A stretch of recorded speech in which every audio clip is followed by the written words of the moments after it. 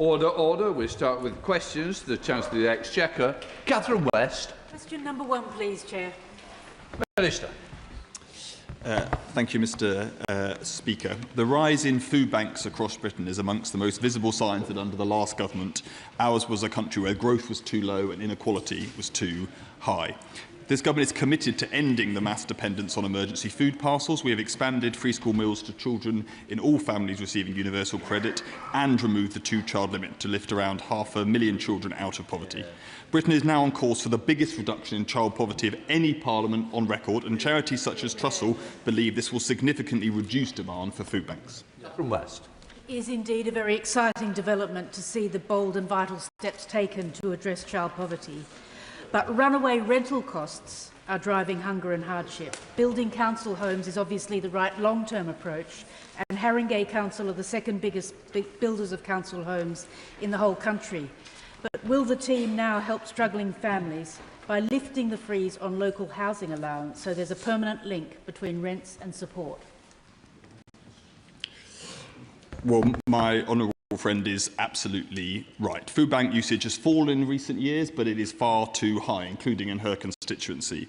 And this is part of a wider challenge that the cost of essentials places too much pressure on household finances. On housing, DWP spends around £37 billion a year on housing support, but in the long run, the answer to high housing costs is to build more homes, and that is what we're doing with the £39 billion social and affordable homes programme. But we also need to protect tenants in the here and now, and the Renters' Rights Act comes into force just next week, and among other things, that will allow tenants to appeal excessive above-market rents.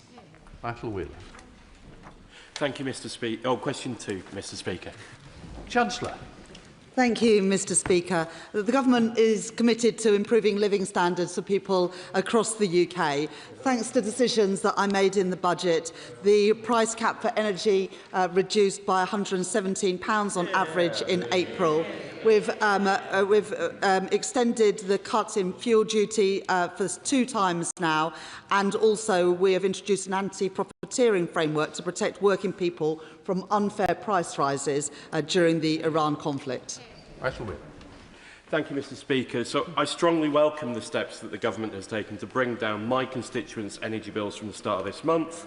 However, the effects of the war in Iran are now beginning to feed through into higher food prices. Pressures on oil and fertiliser costs are likely to intensify, and I am concerned about increases in the price of my constituents' weekly shop at a time when their budgets are already strained. Will the Chancellor outline what steps the government has taken to protect my constituents in Worsley and Eccles from rising food prices?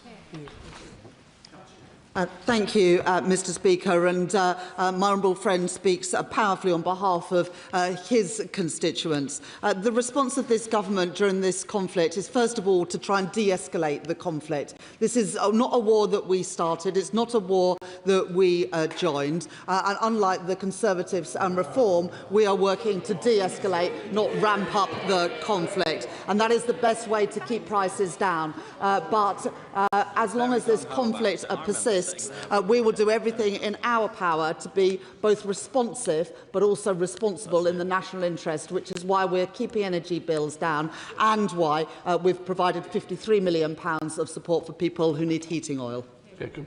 Question 3, Mr. Speaker. Minister. Mr. Speaker, this government is backing our brilliant British businesses to trade globally, including with our new trade strategy that expands UK export finance's capacity to £80 billion.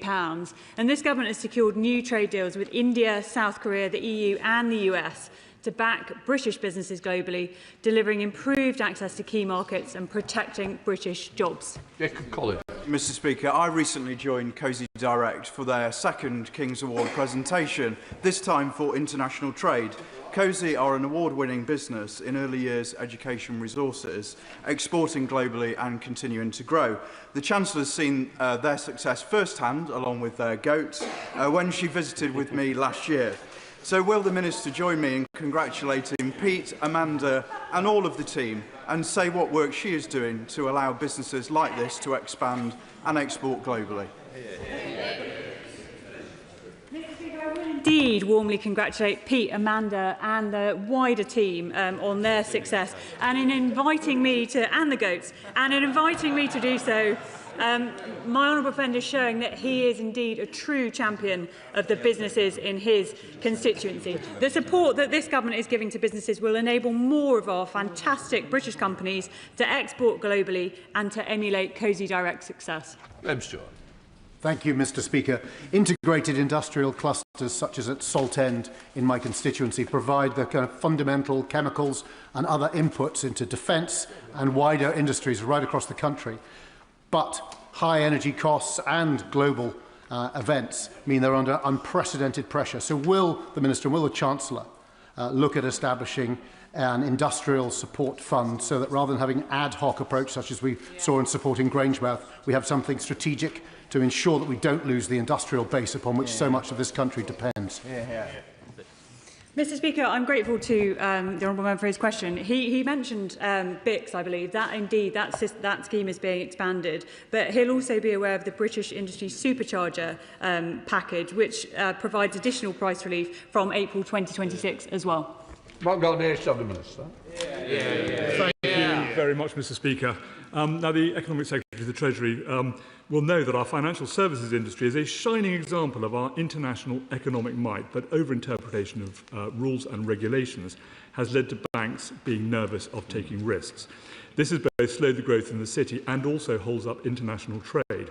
Overinterpretation, for example, of anti-money laundering rules means that foreign inward remittances can take up to 2 weeks to clear into a UK bank account.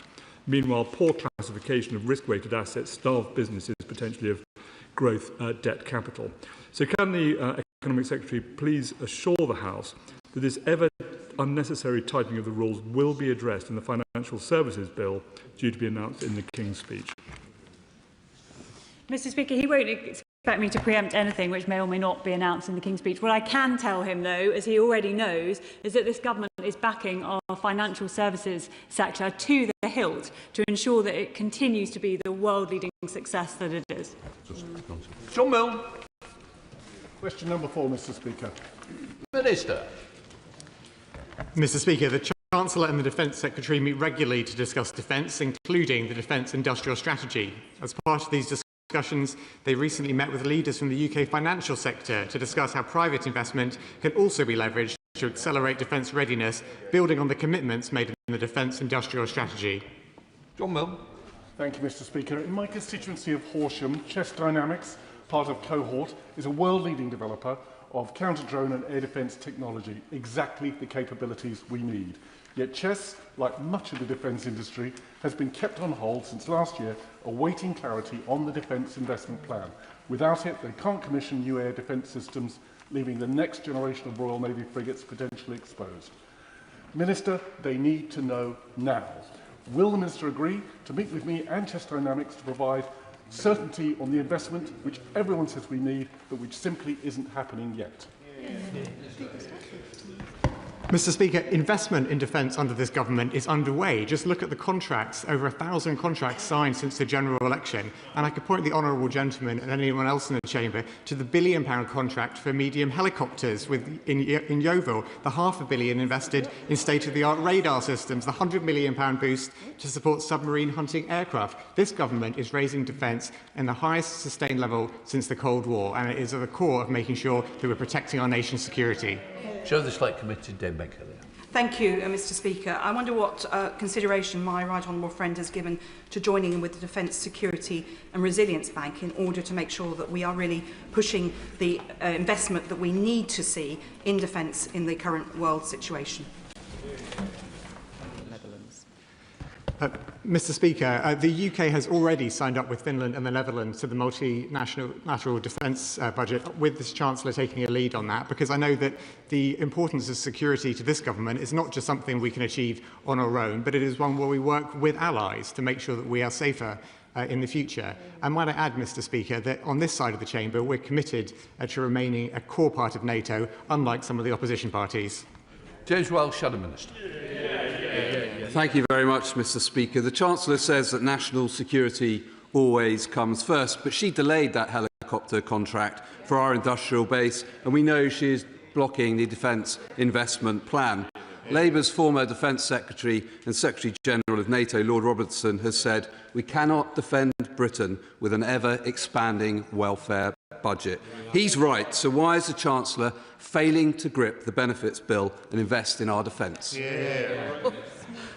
Mr. Speaker, the opposition frontbench had some cheek. He is sat next to the Shadow Chancellor who oversaw the biggest increase in welfare spending on record. £33 billion increase. £33 billion increase in welfare spending in the last year of the Conservative government. This government, Mr. Speaker, is serious about getting people back into work, whilst at the same time increasing defence investment to 2.6% of GDP by next April, something the previous government never managed. Sir Franklin. Question number 5, Mr. Speaker. Thank you, Mr. Speaker. And with permission, I would like to answer this question together with questions 8 and 17. We are monitoring the situation and preparing for every eventuality. The IMF expects the UK to be the fastest growing European G7 economy cumulatively over this year and next. A rapid de-escalation of the conflict remains the best way to protect consumers from rising bills. And we continue to act on the cost of living, with £117 on average off of energy bills from the 1st of April, £53 million to help with the cost of heating oil, and freezing both rail fares and prescription charges. Sir Franklin. I thank the Chancellor for her answer. The tensions in the Middle East are pushing up energy and food prices, adding further pressure to households who are already struggling due to the cost of living. And the Chief Secretary of the Treasury warned this very weekend that families face 8 months plus of difficulty ahead. With the school holidays approaching both the May half-term and the summer, many low-income families in my constituency of Guildford are asking how they will get through the summer. And when I met a school last week, Holy Trinity from my constituency, the children as well raised concerns, which really shows how deep the anxiety about this conflict is. What concrete support will the government provide to protect the most vulnerable households from further cost pressures in the months ahead, especially if this conflict continues into the summer holidays? Thank you, Mr. Speaker, and I welcome the question from the honourable lady. Like her, I also regularly see pupils from my own constituency and local teachers. As the honourable lady knows, from this month we have got rid of the 2-child limit in universal credit, which is lifting 450,000 children out of poverty. We're also expanding free childcare for children aged between 9 months and 5 years, helping parents in work with the costs of balancing family life with work life as well. And in addition, we've taken £117 off energy bills, freezing rail fares, freezing prescription charges, and helping people, particularly in rural areas, with the costs of heating oil. Thank you, Mr. Speaker, and I'm grateful to my right honourable friend, the Chancellor, for her efforts in what are far from ideal circumstances. Attacks on energy infrastructure and the effective closure of the Strait of Hormuz are having real consequences right here at home. Baker Hughes employ over 300 people in Nailsea in my constituency of North Somerset and are an essential energy technology provider. They are at the sharp end of this crisis. Can the Chancellor confirm what support the government is providing to expose companies like Baker Hughes to secure the energy supplies on what we plan to rebuild damaged supply chains today and invest in the infrastructure we will need to protect British consumers tomorrow? I thank the my honourable friend for his question, and the example of Baker Hughes, an important employer in his constituency, is a good case in point about how this conflict is affecting businesses and families here at home. As my honourable friend knows, we have stepped in to defend our Gulf allies who have been attacked unprovoked by Iran, and we are working with our allies in the Gulf, who I speak to on a very regular basis, to make sure that not only are we defending them now, but also helping them to rebuild their infrastructure. And for businesses here in Britain, both the supercharger and the Business Industrial Competitiveness Scheme is helping businesses with the cost of their energy. Jess Bramford. Thank you, Mr. Speaker. The owner of a haulage business in my constituency of Chichester, a vital industry keeping our economy moving, has reported a 40% increase in the cost of diesel. They are at risk of going bust, while companies like BP are reporting record profits. Given the impact of the conflict will be felt up to 8 months after its conclusion, will the Chancellor please commit to cutting fuel duty to keep my businesses and my residents on the road?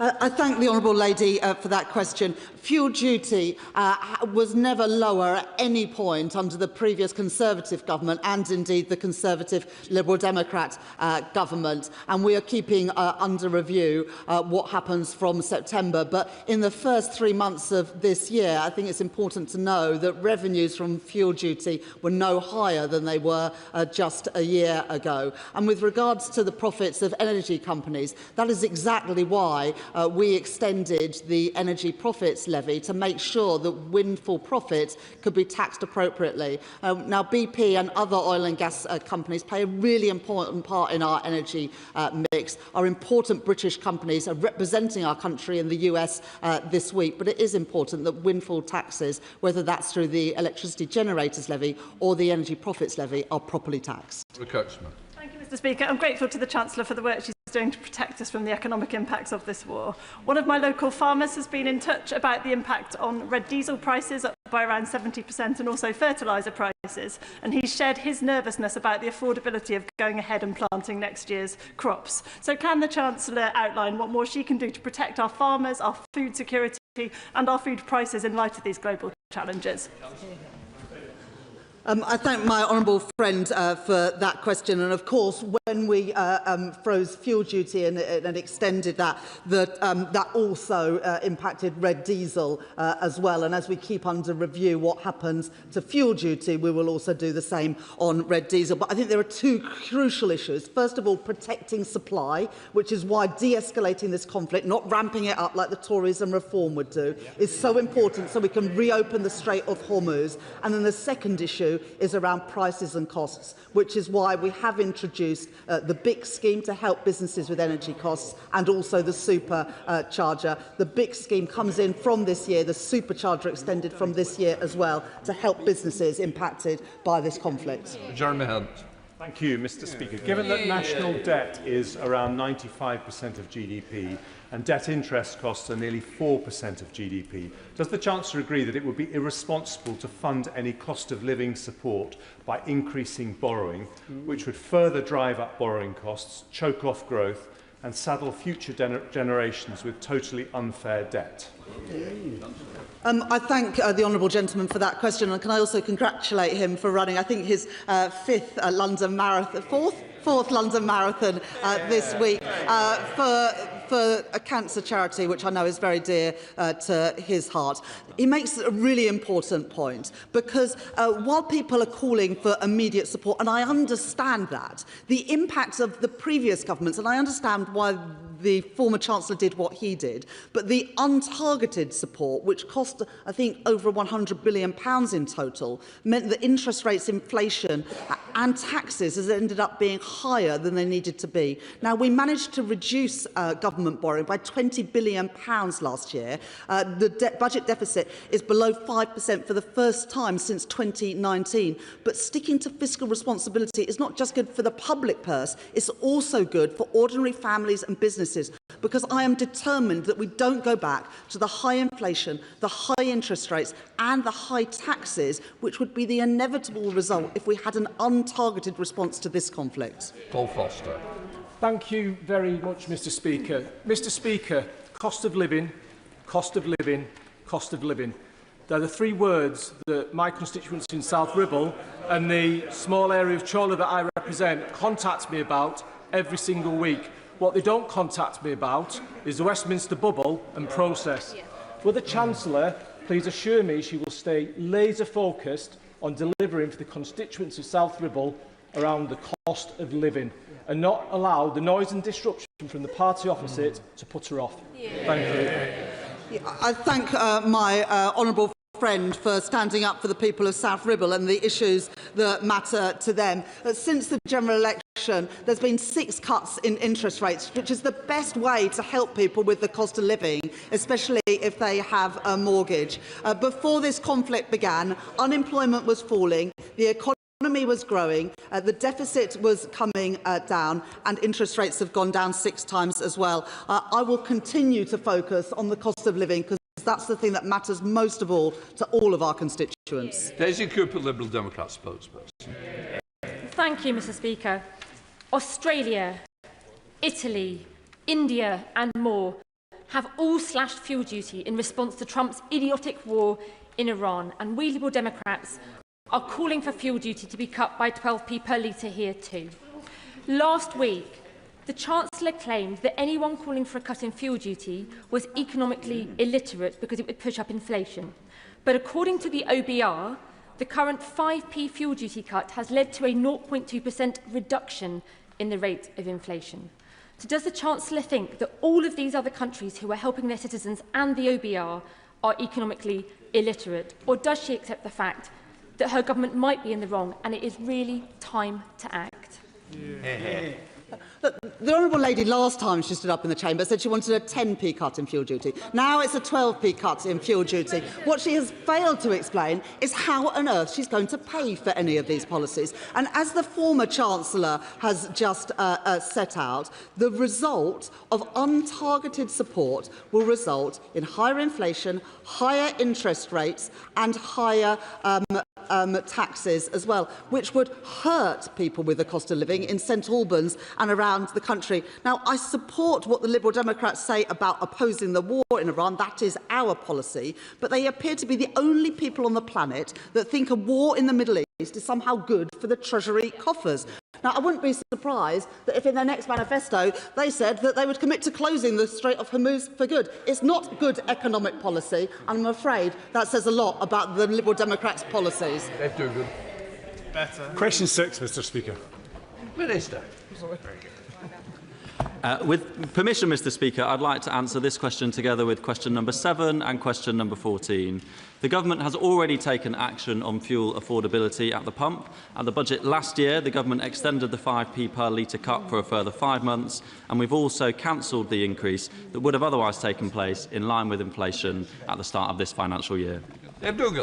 Mr. Speaker, if you were a gardener with a Renault Traffic or a builder with a Ford Ranger in Scotland, you'll be paying over £150 just to fill up at the pump to get to your work. And when Spain and Poland and Germany and France and Italy and Ireland and Australia are all intervening to help their industry and economy, our Chancellor here stands idly by and congratulates herself on the quality of her inaction. Well, we don't want to hear from Anas Sarwar in Scotland because he promised £300 off our energy bills and they're now £700 higher than that promise in 2024. We want to hear from the Chancellor. What is she going to do specifically on diesel and when she's going to do it to keep the grafters of Scotland turning up for their work? Mr. Speaker, the SNP have had ample opportunity in Scotland to invest in energy, infrastructure, to invest in the changes that we need in our economy to bring down energy bills. And when it comes to fuel... OK, carry on, Minister. And when it comes to fuel duty, it is, of course, worth noting that fuel duty is lower today in cash terms than it has been in any year since 2009. Thank you, Mr. Speaker. If the increase in fuel prices is to blame for the stagnating economy and not the Chancellor's two disastrous budgets, then why does she believe that further raising fuel duty in September will help in reducing the cost of living, when in fact it will further harm the economy and be another hit directly to the pockets of my constituents? Just as the economy was going on point before. Mr. Speaker, before the conflict in Iran started, we saw inflation falling, we saw unemployment falling, and we saw growth increasing at 0.5% in 1 month at the start of this year. That showed that our economic plan was the right plan for this country, and it's important that we stick to it rather than return to the bad old days of the high borrowing and high interest rates that the Conservative Party brought us when they had a chance to run the economy. Labour are at war with motorists, and Reform's idea, in fact they're not even here today, of protesting about fuel prices was yesterday at their non-event. It's only those of us on these benches who are standing up for our motorists and our constituents. So I'd like to ask the Chancellor today, will she take this opportunity to help our constituents, our businesses and our motorists and adopt our plan to extend the fuel duty relief? Yes or no? Thank you, Mr. Speaker. I do agree with the honourable member that the reform sort of rabble yesterday was deeply underwhelming. On the point of fuel duty, look, at the moment, the rate of fuel duty is lower than it was at any point under the previous government, or it was never lower under the previous government than it is now. And in real terms, the rate of fuel duty is lower than it has been at any point since 1993. Thank you, Mr. Speaker.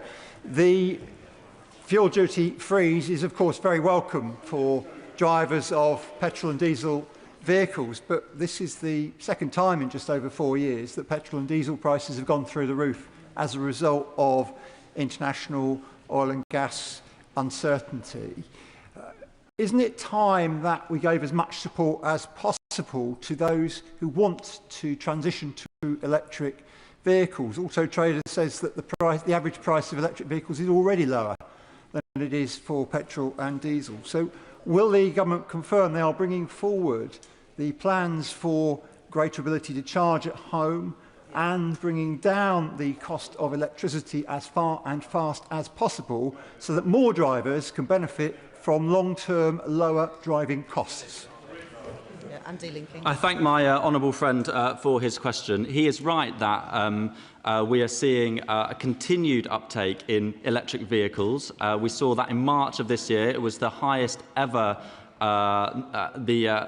There were more electric vehicles purchased in March than in any month in British history. We can see that take-up is continuing to increase. This government is increasing and expanding the grants for those who want to buy an electric vehicle, and we're making progress too with permitted development rights so that those who don't have easy access to charging in their driveways can have easy access and cheaper access to on-street charging too.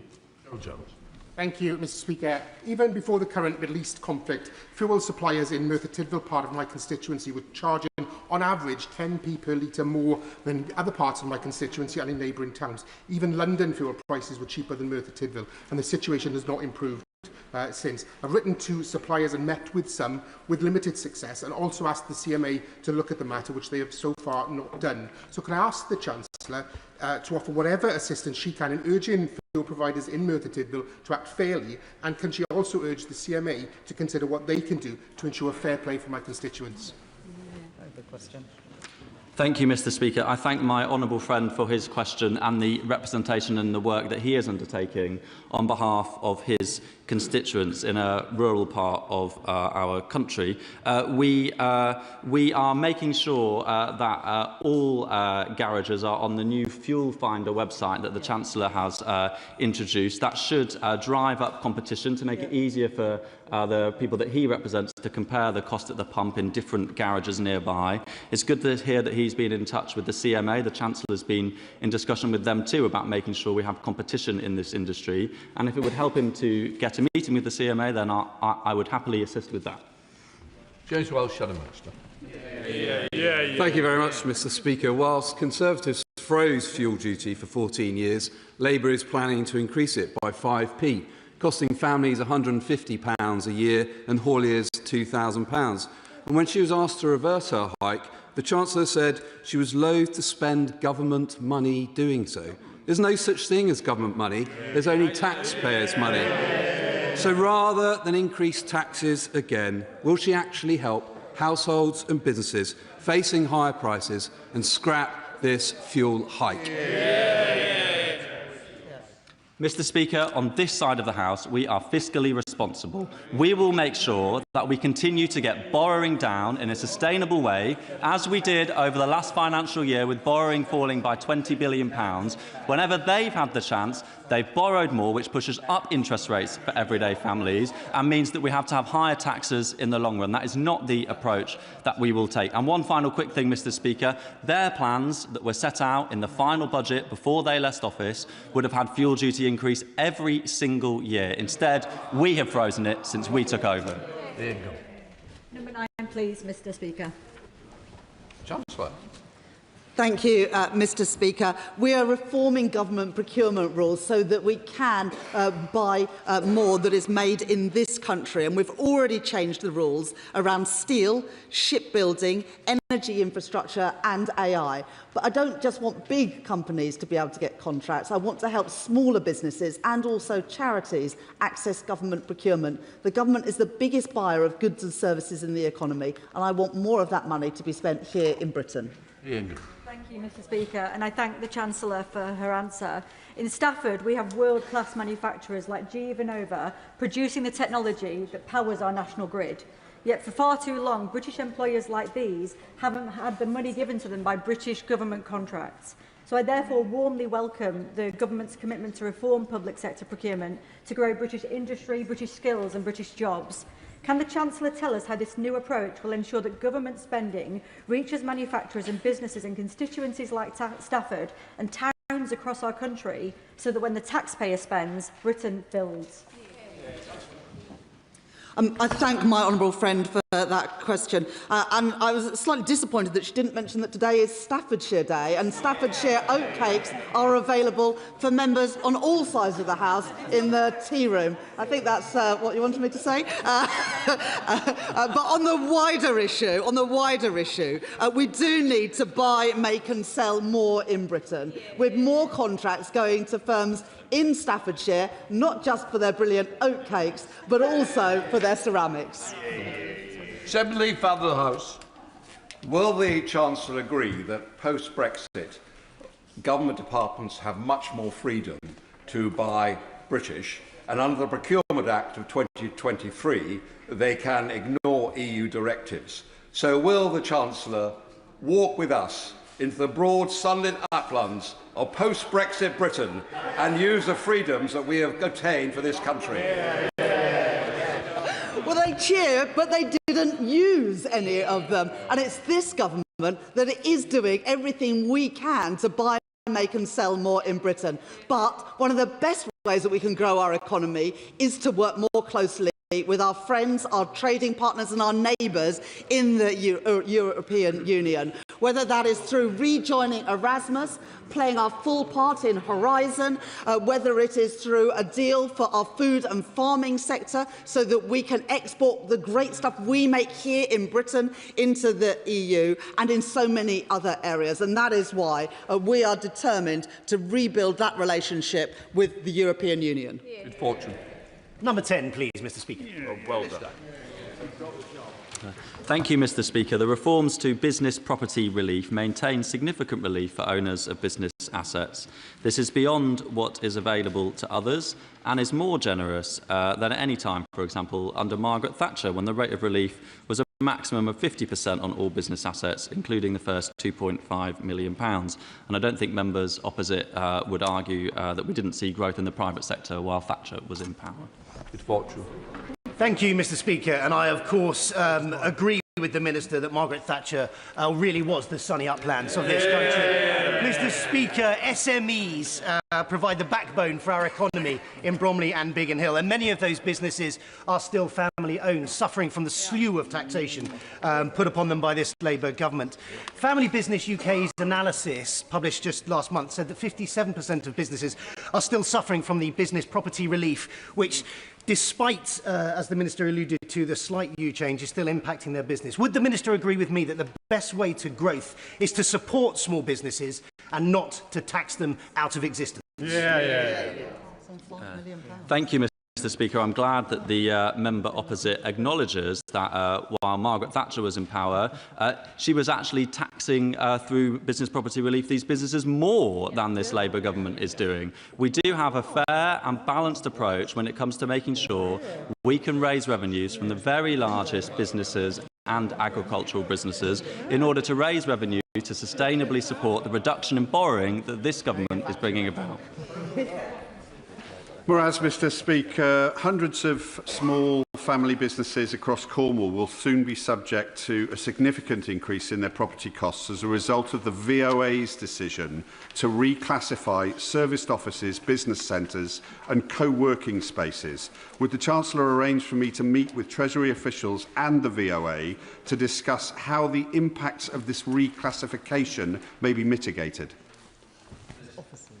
I thank my honourable friend for his question, and I am aware of the issue that he raises. I have met with the representatives of the sector in recent weeks to discuss it. It follows from changes to case law that have taken place over recent years, but it is, of course, an important issue that affects many businesses, and I would be very happy to meet with him to discuss it. Mohammed. Question number 11, Mr Speaker. Thank you, Mr Speaker. The Government is taking action to tackle child poverty, including by removing the 2-child limit and expanding free school meals and breakfast clubs, including 7 breakfast clubs already rolled out in the Dewsbury and Batley constituency. As a result of these changes, 550,000 children will be lifted out of poverty in this Parliament. That will be the biggest reduction of child poverty in any Parliament ever. Well, Mohammed. Thank you, Mr Speaker, and I thank the Chancellor for her answer. In my constituency of Dewsbury and Batley, 44.4% of children are living in poverty, according to the latest government figures. Yet Oxfam reports that just 56 billionaires in the UK now hold more wealth than 27 million people combined in our country, with their wealth rising by over £230 million each on average last year. Does the Chancellor accept that child poverty is not inevitable, but the result of political choices about who this government wants to protect? And can the Chancellor explain how the Child Poverty Task Force can succeed without the Treasury being willing to pursue far more fair and equitable wealth distribution through closing tax loopholes, taxing wealth, not just income, and preventing... Order. I think the Chancellor's got the drift. Chancellor, yes. Child poverty is absolutely not inevitable, and that is why we are lifting 550,000 children out of poverty. It is always Labour governments that lift children out of poverty and Tory governments that put children back into poverty. And the numbers that the honourable gentleman used are appalling. 44% of children should not be growing up in Dewsbury and Batley in poverty, and that is why we have made the changes that we have to lift those children out of poverty, to give all of them a decent start in life. Andrew, are you standing? Andrew Page. Thank you, Mr Speaker. One of the worst legacies of the last government was that 43% of children growing up in Peterborough are living in poverty. Nearly 10,000 children will be affected by the lifting of the child cap in Peterborough alone. Can the Chancellor assure me that whilst we've made huge progress on this, that we keep a razor-like focus on child poverty as we deal with the cost of living crisis and the fallout from the war in Iran?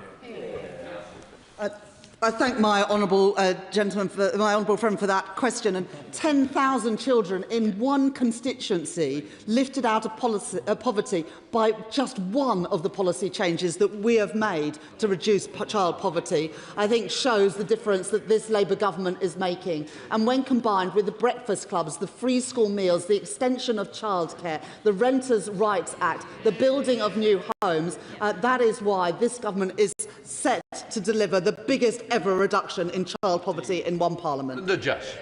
Question number 12, please, Mr Speaker. Sorry. Chancellor.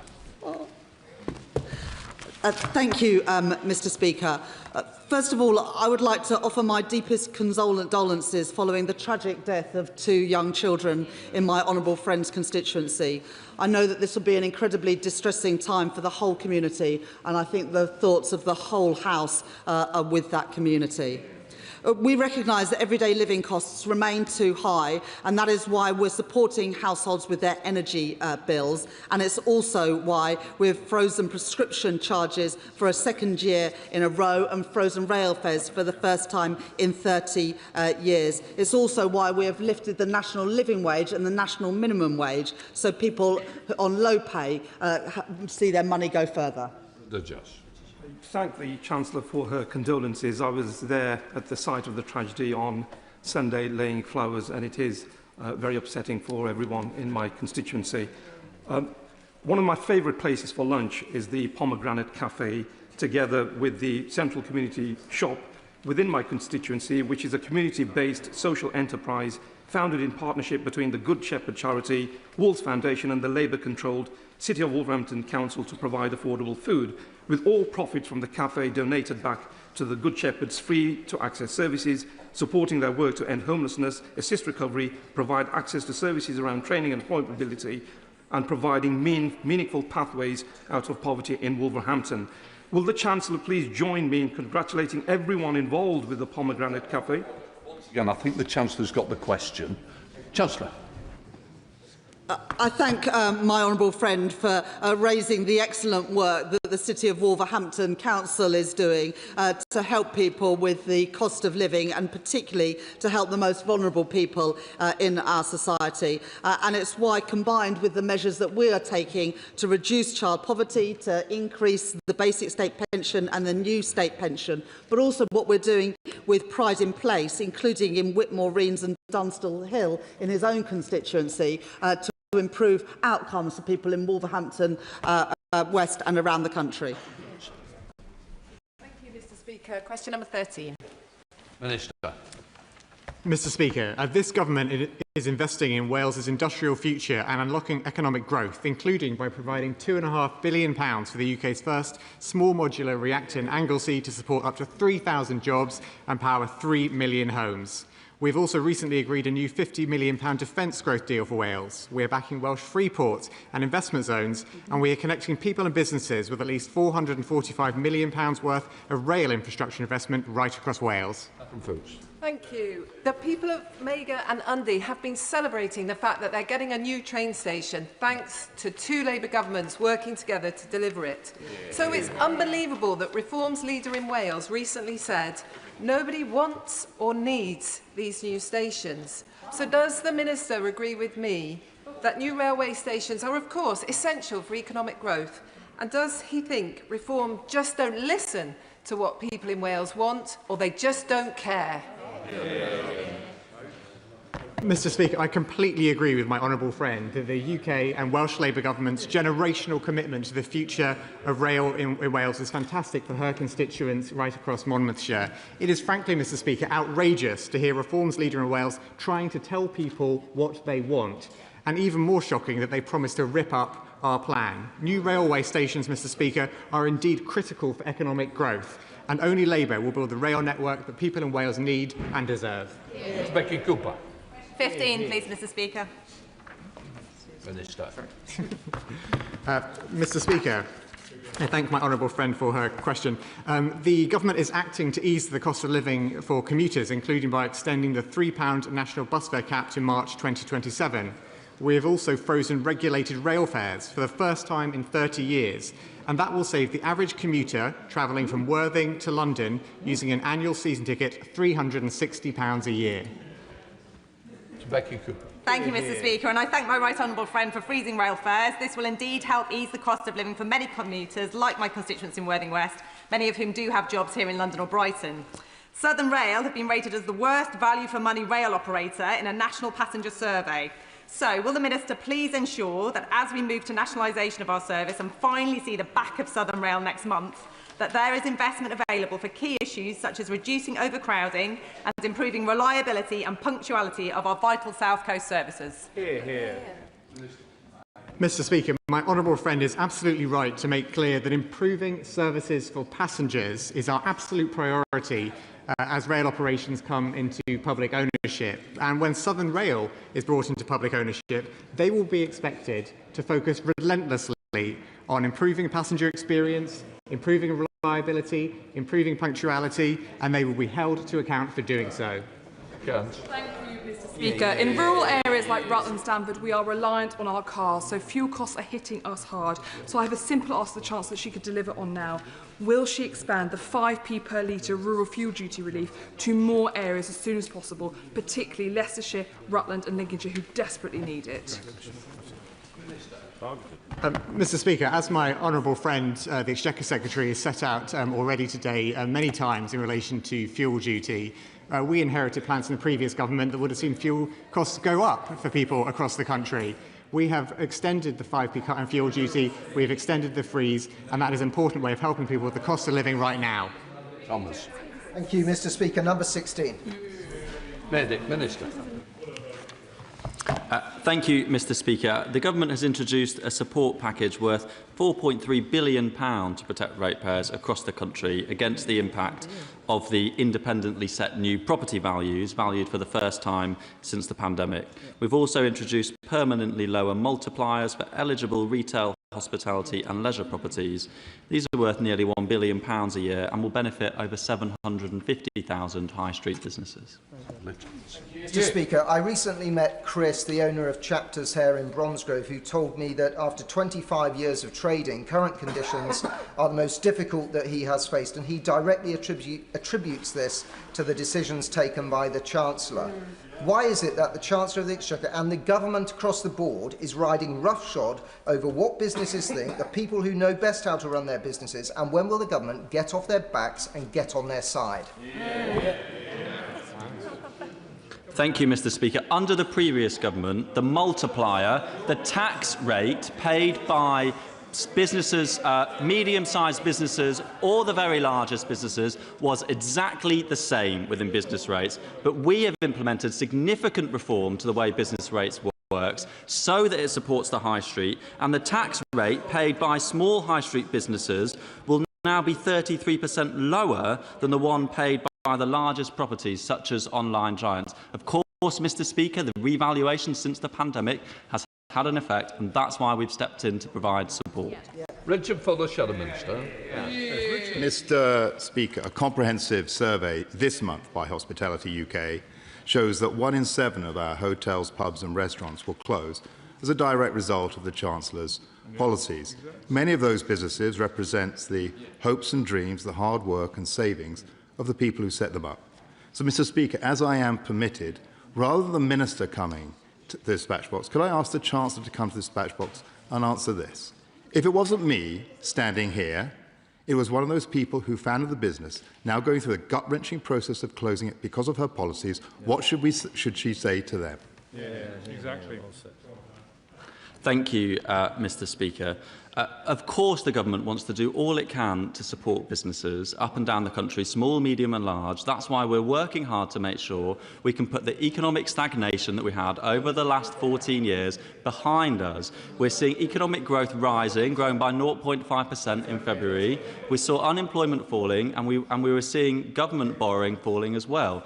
Those are the long-term changes that we need to lay the foundations in order that businesses can grow and invest and hire more people. It's disappointing that the Conservatives seem to have forgotten what we need to provide stability in our economy. Topicals. Catherine. Number 1, Mr. Speaker. Chancellor. Thank you, Mr. Speaker. We are on the right path with the right economic plan. Unemployment is down, the economy is growing, interest rates have been cut 6 times, and government borrowing was lower last year than it was the year before and is set to fall by more than in any other G7 economy. At the same time, the government is acting responsibly on the world stage. This is a war that we did not start, we did not enter, and we are working with our international allies to de-escalate. Our focus is in protecting family finances, supporting businesses and taking care with the public purse to improve Britain's economic resilience. That is the right plan for our country. Thank you, Mr. Speaker. I'd like to thank the Chancellor for her work to lift the 2-child benefit cap, which was cruelly brought in by the Conservative government. And would she agree with me that not only is this morally the right thing to do, but it is economically good news for the 1,690 families in Lancaster and Wyre who will have more money in their pocket to spend in our local economy in Lancashire, unlike the super rich who would have just taken it to offshore tax havens. I thank my honourable friend for that question, and I hosted an event in Downing Street just a couple of weeks ago where I met with people who benefited from the change in the 2-child limit and people who had campaigned for that change as well. And mums told me that they were going to use the money to pay for their kids to go to after-school club with their friends, swimming lessons that they weren't able to afford before, or a new school coat rather than a second-hand one. That is the difference that this money is making to families up and down the country, and I'm proud to be the Chancellor that has scrapped the two-child limit. Shall the Chancellor of the Exchequer, Sir Melstride? Thank you, Mr. Speaker. Mr. Speaker, in response to the question from my right honourable friend, the member for Godalming and Ash, on borrowing, the right honourable lady suggested that she was following a strict deficit reduction plan. I think she made reference to a reduction in the deficit of £20 billion year on year. But of course, it's easy to reduce something if you pump it up recklessly in the first place. So could the right honourable lady tell the House how much more borrowing this government will undertake across this Parliament compared with the plans that she inherited from the last government? Well, let's remember to start with that the plans we inherited from the past government would have seen fuel duties go up straight away. The plans that we inherited from the last government wouldn't have seen £29 billion investment a year into NHS. And the plans that we inherited from the last government would have seen business rates for our high street businesses, our retail, hospitality and leisure businesses go up straight away. We did make the decision to change that inheritance because we thought that was the right thing to do, and we still do. But the IMF confirmed that we have the fastest rate of fiscal consolidation of any country in the G7, and our borrowing as a share of GDP fell to 4.3% in the last financial year and is due to fall in every single year of this Parliament. It's the first time our deficit has been lower than 5% since 2019. Mr. Speaker, doesn't seem to know how much additional borrowing this government is undertaking compared to the plans of the last government. So I will tell her it is £250 billion of additional borrowing across this Parliament. The truth is, Mr. Speaker, that this Chancellor is addicted to borrowing. And that means, compared with what otherwise would be the case, and she said exactly this in the answer to my right honourable friends, it means higher borrowing costs, higher inflation, higher interest rates and more sluggish growth, doesn't it?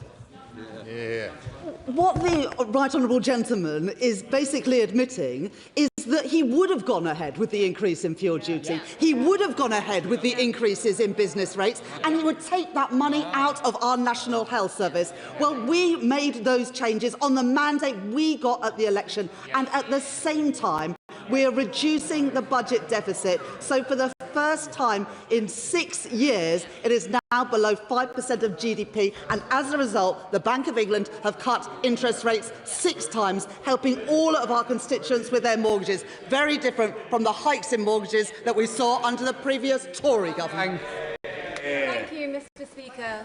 This weekend, while door knocking in Woodley, I spoke to a young father of 3 who, despite working multiple skilled jobs, feared being made homeless because of high and rising costs of rent. Will the Chancellor examine the case for a fixed-term rent freeze in the private rented sector to protect renters like my constituent from rising costs following the invasion of Iran and to bring inflation down in the wider economy?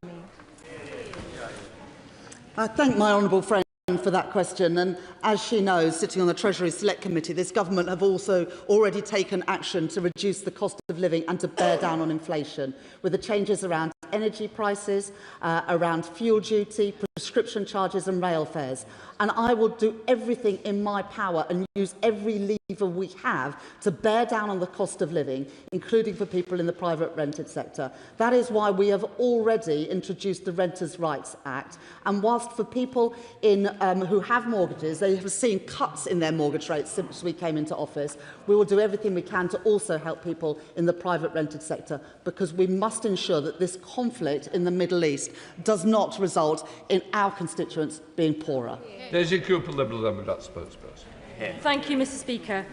Business rates bills have been landing on doormats over the last few weeks.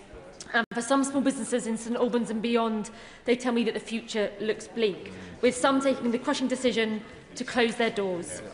Will the Chancellor please look again at the eye-watering revaluations and release the full 20p discount for small businesses, which the government legislated to do to save our high streets?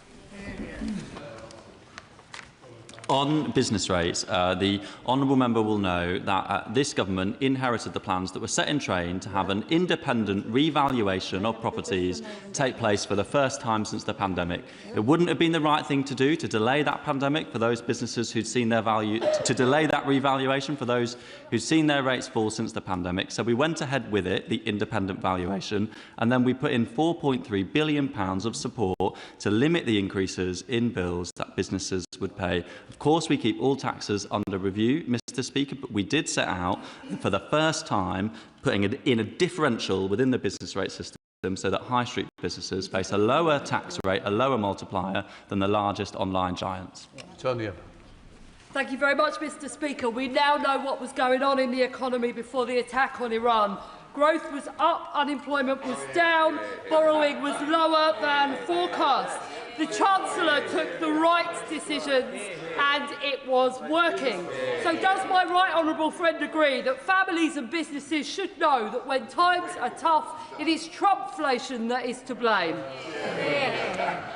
I thank my honourable friend for that question. And whilst other parties, specifically Reform and Conservatives, wanted us to enter this war, we stayed out of it and are working to de-escalate the conflict and reopen the Strait of Hormuz. The economy was growing, interest rates were coming down, inflation was falling, and as a result, every month since I've become Chancellor, wages have risen by more than inflation, easing the cost of living pressures that the previous government oversaw. Thank you, Mr. Speaker. At a recent meeting with members of Wantage Chamber of Commerce, local businesses were united in their concerns about business rates and unconvinced by recent government tweaks that ministers opposite have just alluded to. Page 31 of Labour's manifesto states the current business rate system disincentivises investment, creates uncertainty and places an undue burden on our high streets. In England, Labour will replace the business rate system so we can raise the same revenue but in a fair... Order. Sorry, it's topicals and I'm going to get your other colleagues in, please. Mr. Speaker, I'm always happy to take questions on business rates, even months after the decision set out at the budget. And I thank I thank the honourable member for reading out the Labour manifesto. We have made significant changes to business rates by introducing the new lower multiplier for high street businesses in order that they can pay a lower tax rate than the largest online giants. Chris Bloor. Mr. Speaker, given Reform in Worcestershire promised to cut taxes, but have instead increased county council tax for Redditch residents by nearly 9%, does the Chancellor agree with me that in the Redditch Borough Council elections on May the 7th, the only way to protect vital local services and keep taxes low is to vote for Redditch Labour candidates? Redditch Labour.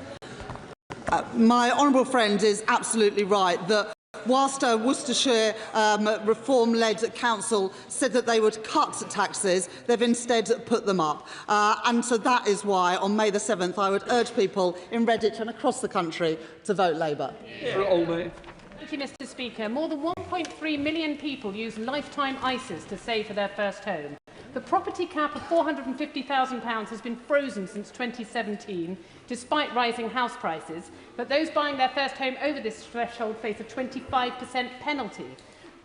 First-time buyers across London are disproportionately affected. Data from February this year showed the average price paid for a first-time buyer in London was £463,000. So can the Chancellor tell us how is she ensuring first-time buyers in London are not unfairly disadvantaged by using this saving scheme?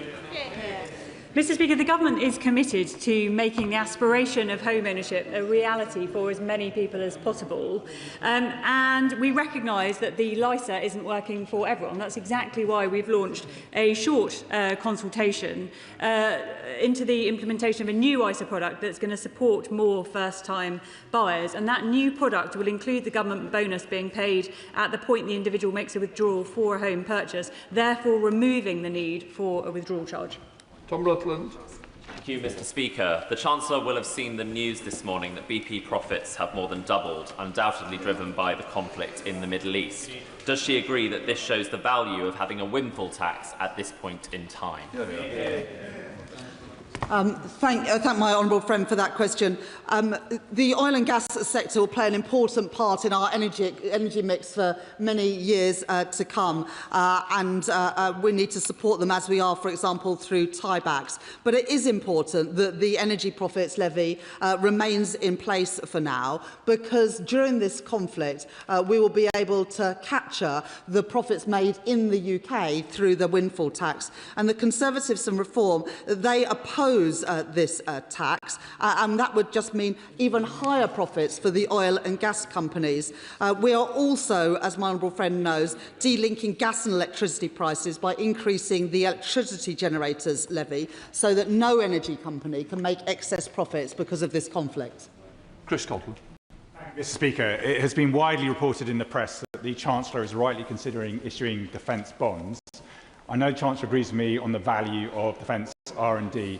So does the Chancellor or the Minister agree with me that these defence bonds could be a powerful way to increase R&D and raise economic growth?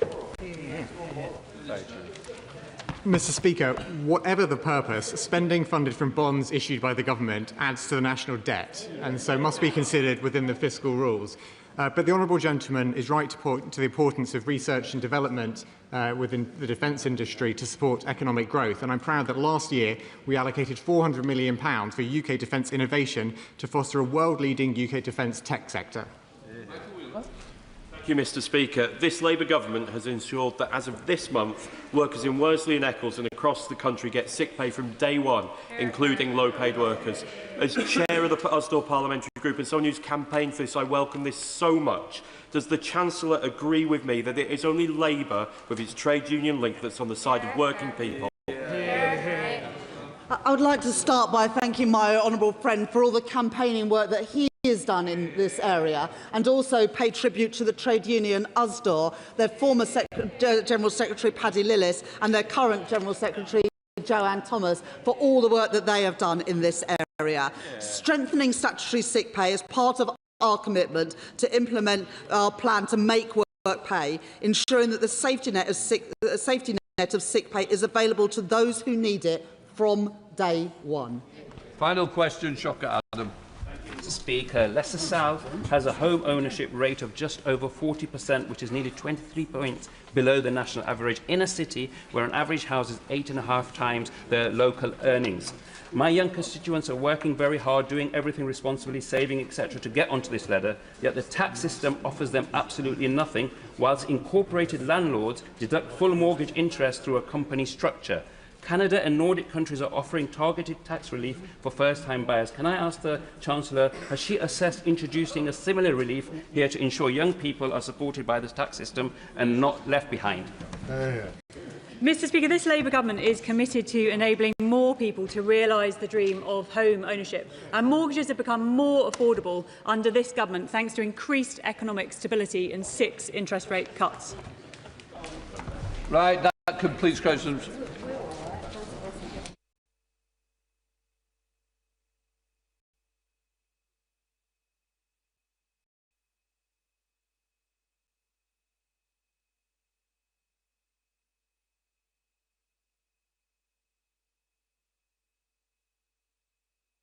We now come to presentation of bills. James McCleary. Thank you. New Haven West Beach Public Access Bill. Second reading what day? Friday, 8th May. Friday the 8th of May. Presentation of bill. James McCleary. Defence Bonds Proposals Bill. Second reading what day? Friday, 8th of May. Friday the 8th of May.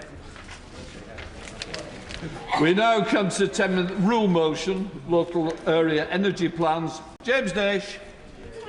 Mr. Speaker, I beg to move that leave be given to bring in a bill to place a duty on local authorities in England to produce and maintain local area energy plans, to make provision about the content of those plans and limitations on that content, and for connected purposes. Mr. Speaker, I am proud that before I came to this place, I worked in the energy sector. At SSE, I led large industry change programmes such as faster switching, and at Northern Power Grid, I led the customer engagement work stream for its ED2 business plan. I therefore refer members to my register of interests. I'm also proud that as a councillor, I led the bottom-up public engagement about the future of West Burton Power Station in North Nottinghamshire. I set up a residents' planning group which, over 18 months, demonstrated that Bassetlaw would make a fantastic home for the world's first prototype fusion energy plant. Nottinghamshire won that multi-billion-pound project, and I believe that the types and quality of community engagement were a key reason for doing so. So, Mr. Speaker, I hope that when I speak about the energy sector and community engagement in this place, it comes from a position of knowledge and understanding.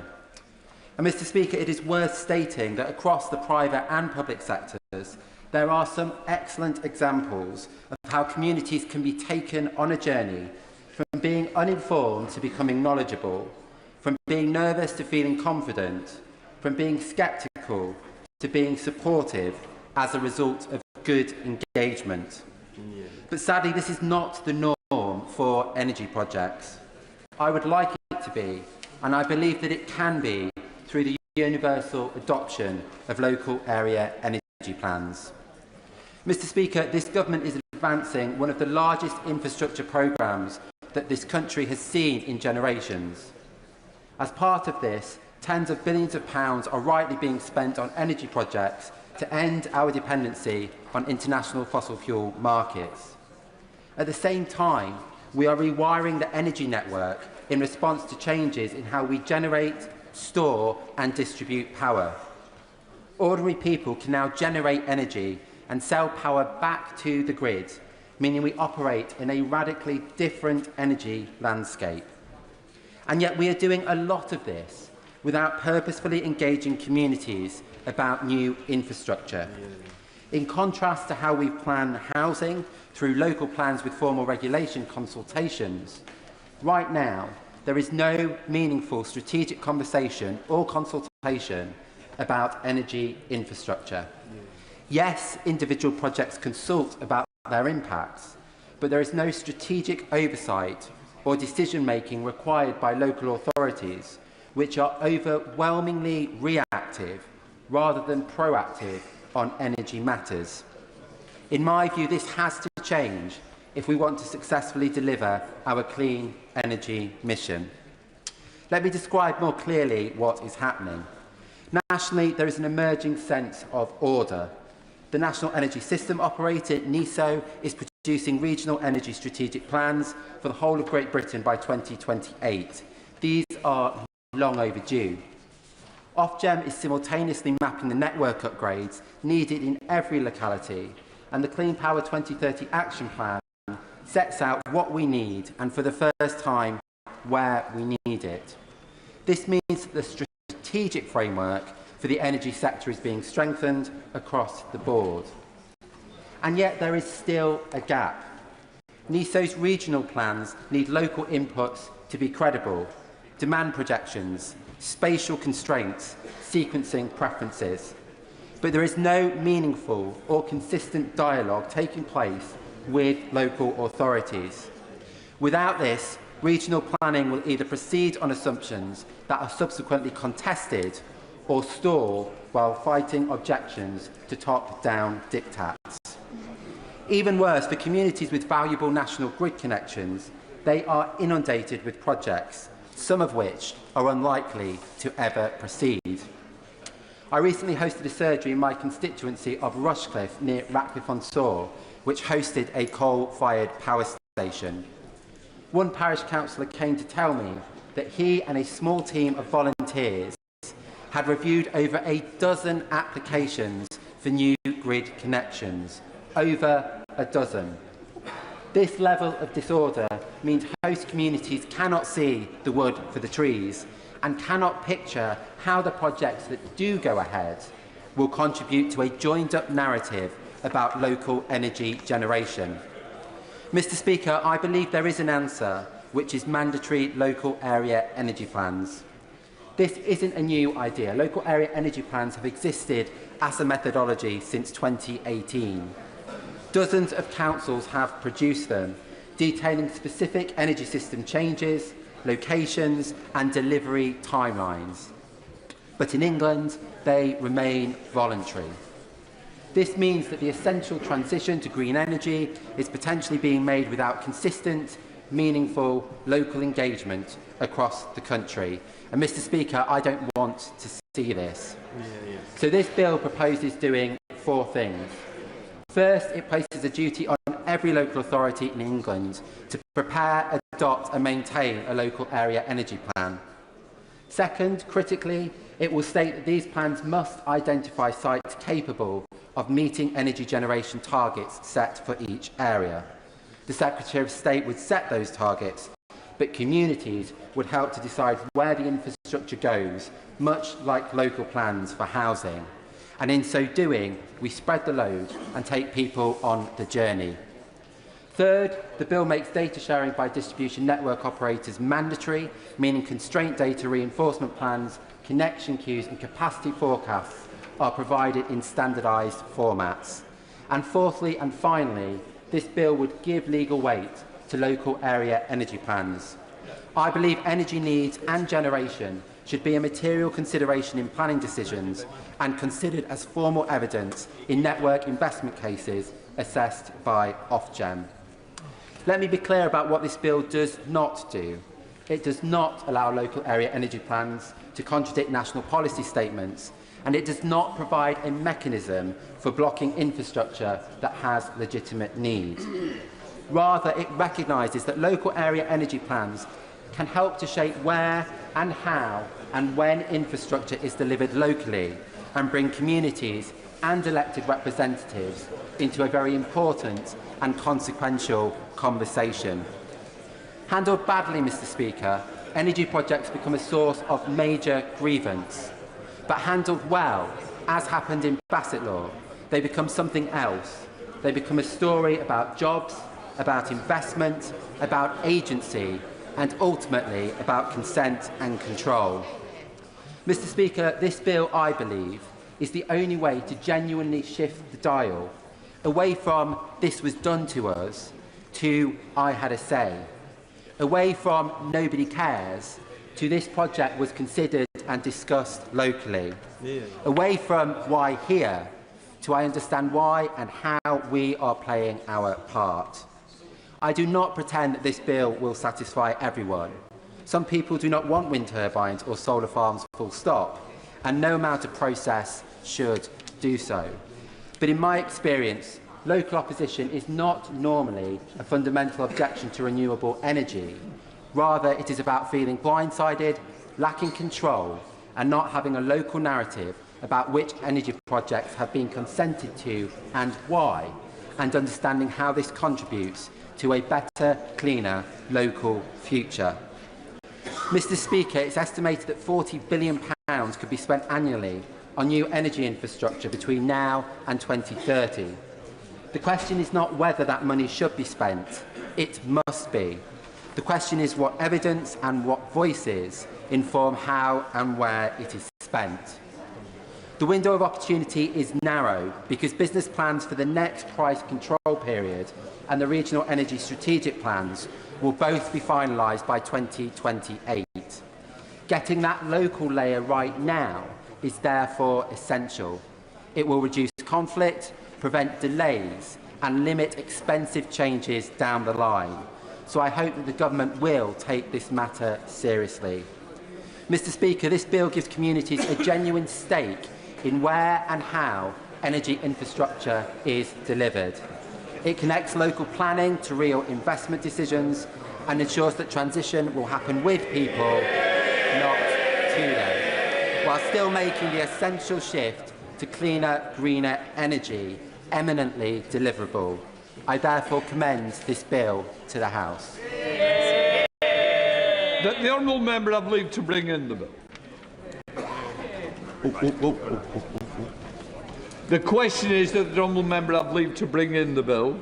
As many of that opinion say aye. The contrary, no. I think the ayes have it. The ayes have it. Who will prepare to bring in the bill? Chris Bloor, Mayor Ellis, Alison Gardner, Josie Gosling, Chris Hinchliffe, Julie Minns, Karen Moon, Samantha Nibbler and myself.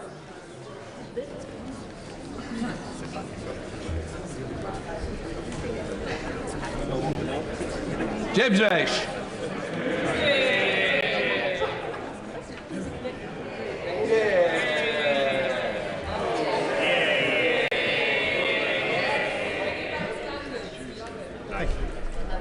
Local Area Energy Plans Bill. Second reading what day? Friday the 8th of May. Friday the 8th of May. Well done, James. Before we begin the next item of business, I think it will be helpful to the House if I remind members of the decision in question and the procedures to today's debate. The decision before the House today is not about whether or not a contempt has been committed. It is about whether or not to refer the matter to Committee of Privileges. If such a referral is made, it will be for the committee in due course to report back to this House and make any necessary recommendations. The debate today may continue till 7 o'clock at the latest, at which time there will be either a need to a successful closure motion or a debate will be adjourned to a future date. In recent years, the length of time taken for debates on similar motions has ranged between 7 minutes and 5 hours. Any members who wish to speak need to stand to ensure that they catch my eye at the beginning of the debate. I would say to members that if the debate becomes very repetitive, we may have to consider whether it would be appropriate to accept an early closure motion. Finally, members may well be aware of the rules relating to good temper, moderation in parliamentary language. Today's proceedings are on a substantive motion relating to the specific responses by the Prime Minister to this House. It is perfectly in order for honourable members to question the veracity of those responses cited in the motion, or whether or not they were misleading. However, it is not in order to challenge in more general terms of truthfulness of the Prime Minister.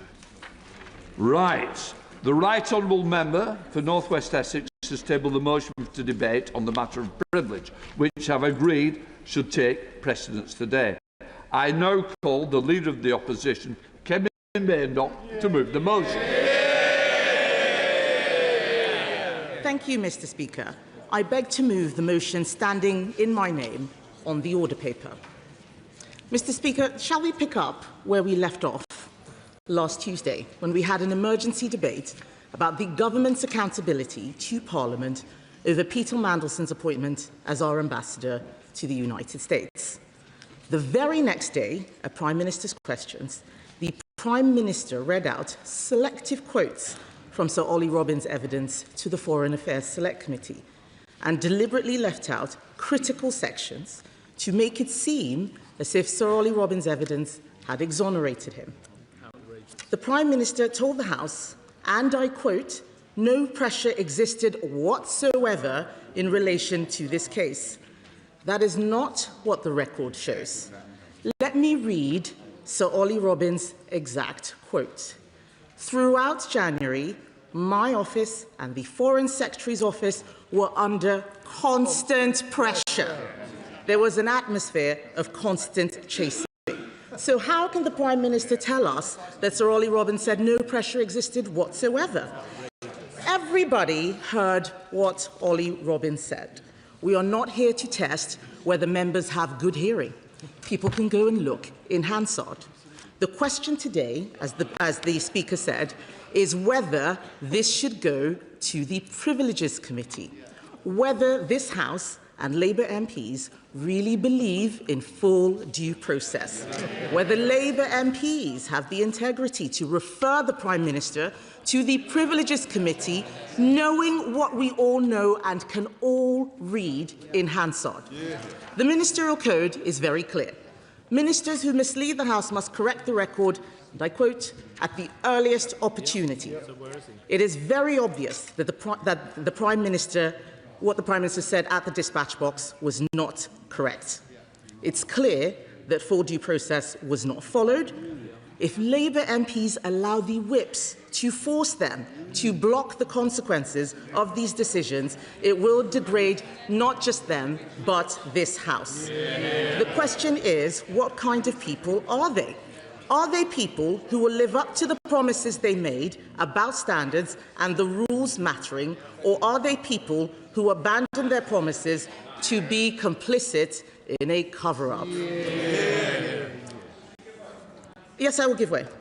To the right honourable lady, on the 4th of February we passed our humble address here in this House with a unanimous vote of, well, a unanimous opinion of the whole House that all of the documents should be made available and published.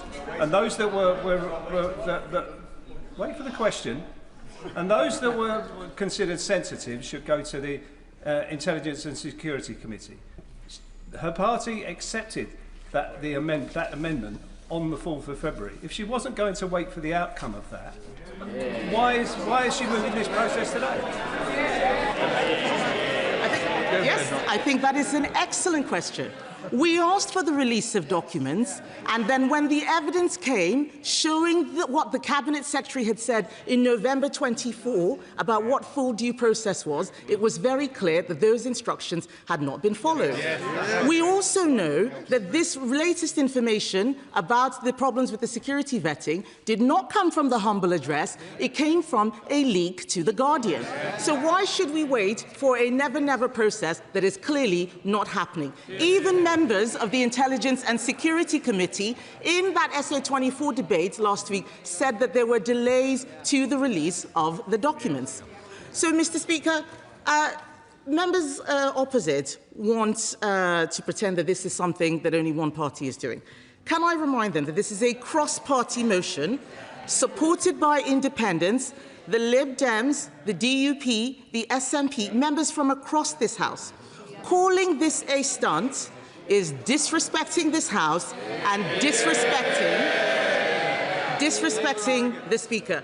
It's very obvious, listening to the media and their tweets, it's very obvious they've all been told to come here today, tell everybody it's a stunt, tell everybody it's a stunt. Why are they acting like sheep? Why are they acting like sheep? They should be better than that. We will be counting, by the way, some people might even be shouting bingo, at how many times people stand up and say that this is a stunt in this debate. We're looking forward to it. Mr.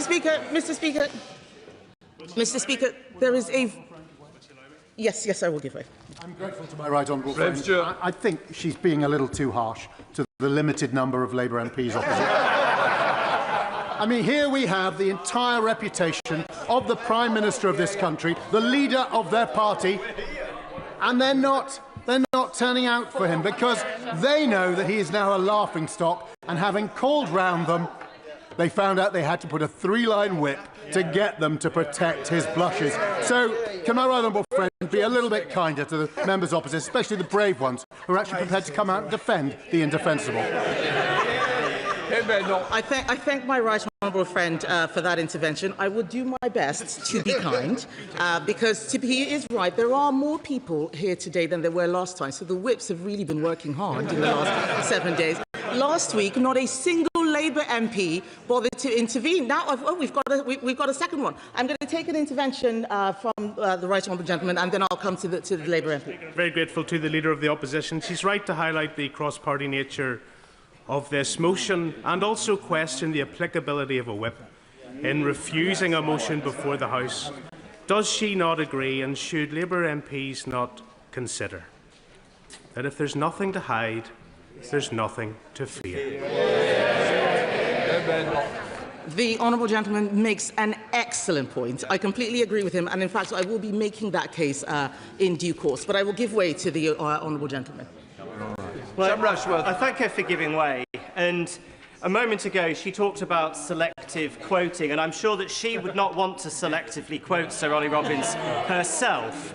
So could she tell us what the rest of that quote was? And when he talked about pressure, was he talking about pressure to deliver a decision in time for President Trump's inauguration, or was he saying that he felt pressure to materially change what that decision would be? Because that is quite an important distinction, is it not?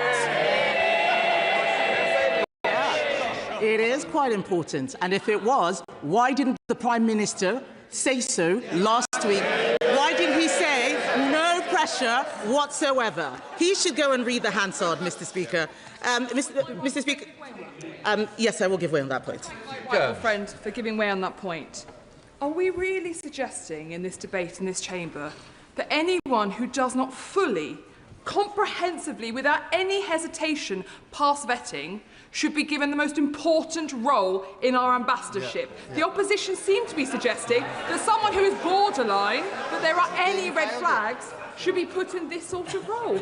Is that not absolutely extraordinary? That's not due process. It is extraordinary, and the evidence which we've heard from the Foreign Affairs Select Committee this morning is only making this matter worse for the Prime Minister. So it is very wrong for them to be talking about a stunt.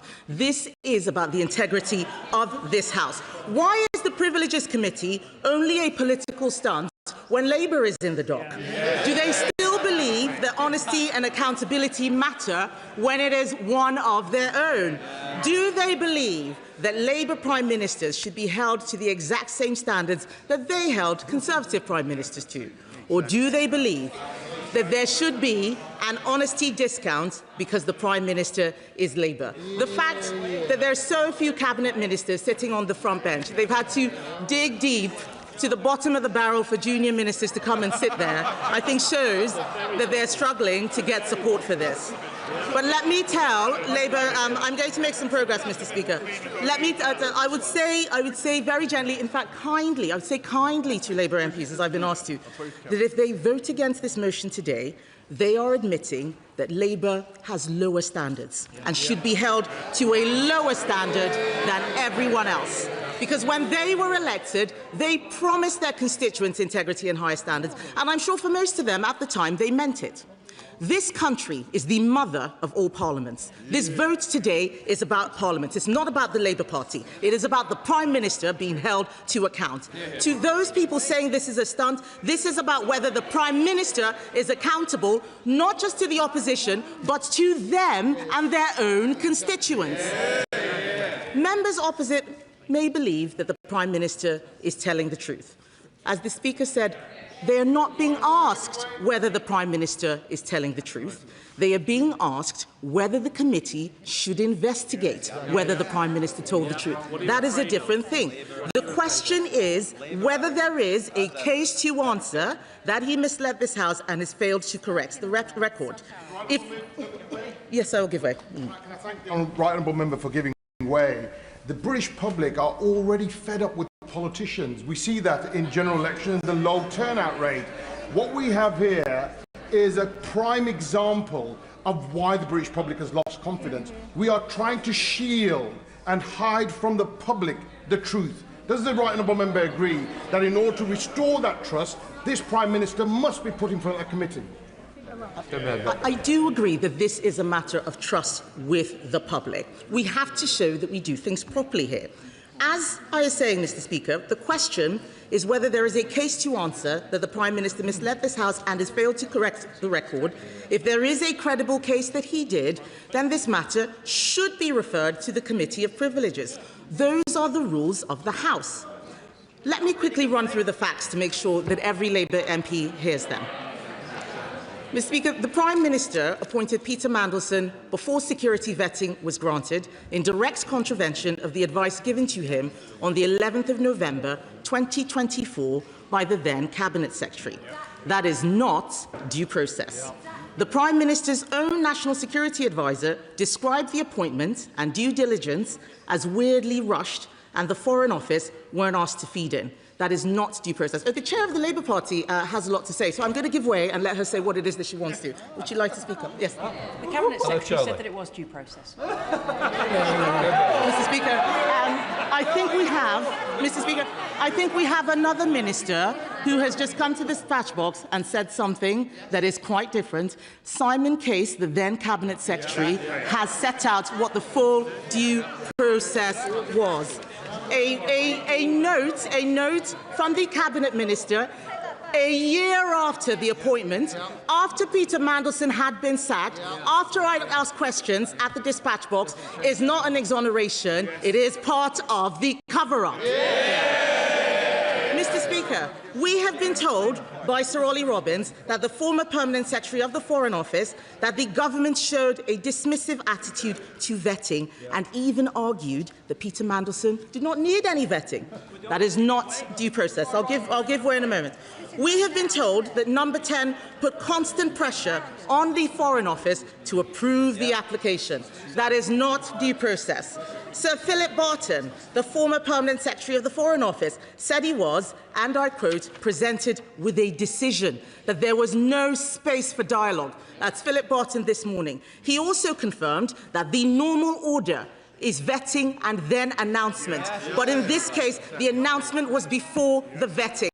That is not due process. I'll give way to the honourable gentleman. First of all, can I thank the opposition leader for bringing this forward and for their introduction. Does the opposition leader agree that there is a very dangerous pattern emerging in government judgment and bypassing vetting to appoint Lord Mandelson, a man with a well-documented security concerns? And does the opposition leader also express concern about handpicking an Attorney-General whose hands are still warm from the working of defending Gerry Adams against the very victims of IRA terror? It is little wonder that the people of this nation are concerned out there in the streets. They're worried, they're concerned, and well done to the opposition leader in bringing this forward. Order. Sorry. You're straying outside the debate, Mr Shannon, and we mustn't do that. Convene. Thank you, Mr Speaker. I am concerned about the Prime Minister's judgment on all manner of issues, not just the one that we're discussing today. But we've heard this morning, Mr Speaker, that even the Prime Minister's former Chief of Staff says that it shouldn't have been him doing the due diligence, and that what he got back from Mandelson wasn't the full truth, but the Prime Minister appointed Peter Mandelson anyway. That's Morgan McSweeney saying that is not full due process. On several counts, Mr Speaker, it is clear that full due process was in fact not followed in this appointment. They shouldn't worry, I will let them give way, because I want them to make fools of themselves at every opportunity. So just be patient, I will give way in a moment. Even the Prime Minister's current position, Mr Speaker, contains a glaring logical inconsistency. How can he say that full process was followed and at the same time fire Sir Ollie Robbins for not following process? If the honourable gentleman would answer that question, that would be fantastic. I asked the shadow opposition leader the question. That's how it works on an intervention. And can I also suggest to her that if she wants backbenchers to support her motion, she shouldn't be insulting us and calling us shit. I think that the critical question that a lot of backbenchers are wanting to know here is why now? Why, when the Foreign Affairs Select Committee has not concluded its investigations, has she brought this motion forward now? Is it because there is local elections next week, or is that a coincidence? I'm sorry. The decision was made on the letter that's been sent to me, not on whether somebody may be meeting somewhere else. It is judged on that merit. I don't need to be questioned again. Mr Speaker, I think the honourable gentleman would like his ministerial job back. That's the only explanation for why he was asking that question. So I did ask, if full due process was followed, why was Sir Ollie Robbins sacked? No answer. The Privileges Committee is clear that misleading intentionally or recklessly, refusing to answer legitimate questions, or failing to correct misleading statements impedes or frustrates the functioning of the House and is a contempt. That's what the Privileges Committee says. The Prime Minister has not answered legitimate questions on this appointment. They were all there at PMQs when I asked him whether he spoke to Peter Mandelson before the appointment about 6 times, and the Prime Minister refused to answer. Contempt. This is no longer just about the appointment of Peter Mandelson or the convicted paedophile Jeffrey Epstein.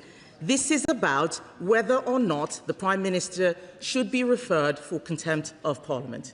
The honourable member for Warwick and Leamington said last week, I don't know if he is in the chamber, he said last week that the Prime Minister is a man of the utmost decency who would never, ever lie. If that is the case, They should welcome this chance to prove that. If they really believed that statement, they would not have to be whipped to block an investigation. The privileges... Yes, I will give way to the Right Honourable Gentleman. I'm grateful for the Right Honourable Lady giving way. She will know that I was never a fan of Boris Johnson. No. You did it so well. But when there was a similar motion before the House to refer Mr Johnson to the Privileges Committee, his side was not whipped. Can she confirm that? And can she question why the government is whipping its side on this matter? That is an excellent question from the Right Honourable Gentleman. I can confirm that this side was not whipped. I can also confirm that the leader of the head of the Privileges Committee was a former acting leader of the Labour Party. We trusted this House to do the right thing. Why can they not do the same? Why? Mr. Speaker, the Privileges Committee is made up mostly of Labour MPs. Are they saying that they do not believe that their own colleagues would give the Prime Minister a fair hearing? Are they saying that? If this was just a bad decision that he's apologised for, then surely the Privileges Committee will find him not guilty. I give way to my right honourable friend. Does my right honourable friend agree with me that the Prime Minister is pursuing a scorched earth policy? Advisor after civil servant has been chucked under the bus to save his skin, and now it is the turn of his own MPs.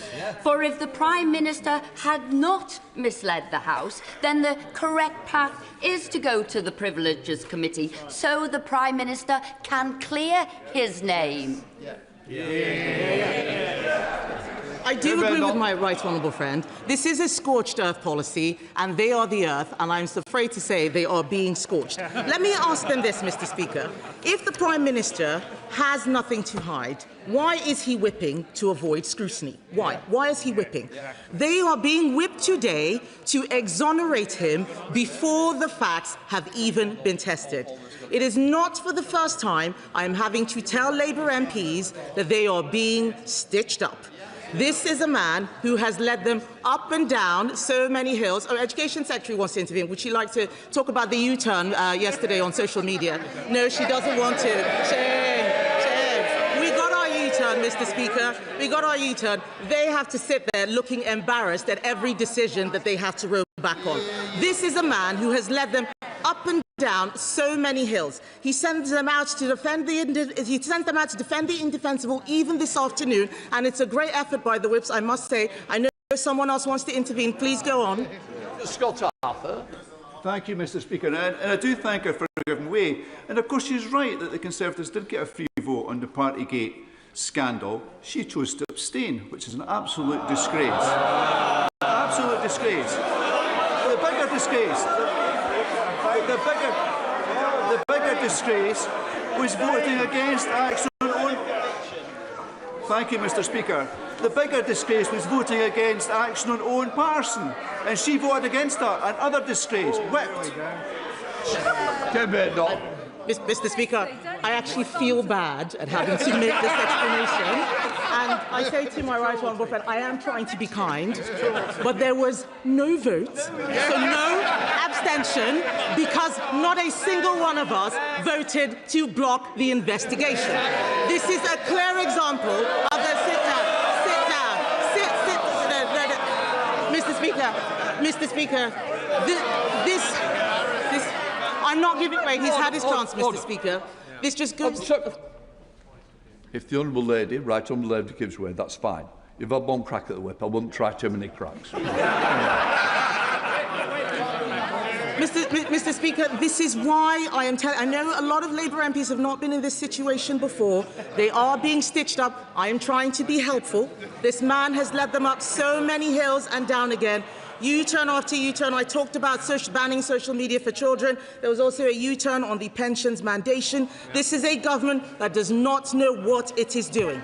This is a government that does not know what it is doing.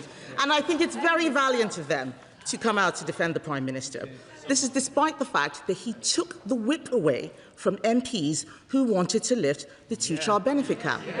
And then he did it anyway. The member for Hayes and Harlington had the whip removed for opposing the two-child benefit cap. Then the Prime Minister U-turned. The member for York Central had the whip removed for voting against the Prime Minister's welfare reforms. Then he ditched the reforms. And then the member for Penrith, who had the whip removed for opposing the family farm tax. The Prime Minister's ditched that, but the member for Penrith still doesn't have the whip back. And this matters, Mr. Speaker. I know. It is about the privilege motion. I know you're developing a theme, but I think we've run out of theme. Thank you, Mr. Speaker. You're absolutely right. I'm just pointing out the question, why is this a whip vote? It will still happen anyway. This man has ruined the reputation of the Labour Party, has not been loyal to his own MPs, and I don't think that they are united. Morgan... Yes, I will give way. When the Prime Minister came in, he said he wanted to do things differently. He's had not one but two opportunities to, in an emergency debate tabled by this side of the House, to come to the House and answer all these questions, so he wouldn't need to go to a Privileges Committee. Can she espouse on why he may not have come to the House to answer on both two occasions? I think it is an excellent question from my honourable friend. Why not come to the House to correct the record at the earliest opportunity on multiple occasions? What is there to hide? We are hearing evidence in the select committees that is conflicting what is being said on the floor of the House. I would be very interested, by the way, if the Minister, when he is responding, is happy to repeat the Prime Minister's words at the dispatch box that there was no pressure whatsoever. Would he repeat that question? Would he repeat that statement? Let's see how brave he is. Mr. Speaker, this is absolutely critical. This cannot just be a debate about the Labour Party or a division between those who are on the inner circle and those who are on the outside. Again and again, we have seen the children of the chosen ones, people who had never been in Parliament before, getting all the best jobs. We now have the sacked Chief of Staff, Morgan McSweeney. His wife is a whip, telling people to vote for a cover-up. That is not right. That is not right. They are hanging... She has been notified. She has been notified. I know they don't like it. Have I said something that is not true? No, I'm speaking the truth. I know it hurts, but someone has to point it out. They are hanging everyone else out to dry, and I cannot believe that Labour MPs are letting this happen again. I know that a lot of them are expecting a reshuffle after the May election. Let me tell them, it is not worth it. I say directly to those Labour MPs hoping to be ministers after May the 7th, you will condemn yourself to being sent out on the morning round to repeat things that you know are not true, that you don't believe in, and that you know will end in disaster. And they will end in disaster, Mr. Speaker, as everything the Prime Minister touches does. This vote should not be about loyalty to the Prime Minister, but about standards. Why should Labour MPs ruin their reputations to save a man who has never shown loyalty to them? He has shown that he will throw everybody under a bus. Sue Gray, Morgan McSweeney, Sir Chris Wilmord, Sir Ollie Robbins. Do Labour MPs really think that if this goes wrong, he's not going to throw all of them under a bus? There are some of them walking around Parliament telling everyone that they're going to be one-term MPs, and so it doesn't matter. It does matter. It does matter. Because when they leave this place, no one is going to remember what their whips told them to do. People will only remember that they voted for a cover-up. That is what will follow them around like a bad smell until the end of their careers. That's what's going to be in their Wikipedia entries. Yes, I will give way. Would my right honourable friend agree with me that this issue will be resolved in one or two places? It will either be resolved in the Court of Public Opinion or in front of the Privileges Committee. And it's actually in the Prime Minister's interests to have it resolved by a cross-party committee of this House, which would give confidence to the public that the truth had been found, that the case had been made or not, and that they would have confidence going forward. The public will make up its own mind without the Privileges Committee. Yes. That's right. The Honourable Gentleman is absolutely right. I trust the Privileges Committee to do the right thing, as I always have. And I've got some advice for Labour MPs. There is nothing wrong, yes, there is nothing wrong with giving your party leader the benefit of the doubt. There's nothing wrong with that. As a minister 4 years ago, I gave my party... I don't know. I don't know why they're laughing. I haven't got to the punchline yet. Hang on, wait for it. As a minister 4 years ago, I gave my party leader the benefit of the doubt, but I trusted the Privileges Committee to do the right thing, even when it was led by a former leader of the Labour Party. We did not block the Privileges Committee looking to things, and the minute that I was asked to go out and say something that wasn't true, I resigned. None of them want to do that. I will always be able to hold my head up high because I did the right thing. I do not understand why Labour MPs are quite happy repeating things that aren't true. We have all seen the Hansard. That's the difference between them and us. When we get things wrong, we put our hands up and say so. They pretend, Mr. Speaker, they pretend that the wrong thing is actually the right thing. They pretend that the bad thing is actually a good thing because it's Labour MPs who are doing it. That's what they're being whipped to do today. It's the same way the Mandelson appointment happened. Because they thought they were appointing him, it must be a good thing. That's what's happening again today. They are being whipped to do the wrong thing. If they are telling the entire country that nothing matters, in a moment, if they are telling the entire country that nothing matters except avoiding scrutiny of this Prime Minister who won't answer questions at that dispatch box, then they're telling people that the Labour Party is not worth voting for. It does not exist. That this is not the Labour Party of Attlee and Bevan and Wilson. That Labour Party no longer exists because they would never do this. They would never be voting for someone who had stood at that dispatch box less than a week ago and read out doctored statements from the head of the Foreign Office like the Prime Minister did. Yes, I will give way. I will give way. On the point of reading out statements, I thank the Right Honourable Lady for giving way. I can see that she's enjoying reading out her statement. But what I can't see is the case that she is making about the Privileges Committee. What I can't see is what she doesn't think is right about a criminal investigation, about inquiries that are consistently being made about the decision that was made that we have accepted was wrong. What's wrong with the Foreign Affairs Select Committee, and what's wrong with the processes that are in place? I'm sorry, you're out of scope. Come here. Perhaps she should have just taken the whip's questions instead of messing that one up. She does raise an interesting point about the Foreign Affairs Select Committee. It's only looking at Mandelson. It's not looking into the issue of the Prime Minister misleading the House. Let's stop pretending that the Select Committee is a massive inquiry. It really isn't. Yes. Mr. Rushworth, are you sure it's a point of order?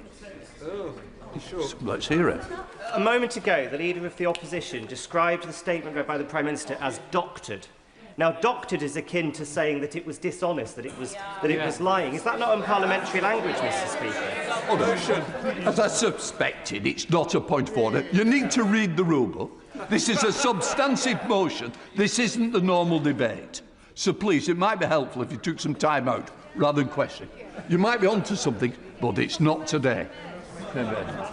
Mr. Speaker, time and time again throughout this debate, I've seen Labour MPs stand up showing that they do not understand what the rules are or what this is about. This is not about whether or not, this is not about the specific statements, this is about whether or not we should have a referral to the Privileges Committee. They are moving the goalposts because they don't want to answer that simple question. And they've come up with all sorts of excuses. It is not an excuse to say that there is a war on. The Prime Minister has said repeatedly that we are not in this war. He can't have it both ways. At every turn, he has tried to deny this House full transparency over this appointment. We had a vote in the House for documents to be released, and yet we discover that documents are not being released. That is a contempt of this Parliament. Labour MPs supported that humble address because they knew that we needed to see the truth. Documents from that release show due process was not followed. The ISC is complaining that the documents are being delayed. We only discovered there were numerous problems with Mandelson's vetting because of a leak to The Guardian. The truth is being covered up. Today's vote is about whether they want to be complicit in this cover-up. If they vote against that investigation by the Privileges Committee, they are in this together. This motion is supported across the House, Mr. Speaker, including by Labour MPs, which is why they have to be whipped to vote against it. The member for Hull East was tweeting, saying that he was making a referral to privileges last week before he deleted that tweet. This week, he is calling it a stunt. Why? Who's twisting his arm? Why was it not a stunt last week when he was doing it, but it's a stunt this week when everybody else is doing it? Why? For those who are mindlessly repeating the lines the Labour whips have given them, may I remind them that it is also their job to hold the government to account and uphold the standards of our democracy. Appointing a known national security risk to be ambassador to the United States is a profound failure of government. Do they not think that it is important the Prime Ministers tell the truth on a matter of national security? Or do they think that this is an internal Labour Party matter that they can fix themselves? And for those people who believe that Andy Burnham is coming to rescue them, can I just say that if they vote against this investigation, there will be so much contempt for Labour that there is no by-election on this planet that Andy Burnham will be able to win.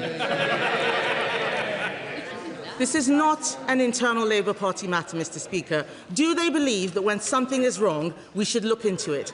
This is about whether they believe that Prime Ministers should not destroy the careers of civil servants to cover up for their own failures. I know it is very difficult for Labour MPs to walk through the lobby with other parties. But let me be clear what they are saying if they vote against this motion. Would they rather be on the side of Peter Mandelson, of convicted paedophile Jeffrey Epstein, of Morgan McSweeney and Matthew Doyle, on the side of the man who sacked Sir Chris Wormald, sacked Sir Ollie Robbins, Sue Gray? Is that what they came to Parliament for? Yesterday, we read that the honourable member for Stoke-on-Trent South said we should do this so she could pay off her new kitchen. Do they really want to tell their constituents that they voted against this inquiry because they are more concerned about their own personal finances than probity in public life? Because that is a shocking statement. Every MP voting on this motion today will need to examine their conscience on all sides of the House, Mr. Speaker. This is not a matter of party loyalty. It is a matter of what each and every one of us believes is right. They are being asked to defend a man who has let the country down, he has let Parliament down, and let's be honest, he has let the Labour Party down. So I say to Labour MPs today, you can defend the Prime Minister today, and there are enough of you to get through the vote, but you will be complicit in a shameful abandoning of promises made to the electorate, promises every Labour MP stood on. It is up to them what kind of MP they choose to be. They can choose to live up to their promises on standards to ensure proper scrutiny takes place and allow the Privileges Committee to get to the bottom of this, or they can choose to put party before country. Their vote will define them, and the public is watching. They say it's a stunt, then let the inquiry expose it. They say there's no evidence of misleading the House, then let the committee test it. They say the Prime Minister has nothing to hide, then they shouldn't vote to stop the Prime Minister being scrutinised. They don't have to defend this. They can still do the right thing. They can show that Parliament matters. It matters more than any party or any faction. They can vote to enhance Parliament, or they can vote and prove the worst fears of people who think there is one rule for Labour and another rule for everyone else. Mr. Speaker, I commend this motion to the House. The question is, as on the order paper. Emma Lowell. Thank you very much, Mr. Speaker. I have watched this whole sorry saga play out for weeks now. Like the public, I feel let down, disappointed, and I am angry. Peter Mandelson should never have been appointed. This was a fundamental failure of judgment. Matthew Doyle should never have been given a peerage. This was also a failure of judgment. I feel the way that today's vote has been handled by the government smacks once again of being out of touch and disconnected from the public mood. The fact that MPs like me are being whipped into voting against this motion is, in my view, wrong, Mr. Speaker. It has played into the terrible narrative that there is something to hide, and good, decent colleagues will be accused of being complicit in a cover-up. A number of weeks ago, at a private meeting with my right honourable friend, the Prime Minister, I spoke about how, after a career of working so closely with victims of child sexual abuse, that I could not even begin to express how much it hurts me when people are screaming at me in the street that I am a member of the Pedo Protectors Party. I also said that prior to this scandal, people criticised the government's policies and at times lack of political narrative. But to me, they are now questioning the government's moral compass. My comments were leaked almost immediately by colleagues who were present. My words were then used later by the Leader of the Opposition. Recent weeks have since seen such abuse intensify and ongoing abuse and threats to mine and my staff's safety continue. Privilege motions, ISC investigations, committee hearings and process don't come up on the doorstep. What does come up time and time again is a general feeling that there is something just not right, that politicians are failing to deliver on their promises. Trust has gone and it's been replaced by anger, and the already fragile fabric of our democracy is eroding further every day this continues. This Prime Minister is very careful with his words and does have respect for the office he holds. He does want to change this country for the better, and he truly believes in public service, something which in recent years may have been sorely lacking from previous Prime Ministers. So I can't understand, Mr Speaker, why the Prime Minister doesn't refer himself to the committee with a clear statement that he is doing so to clear his name. One quick session of the committee could surely see this matter concluded. Instead, it will now drag on and dominate every headline and interview. It will overshadow and undermine every good policy we make and continue to drag every single one of us down. Whether any Prime Minister misled the House or not is not a matter for the Foreign Affairs Select Committee, nor is it a matter for the Intelligence and Security Committee. It is a matter for privileges. That's why such a committee exists. It may be that opposition parties are using this motion today to box Labour MPs in, but I'm not angry about that. That's politics. Some of us here would do the same. But I know one thing for certain today, Mr Speaker, that I will not be voting against this motion, but I want to listen carefully to the rest of this debate, because like everyone, when I came to this House, I wanted to do the right thing, and I hope I continue to do that for however long I have left in this place. Sir Ed David, Leader of the Liberal Democrats. Mr Speaker, it's an honour to follow the Honourable Lady, the member for South Shields, who I think has made a very powerful speech. And I think we all, on all sides, listen to it, and I hope her colleagues on the government benches listen to it and think about it carefully during the passage of this debate. Mr Speaker, the Prime Minister called this motion a stunt. That is not why I put my name to it. But it's funny, though. I was just checking whether they were awake, Mr Speaker.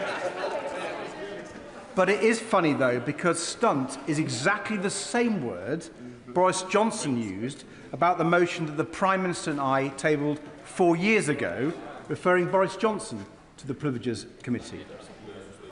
Ironic, Alanis Morissette could probably write a whole album about it. It wasn't a stunt then, and it isn't a stunt today. It is, as the Prime Minister said back then, a motion that, and I quote, seeks to defend the simple principle that honesty, integrity and telling the truth matter in our politics. Honesty, integrity, telling the truth. These things matter in our nation's parliament perhaps more than anywhere else. And when I hear the Prime Minister complain that we've tabled this motion just over a week before important elections, I find myself transported back to that debate 4 years ago, 7 days before crucial local elections. At that time, Conservative MP after Conservative MP made exactly the same bogus argument in defence of Boris Johnson. So I do have to say, although there are differences in the whipping arrangements, I do find it very hard to take some of the sanctimony from the leader of the Conservative Party seriously. She and her Conservative colleagues propped up Boris Johnson back then. She called him a great Prime Minister, and even after the game was up and Johnson was gone, she dismissed the Partygate scandal and called it overblown. So it does seem there's quite a lot of hypocrisy to go round, Mr. Speaker.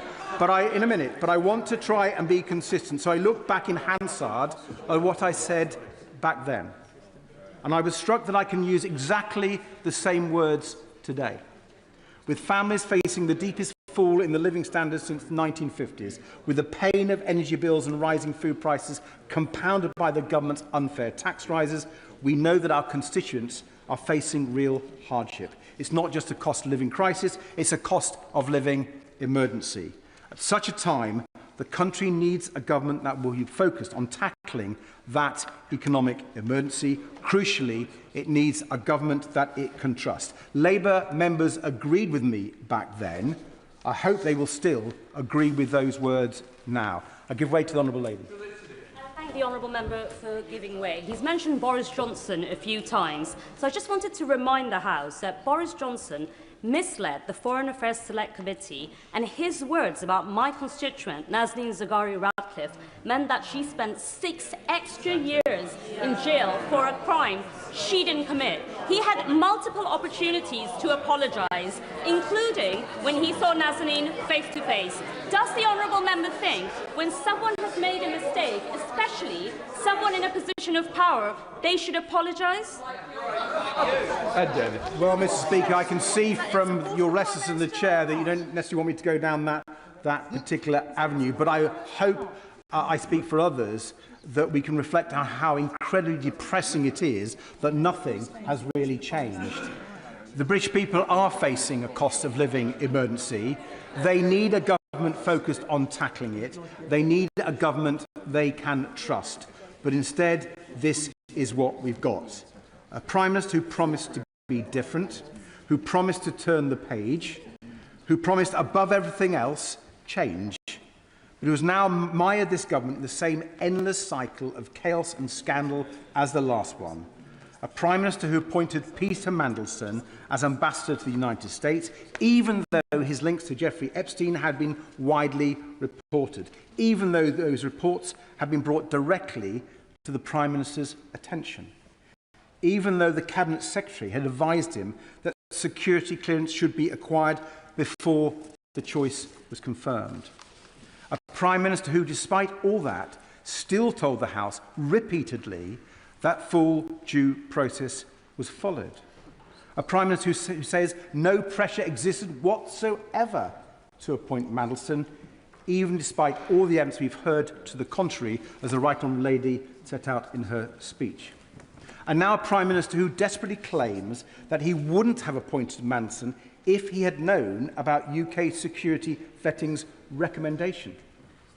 Mr. Speaker, the Prime Minister said we would find what he told us to be incredible, and we do. But I think it's that last part that is the most incredible of all. Does he really expect us to believe that after all of that, ignoring the clear warnings from the Propriety and Ethics team, ignoring the advice of his then Cabinet Secretary to get the security vetting done first, ignoring everything we already knew about Peter Mandelson, and announcing his appointment to the world before the vetting had been done, does the Prime Minister really expect us to believe that if he'd been given the same recommendation as Ollie Robbins, that it was a borderline case, that he'd have cancelled the appointment? Do honourable members opposite really believe that's what would have happened? Because that claim is now all that's left of the Prime Minister's case for the defence, and I'm afraid it just doesn't stand up. So, Mr. Speaker, I will finish not with my own words, but with the words of another honourable member 4 years ago, the now right honourable member for Ashton-under-Lyne. I know her words carry a lot of weight on Labour benches. She said, and I quote, "The only way to get to the bottom of this issue and regain public confidence in our democracy is by respecting the processes that have been created to enshrine the rules of our Parliament."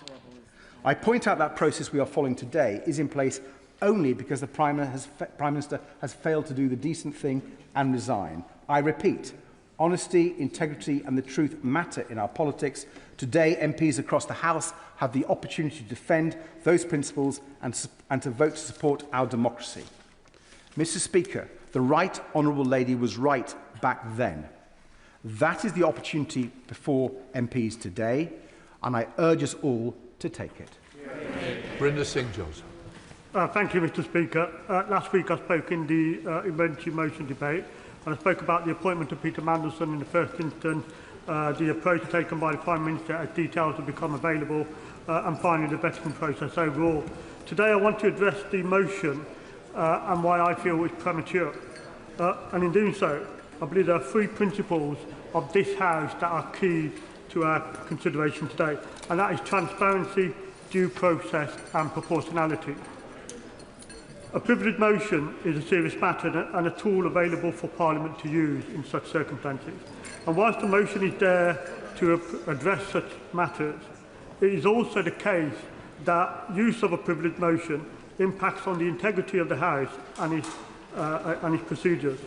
And deploying a privileged motion prematurely or in the absence of full and proper grounds has the ability to impact negatively on the integrity of the House. And I am clear that any allegations or concerns must be addressed. Refer the member to the words of the Speaker earlier. It's the Speaker that decides whether or not a privilege motion goes ahead. So he's criticising the Speaker for having allowed it. He received a... So my point is about what our consideration of it, the fact that the Speaker has decided we are here discussing it, and I'm putting a case forward about why I think it's premature to vote for it today. Just because the Leader of the Opposition and others have decided to put it does not make it right. It's clearly a political and partisan process.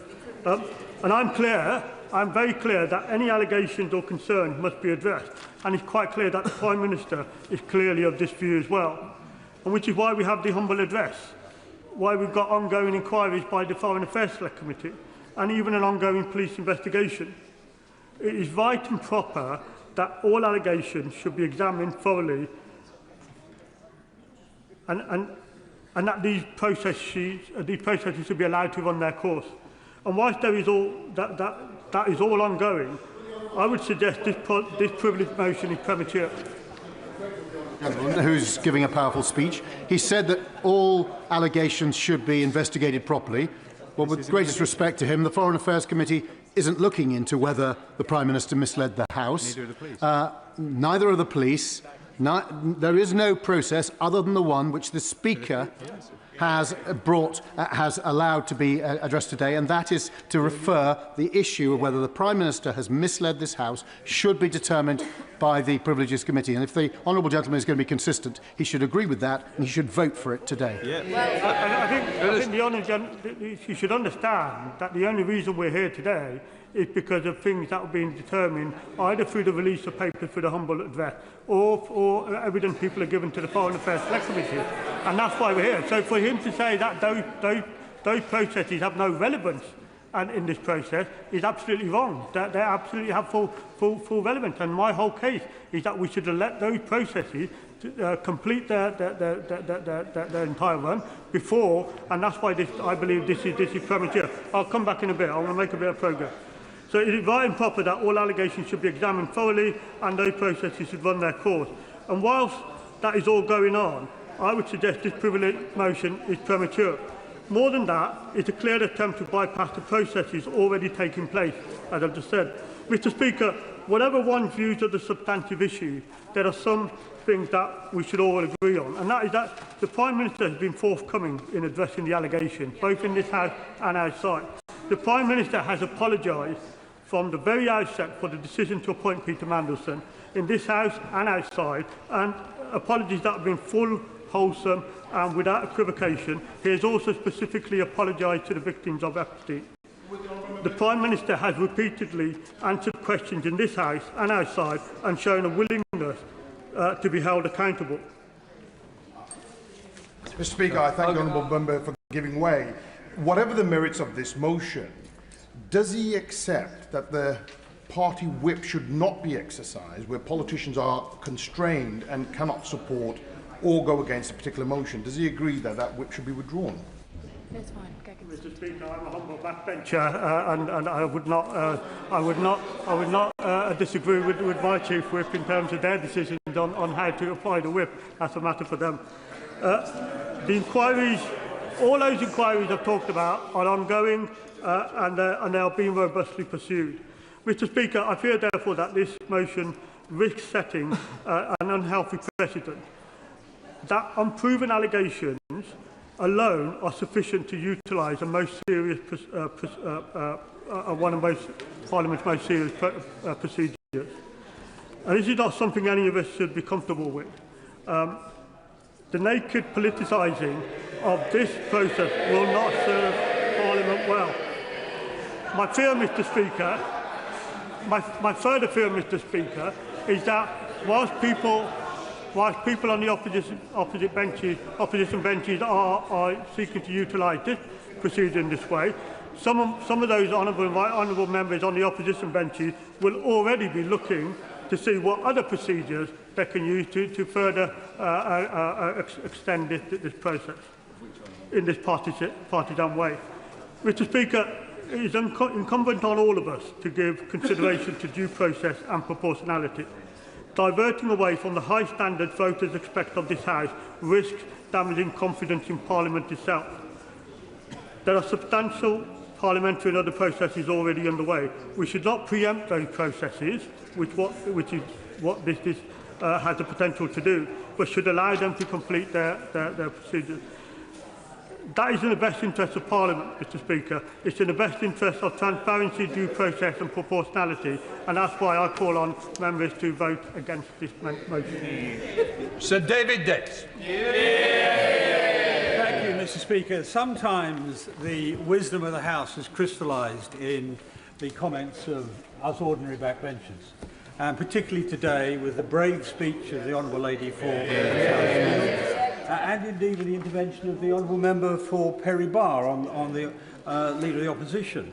Both of them, in effect, said that what we have lived through in these last several months is a tragedy, not just for this House, not just for the government, not just for the Labour Party, but for the trust in government, the trust in our democracy of ordinary people.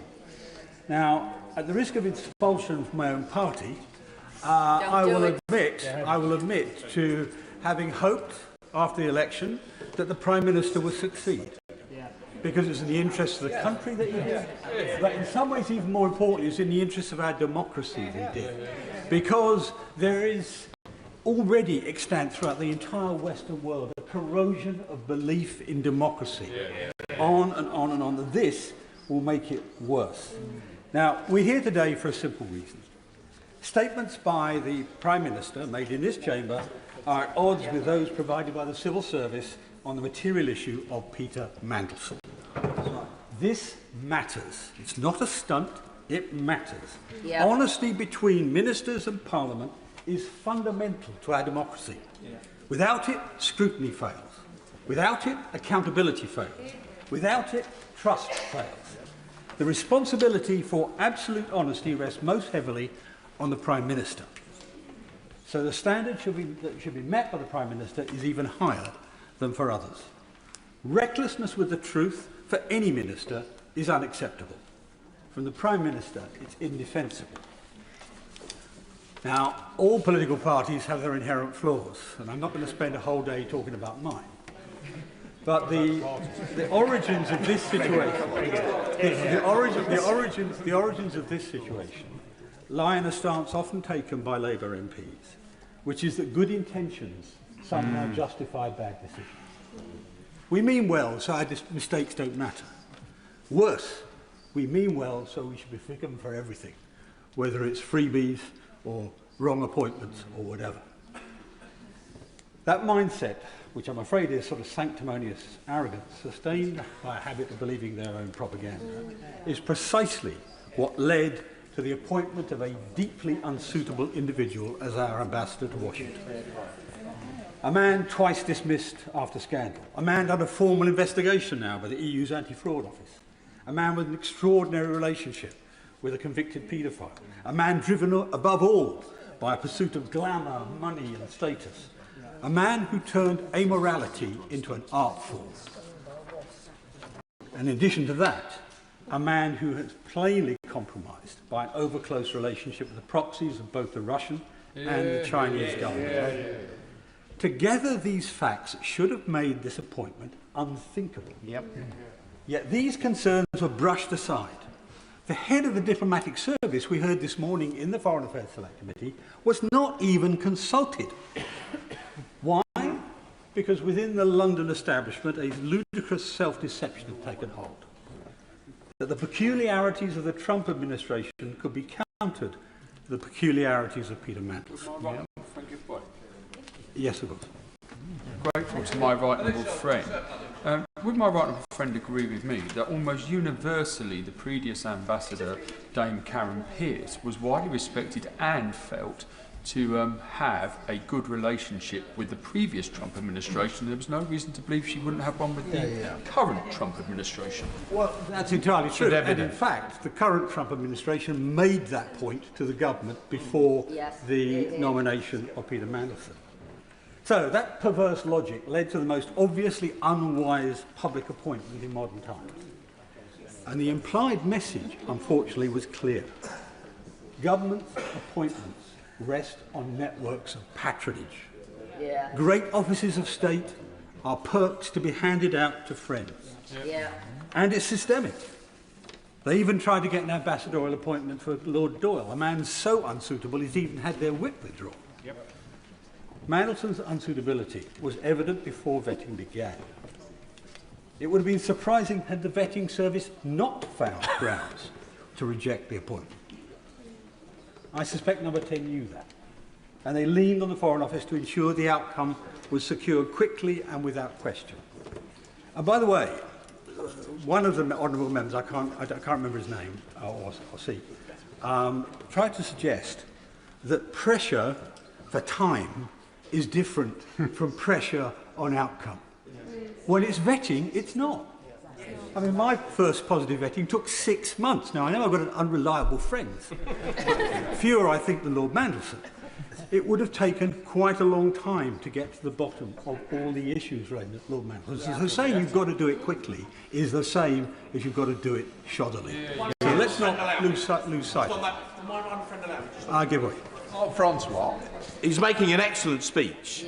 But is it not true that the post of UK ambassador to Washington would be held by someone who would therefore have access to extremely sensitive intelligence, potentially including nuclear cooperation, and the fact that Mandelson had been found to have been working for a Russian company post the invasion of Ukraine should have completely barred him from that appointment on that one ground alone?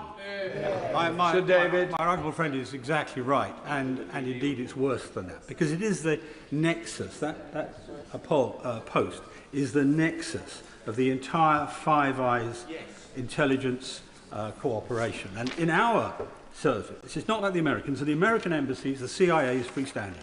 The ambassador doesn't matter. In our service, the ambassador runs the local Secret Service element, if you like.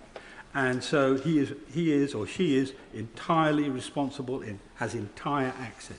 And it's particularly an issue with the Americans, because the Americans are incredibly sensitive about the corruption or in any way undermining the security of that arrangement. So we could actually put at risk the whole Five Eyes cooperation arrangement, but the honourable friend leads me off on a completely different tangent. So when asked this morning, to come back to the general point, when asked this morning about delay and attitude and pressure, so when asked this morning at the Foreign Affairs Select Committee if he recalled any dismissiveness in Number 10 about the importance of Mandelson's vetting, Sir Philip Barton, that's Ollie Robbins' predecessor, described Number 10 as uninterested in his security clearance. The evidence Sir Ollie Robbins gave was that throughout January there was constant pressure and an atmosphere of constant chasing. Yesterday, Ian Collard, the former head of the Foreign Office security team, corroborated Sir Ollie Robbins' account. And just this morning, again, Sir Philip Barton repeatedly emphasised there was pressure to secure Mandelson's vetting clearance within, I quote, a very compressed timescale. And the Prime Minister told this House only a week ago, no pressure existed whatsoever. Now, if that was the only issue that would justify being referred to the Privileges Committee to resolve what the exact truth was. But it wasn't. Because plainly there, if the Foreign Office is right, the Prime Minister is wrong, and on that timetable, actually deliberately wrong. But let's take some other occasions. On the 4th of February of this year, the Prime Minister gave an unambiguous impression when asked about Epstein's coverage in the security clearance that he'd seen Peter Mandelson's security vetting. But in April, he told the House, on the 14th of April, you found out for the first time that Mandelson had been granted developed vetting clearance against a specific recommendation of the United Kingdom security vetting, that developed vetting clearance should be denied. These two statements are incompatible. Again, a freestanding failure of the rules. And more, this chaotic clash of opinions reinforces the impression that far from following due process, as the Prime Minister has maintained on a number of occasions, Number 10 was effectively making it up as it went along. Yeah. On the 11th of November 2024, the then Cabinet Secretary Simon Case, as we've heard already from the Leader of the Opposition, issued explicit advice: secure the necessary security clearances before confirming your choice. Again, this was reinforced this morning by Sir Philip Barton, who described the correct process as, quote, the normal order is vetting and then announcement. Normal due process was clear, but the Prime Minister did the opposite. Yep. Claims that this was normal defy common sense. For career ambassadors, the DV, the direct vetting, happens at every new post. You go to become an ambassador in Tehran, you're DV'd. You go to become an ambassador in Washington, you're DV'd again. But the DV is an update, so it's lower risk, and by definition, our ambassadors, generally speaking, are low-risk security personnel anyway. This is plainly not the case for a high-risk figure like Peter Mandelson. Indeed, frankly, it's harder to imagine a higher-risk appointment to a post, as my honourable friend, said, is of the utmost sensitivity. To appoint first and vet later is not due process. It's certainly not prudent. It's a gamble with national security and a risk to our single most important alliance. So there are three instances where the Prime Minister made questionable statements. His insistence that there was no pressure when there evidently was, the two versions he gave on when he saw the vetting file, and the assertion that due process was followed when it clearly was at odds with the process described by both the Cabinet Secretary and the Permanent Secretary for the Foreign Office. So the Prime Minister made a deeply questionable decision. Whether it was cronyism, a misunderstanding of the role, or excessive leniency towards a member of his own party, something he would never have tolerated, quite rightly, from any other party, we cannot know for certain. Whatever the explanation, the conclusion is unavoidable. The decision was wrong. And to implement it, established procedures were bent out of shape. The civil service was placed under extreme pressure to deliver outcomes that sat on the margins of propriety. When concerns were raised, they were not confronted but sidestepped. As usual in number 10, an attempt was made to place the blame on somebody else.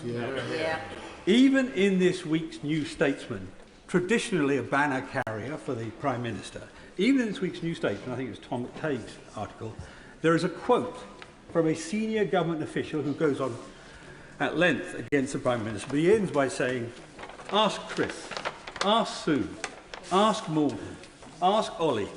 He will say he takes responsibility, but then he makes everyone else pay.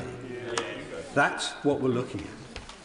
So rather than addressing concerns directly, the Prime Minister proceeded regardless, and only later sought to justify his decision with answers that were, I'm afraid, frequently misleading. As a former DPP, he should have known better. What began as a mistake evolved into something more serious. A failure turned into a defence, a problem became a pattern, and ultimately the situation now looks like a cover-up. But today, as we've already heard from the front bench and a number of other speakers, is not about determining guilt, it's about determining whether there is a case to answer. Finding the truth and adjudicating guilt is the task of the Committee of Privileges. which is both the time and the access required to examine the evidence in full. Now, much has been made of Boris Johnson's appearance, as it were, before the Privileges Committee, and I am famously a fan of Boris Johnson. When it was brought to this House, that question, whether it should go, it was clearly recognised at the time that this was not delivering a verdict, but was deciding whether there was a case to be answered. Now, I, at the time, with our own Whip's office, made it very plain that I would not countenance any attempt to block a proper investigation on a House of Commons matter. But I was by no means alone. There are a number of other colleagues who made the same argument. And as a result, the government of the day accepted this is a House of Commons matter. Exactly. It is improper for the government to intervene in such a matter to try to guide the House. Accordingly, the motion passed without a whip and without division. Interestingly, the honourable gentleman thought. Mr. Speaker, you know, in a debate which is about misleading the House, I do wonder when members of this House accuse others of not voting in a measure without a vote. So I will not be taking intervention from him. I will certainly not be taking intervention from him. As the honourable gentleman is a noisemaker, not a truth issuer. On the evidence before us today, contradictions, procedural failures and an emerging pattern of conduct, there is plainly a case for referral. Where doubt exists, it should be resolved through proper scrutiny. Where a case exists, it should be tested. This case should go to the Committee of Privileges and go today. Cole Turner. Thank you very much indeed, Mr. Speaker. It's a pleasure to follow the Right Honourable Gentleman for Goole and Pocklington. We rarely agree politically, him and I, but we do work together, I think, constructively in the constituency for the betterment of the region. Mr. Speaker, I start by way of an apology, because I think it was mentioned by the Leader of the Opposition. I did accidentally publish correspondence between me and you, Mr. Speaker, last week. That was my mistake. I respect you, Mr. Speaker, and I respect your office. So I apologise sincerely for that mistake. But it was my mistake. Now, do I believe that the Prime Minister deliberately misled this House? No, frankly. I've known him a long time. I know him, I think, very well. I think it's fair to say I describe him as a friend, and I think he's described me as a friend as well. Both him and I are lawyers by trade. There is no way, in my honest opinion, that the Prime Minister would come to this House and deliberately mislead the House. However, there was a very significant difference, in my view, between what the Prime Minister said in answer to the Right Honourable Lady, the Leader of the Opposition, last week in Prime Minister's questions, and what the evidence was of Ollie Robbins the previous day. I think I'm right in saying that the Prime Minister said there was no pressure whatsoever, intimating at very least that that was the evidence that Ollie Robbins had given to the committee. I watched every minute of it. That's definitely not, and I've looked back, I've checked Hansard, the evidence that was given by Ollie Robbins. So I do think there is a prima facie case for this matter to be investigated and an inquiry to be had by the appropriate committee of this House. And I think, Mr. Speaker, that if that happened, I suspect it's not going to, because this is whipped, and I don't blame the government for that. I find it unfortunate, to be honest, but they're not setting any new precedent.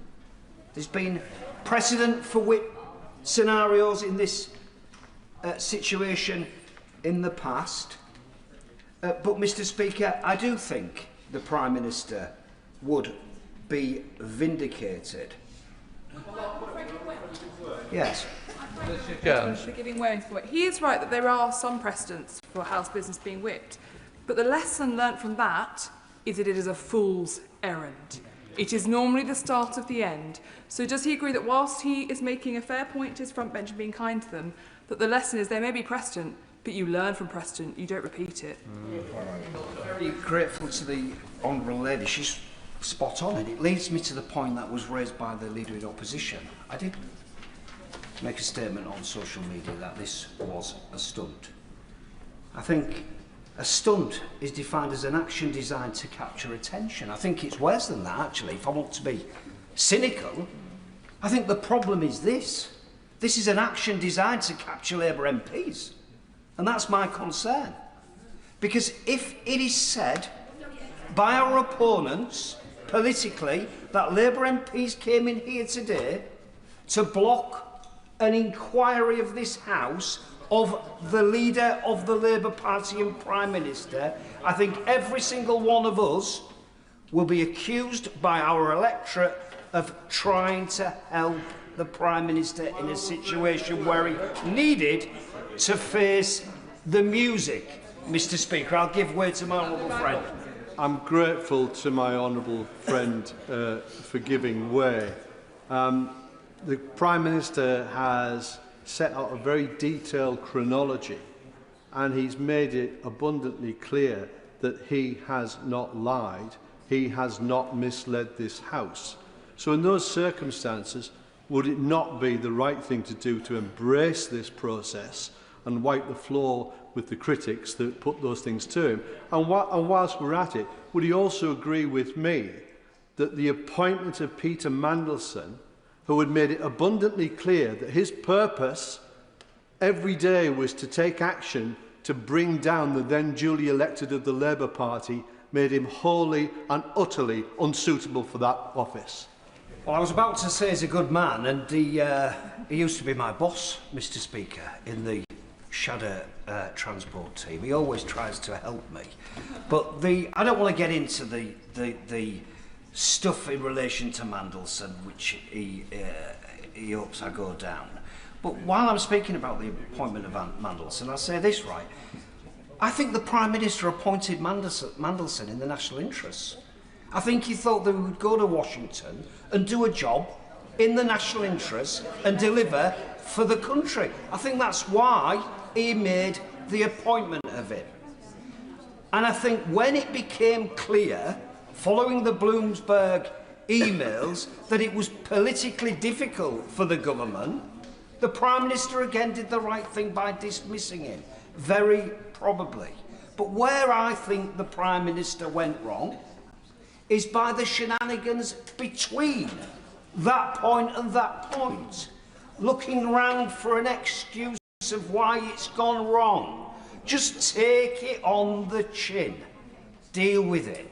That is the advice I would have been giving the Prime Minister, and that's why I am particularly disappointed, because the truth of the matter is, and people, colleagues who came in at the last general election might be disappointed with me because I've got the audacity to stand up and say what I'm to believe is the truth. I'm sorry if they're not happy with me about that, but I'm here not to represent my interests, but to represent the interests of those that elect me to this chamber. And that's what I will always do, whether it's against the government policy, whether it's a Tory party in government, or whether it's my own government. I'll do what I think is in the interests of my electorate. And let me just warn colleagues by saying this. I promise you now, if we are seen to go through the lobby to defend this process, which is a reasonable process, Mr. Speaker, this isn't the shenanigans that the government has suggested in relation to jury trials. This is not a single judge. This is a jury of peers, impartial, made up more of Labour MPs than it is Tory MPs. The Prime Minister has nothing to fear. He ought to do the right thing. He should, as my honourable friend suggested, he should have referred himself. And that would have saved us all this messing around, debating the point, trying to justify why it's a bad idea. There's two committees running alongside. Utter nonsense. Get on with it, be dealt with, and let's move on, because we'll not move on from this shenanigans. I'll give way. John MacDonald. I think the honourable gentleman was referring to me when he said that I recommended the Prime Minister refer himself to it. And the reason I did that is because when you're under attack like this, you don't run from the attack. You run to face it. And you run to face it with confidence. And you argue if there's an attack and people want to criticise the individual, then produce the evidence. And he knows as well as I do that the Privilege Committee will deal with this matter fairly, and I believe as a result of that, this party will come out of it stronger. Completely agree with my right honourable friend. I think I said on Twitter, he rarely gets it wrong. I was accused of being wrong for suggesting the very thing that he rarely gets wrong. But I think, in my experience of knowing him for the time that I've known him, he rarely, in my opinion, gets it wrong. So I think he's absolutely spot on. I'm confident, I'm convinced. I know the Prime Minister, I know he's not a liar. I know he wouldn't deliberately mislead. I know that for a fact. And I think he would be exonerated.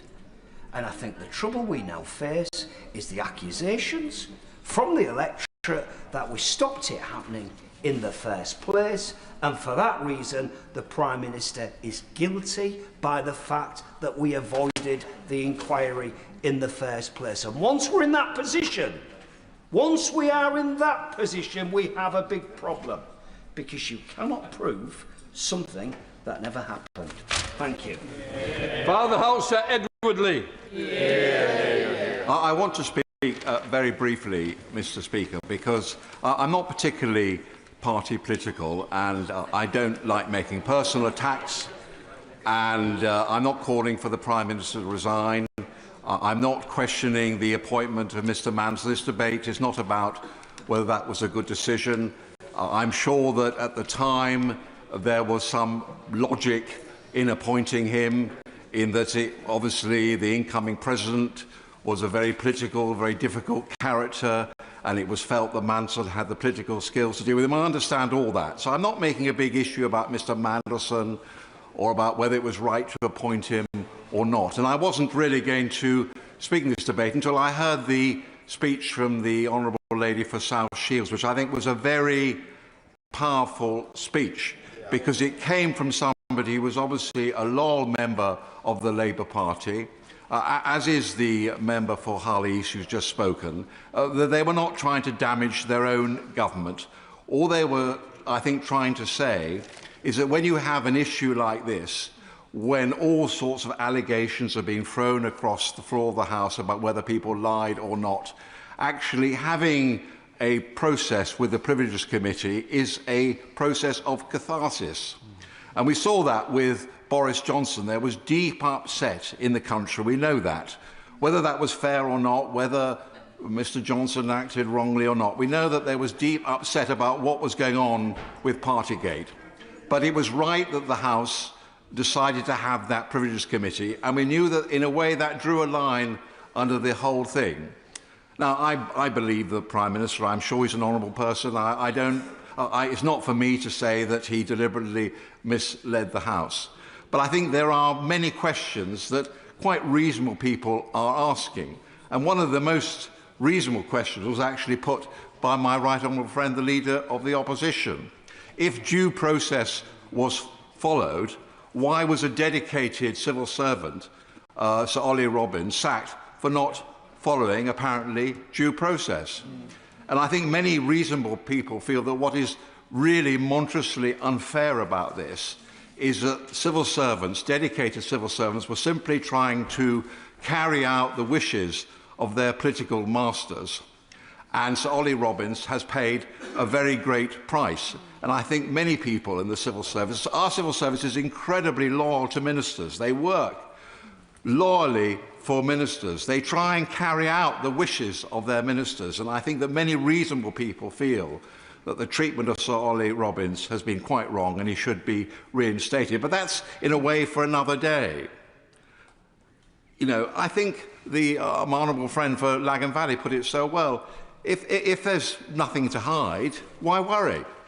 You know, in these scandals, it's such a war of words, we almost lose track of what was originally true. It's not the original scandal, if there is indeed a scandal, which is at fault. It's the cover-up, or the perceived cover-up. And the best way to restore public trust in Parliament, in the system, in what the Prime Minister said or didn't say, and the public are not that interested in all the details of all this, and they're probably, like me, quite confused about actually whether the process was followed, who said what, whether the Chief of Staff bullied the head of the Foreign Office. These are all just party political words, Westminster bubble. What's important is the reputation of this place. And the most important thing in this place, we may say wrong things, we may say silly things, we may be party political, we've got to tell the truth. That's all that matters. Nothing else matters in this Parliament. I am prepared to accept that the Prime Minister, for whatever reason, made this appointment. I'm prepared to accept that in his heart of hearts, when he's been standing at that dispatch box, he's been telling the truth.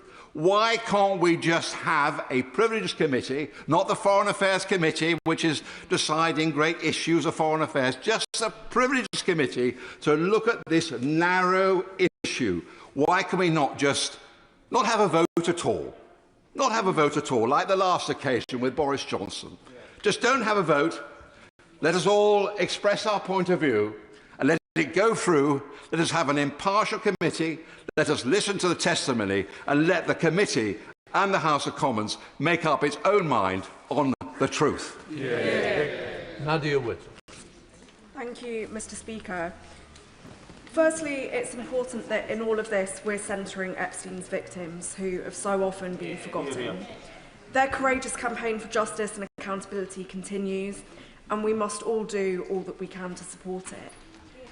I've heard the argument that this is all a distraction from the real issues that we should be discussing. Now, I would like nothing more than for us to be focusing on what this government has delivered, like bringing NHS waiting lists down, raising the minimum wage and lifting children out of poverty, and pushing for even greater ambition. But unfortunately, it's because of the serious mistakes made by Number 10, like appointing Peter Mandelson, that these achievements are being overshadowed. Now, I also don't doubt that the Conservatives are attempting to use this issue for their own gain ahead of the local elections.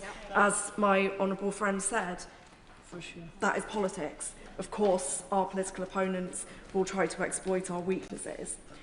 But nevertheless, I believe that our constituents do care about the honesty of politicians and that they deserve nothing less than the whole truth on this matter.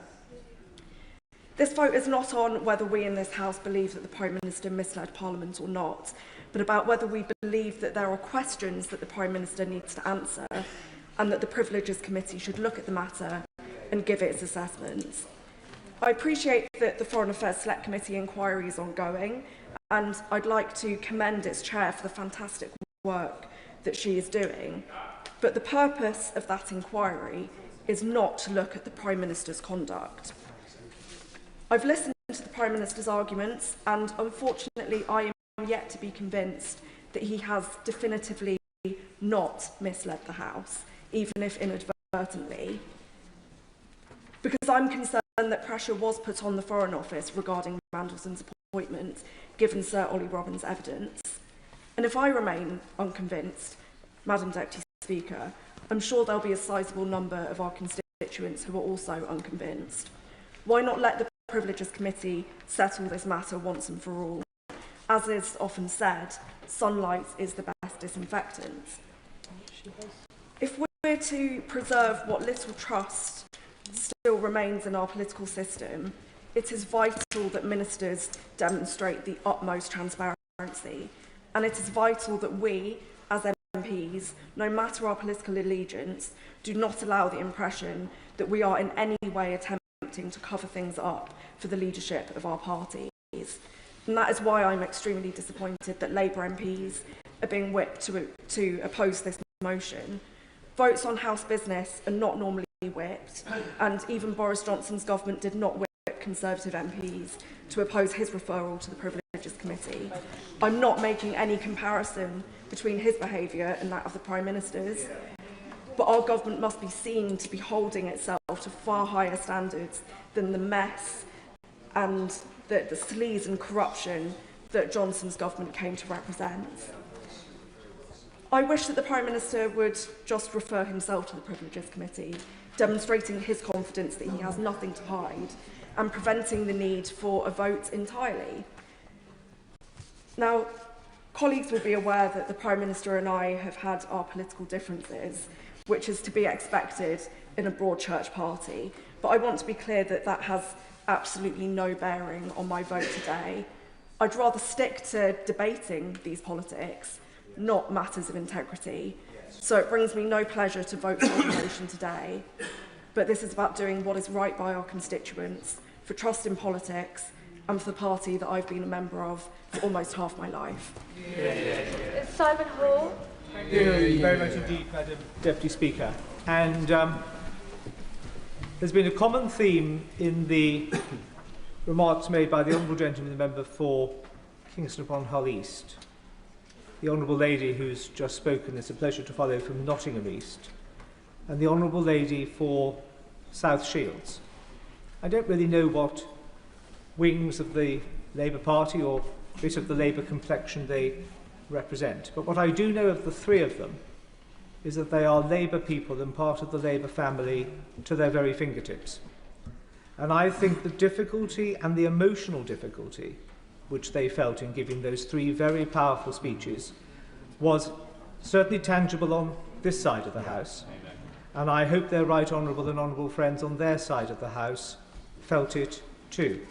Because I know, as my right honourable friend, the member for Goole and Pocklington mentioned, as have one or two others, one of the hardest things to do in this place is when your instincts and your judgment are to go against the herd of what your family or what the whip is telling you to do. Politics is a tribal thing. We stand together or we hang together, so we're told. But it was Lord Nolan, in those principles that he set out some years ago, who reminded us all that the exercise of our judgment as individual members of Parliament is so important. It was depressing to hear the Honourable Gentleman, the member for Smethwick, say, slightly tongue-in-cheek, I'm just a humble backbencher. It's not for me to say what the whipping should be. We are all individual members capable of coming to our own rational judgment, informed by all sorts of imperatives. And I would just remind the House, Madam Deputy Speaker, if I may, that one or two members opposite have prayed in aid as a reason why this motion shouldn't be carried, the humble address. But I would just remind colleagues across the House, but particularly colleagues opposite, that we started that debate on the humble address with the whip being to vote it down from the government side. It was only when the government chief whip and the leader of the House, two right honourable gentlemen with whom I have the highest esteem and regard, listened to the debate, when the right honourable gentleman, the member for Torvine, as the Paymaster General, read the mood of not the House, but their own benches, and realised that the whip was wrong, and they needed to find a way of meeting something in the middle. Now, all of this could go away, of course, were the Prime Minister to refer himself. Now, the Honourable I will give way. I'm grateful to my honourable friend. And Madam Deputy Speaker, my honourable friend and I could never have been described as the greatest fans of Boris Johnson.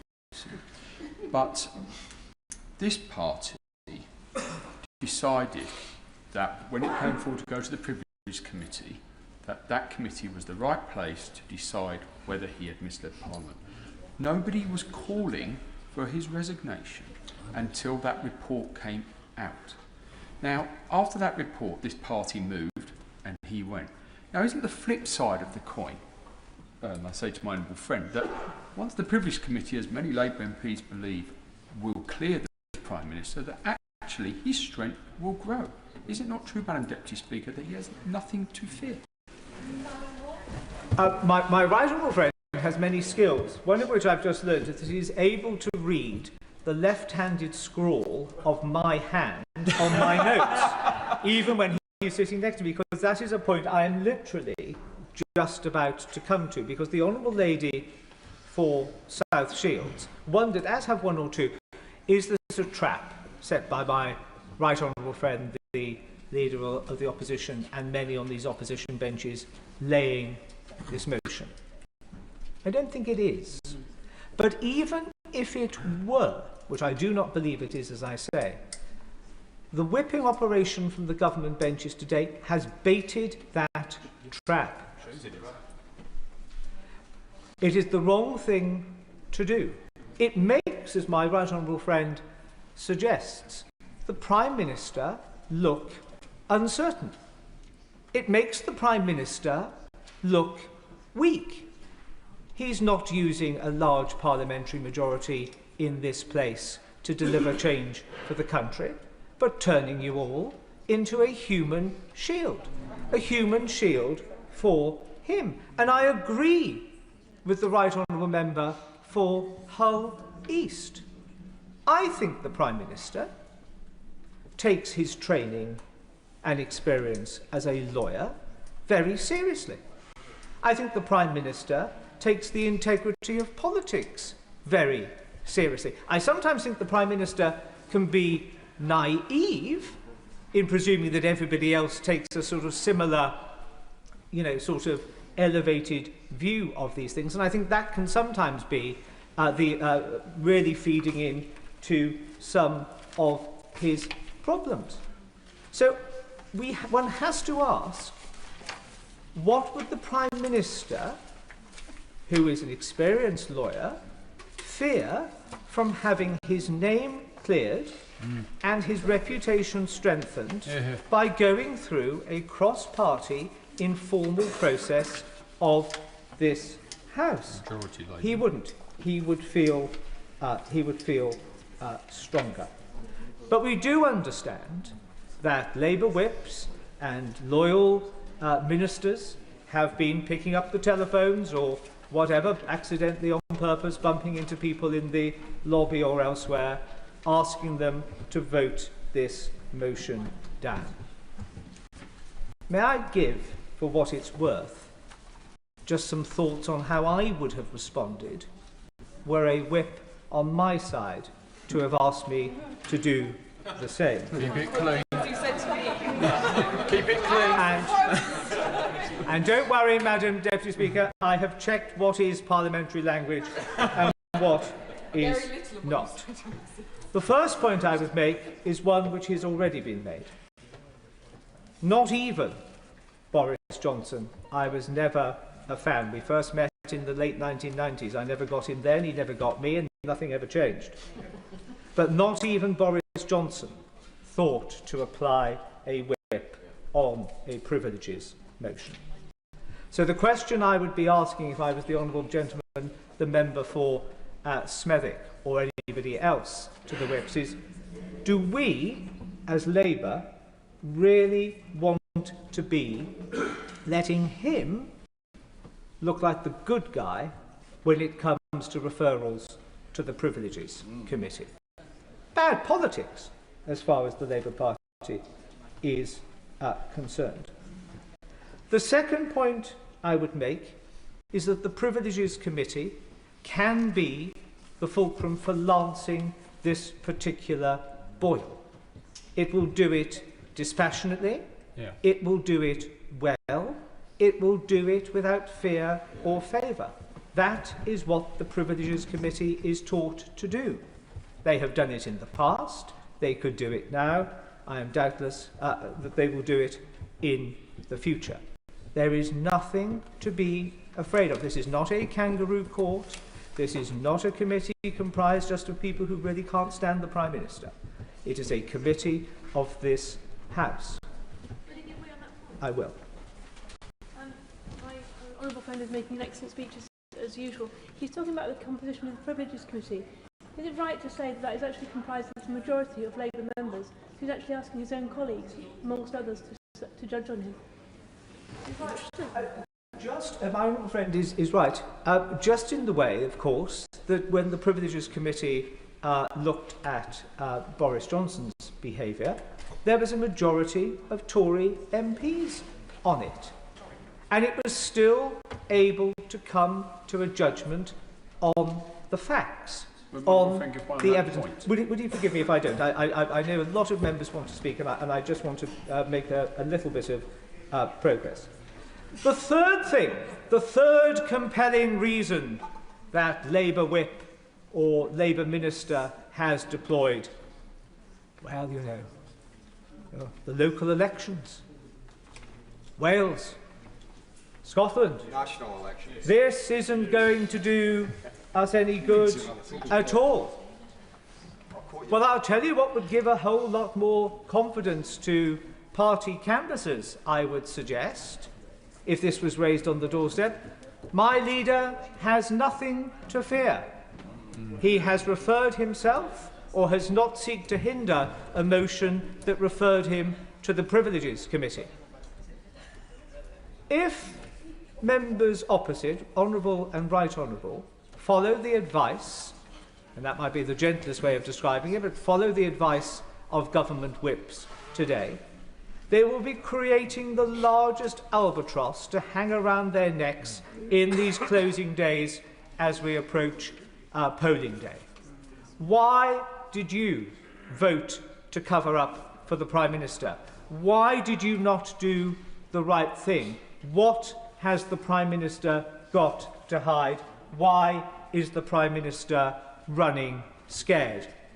Far much better to say to that floating voter, or that person who may be havering over where to put their cross, what confidence has my party leader got, the Prime Minister?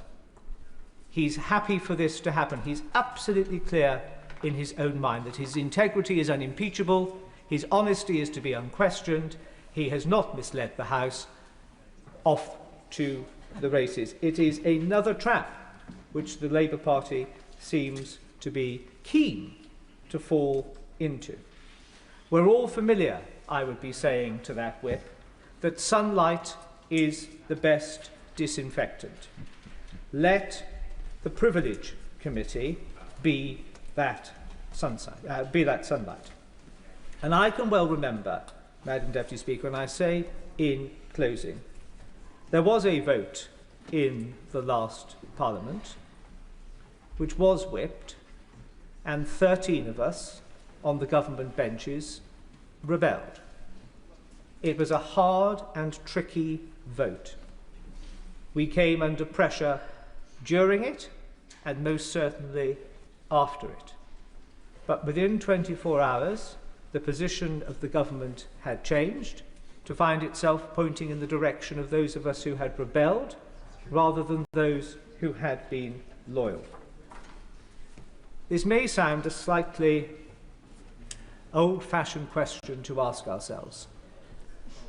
When we leave this place, either by our own choice or the choice of our electorate, we would all want to, I think, sit back and say, when some of those crunch votes came, did we do the right and honourable thing? Did we do something which left my soul and spirit feeling peaceful or in a state of turmoil?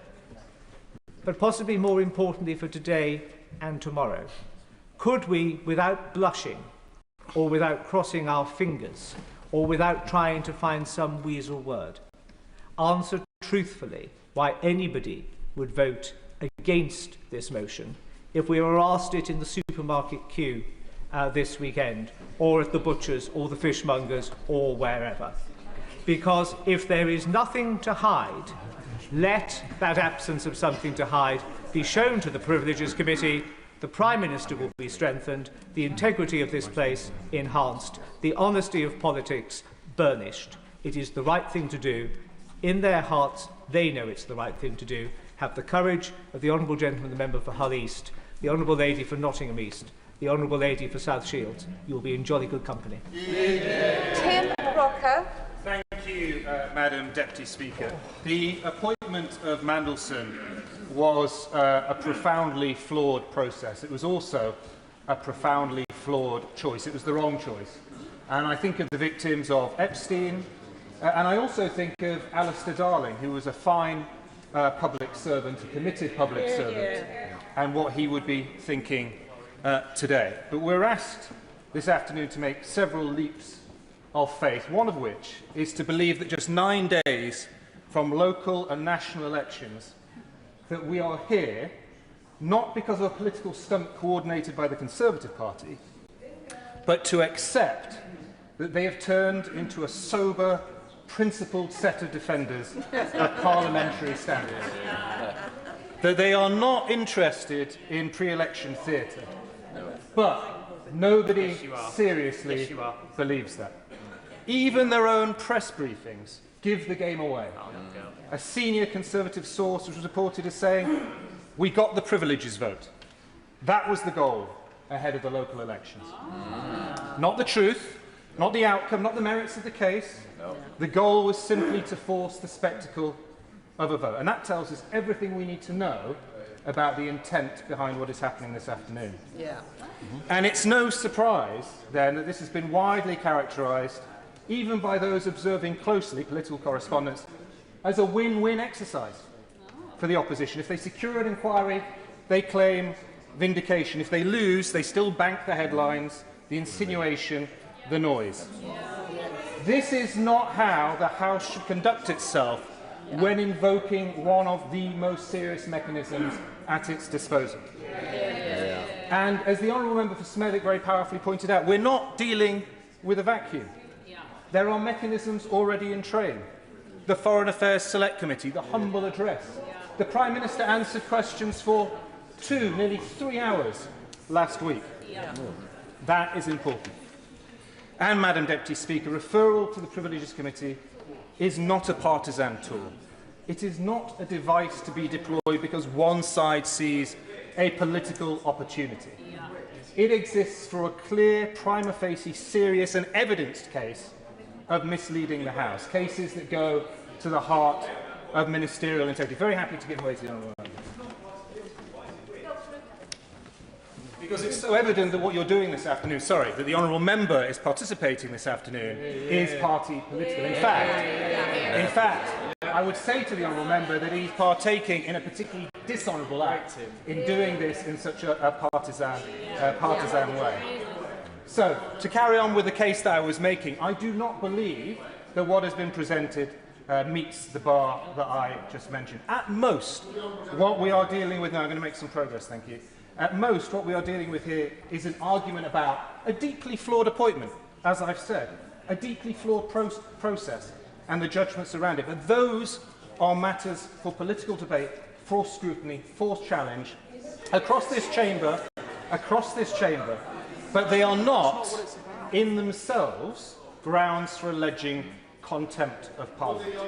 If they were, Madam Deputy Speaker, the Privileges Committee would be constantly in session. And that brings me to the question of consistency, because the House in recent years has had to confront genuinely serious breaches, cases where standards weren't just questioned but plainly and repeatedly violated. Findings of bullying at the highest levels of government in the last government, of ministers in the last government falling short of the standards expected of them. And most notably, we saw a former Conservative Prime Minister investigated and found to repeatedly have misled the House. Conduct so grave, I'll finish this point and then I might give way if I'm feeling generous. Conduct so grave that it resulted in a damning report, which I think the Leader of the Opposition abstained on voting in favour of, I think. And, of course, that's quite aside from the fact that it also involved a criminal conviction. Yes, exactly. There is no equivalence, none. Between those cases and what is before us today. Because if there was, there would have been a genuine attempt at a cross-party piece of persuasion. Yeah. And instead what we got from the Leader of the Opposition was a rambling roller coaster. Yeah. Iran, the two-child benefits cap, U-turns, etc. So, to attempt to draw that comparison is not just wrong, it diminishes the seriousness of those findings in the past. It risks turning the Privileges Committee from a guardian of standards into a weapon of convenience. Madam Deputy Speaker, the motion today speaks the language of contempt of Parliament, but actually it reveals something else. It reveals the contempt the opposition hold for the British people.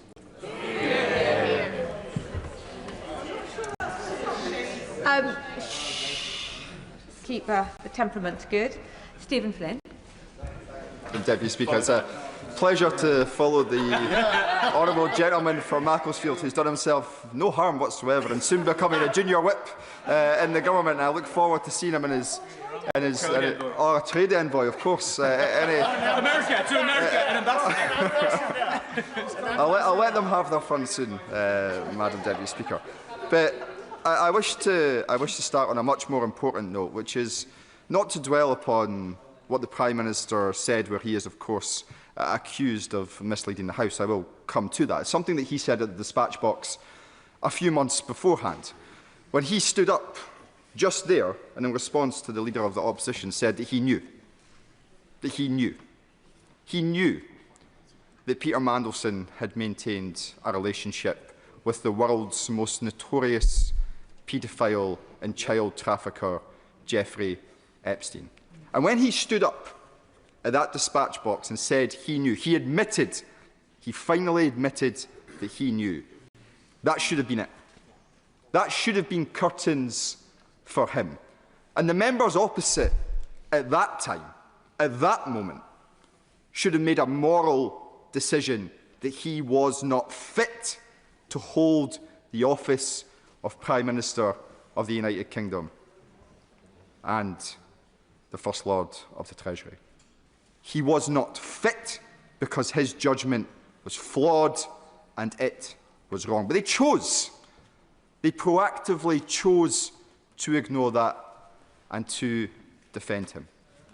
And in the weeks that have passed, all we have seen is even greater scandal engulf this Prime Minister and the members opposite, whether they realise it or not. Some appear not to. And as Parliament returns after the prorogation which is to come, we've now received confirmation from the Prime Minister's chief bag carrier that the second tranche of the Mandelson files will become apparent. And each and every one of these members opposite will be wedded to him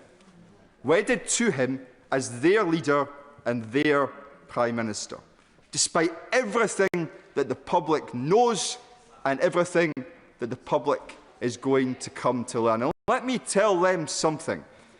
As someone who has sat in this House and watched a little bit of chaos up close, it will come back to haunt them, and it will come back to bite them far sooner than they realise. And all of us, in all of our political parties, go through these moments. I've seen it in my own party in recent years, just as members opposite have said they have seen it in theirs. But what you do in politics, or what you should seek to do, is learn from those mistakes, not to repeat them. I remember sitting outside this chamber during a very contentious vote to which the right honourable member behind me referred earlier, where Conservative members were whipped to support the indefensible, and all chaos broke loose. That was the legacy that they built for themselves, and it's why they got hammered at the last election. This is what is going to befall the members opposite. They cannot outrun Peter Mandelson. They cannot not outrun their own Prime Minister and his record. And what the House is being asked to do today is, of course, very simple. If they believe that the Prime Minister is innocent of the accusations that are being put to him, then all they need to do is accept the premise of taking it to a committee of the peers in this House, ourselves, to decide whether that is accurate or not. A confident Prime Minister, a confident Labour Party, a confident government would believe their Prime Minister, would have courage in their conviction and go to that committee post-haste to clear his name. But they will not do that because they are not acting from a position of strength. They are acting from a position of profound weakness. And the public see that, and the public smell it. And all they are going to believe is that there is a cover-up on behalf of each and every one of the members opposite who traipses through the lobby behind this front bench. Of course I will. I thank the honourable member for giving way. Referring to the whiff that the public may pick up, do you think that some of the Prime Minister's concern may be that the Privilege Committee delivers a result that he may not like? It's hard at this stage to come to any other conclusion. And if they had confidence in their Prime Minister, then they would already be going to the Privileges Committee, irrespective of the views of any of us in this here House. But notwithstanding the arguments that have been made regarding Ollie Robbins and Simon Case and others, and the Prime Minister's decisions to throw everyone under the bus bar himself, I do wonder what the public make of all this. At a time when they are profoundly, and I'm sure all of us can agree on this point, profoundly anxious about the very basics in their life, of being able to afford things in the supermarket, of being able to fill up the car because the price of diesel is near £2. And they turn on their TV and see a Labour Party that should be acting in their best interest, looking to protect and save their jobs, to give them hope and opportunity for the future, simply seeking to defend the indefensible. And that breach of trust, with the public can't simply be renewed. When the Prime Minister first came to that dispatch box following the general election, I did as many others did, and I congratulated him and I wished him well. And the phrase that sits most acutely in my mind at that moment was his attempt to convey to the people of these isles that he would tread lightly on their lives. He has done the opposite. He promised to be change, and I'm afraid to say he has delivered more of the same. The public deserve better. The government can do better.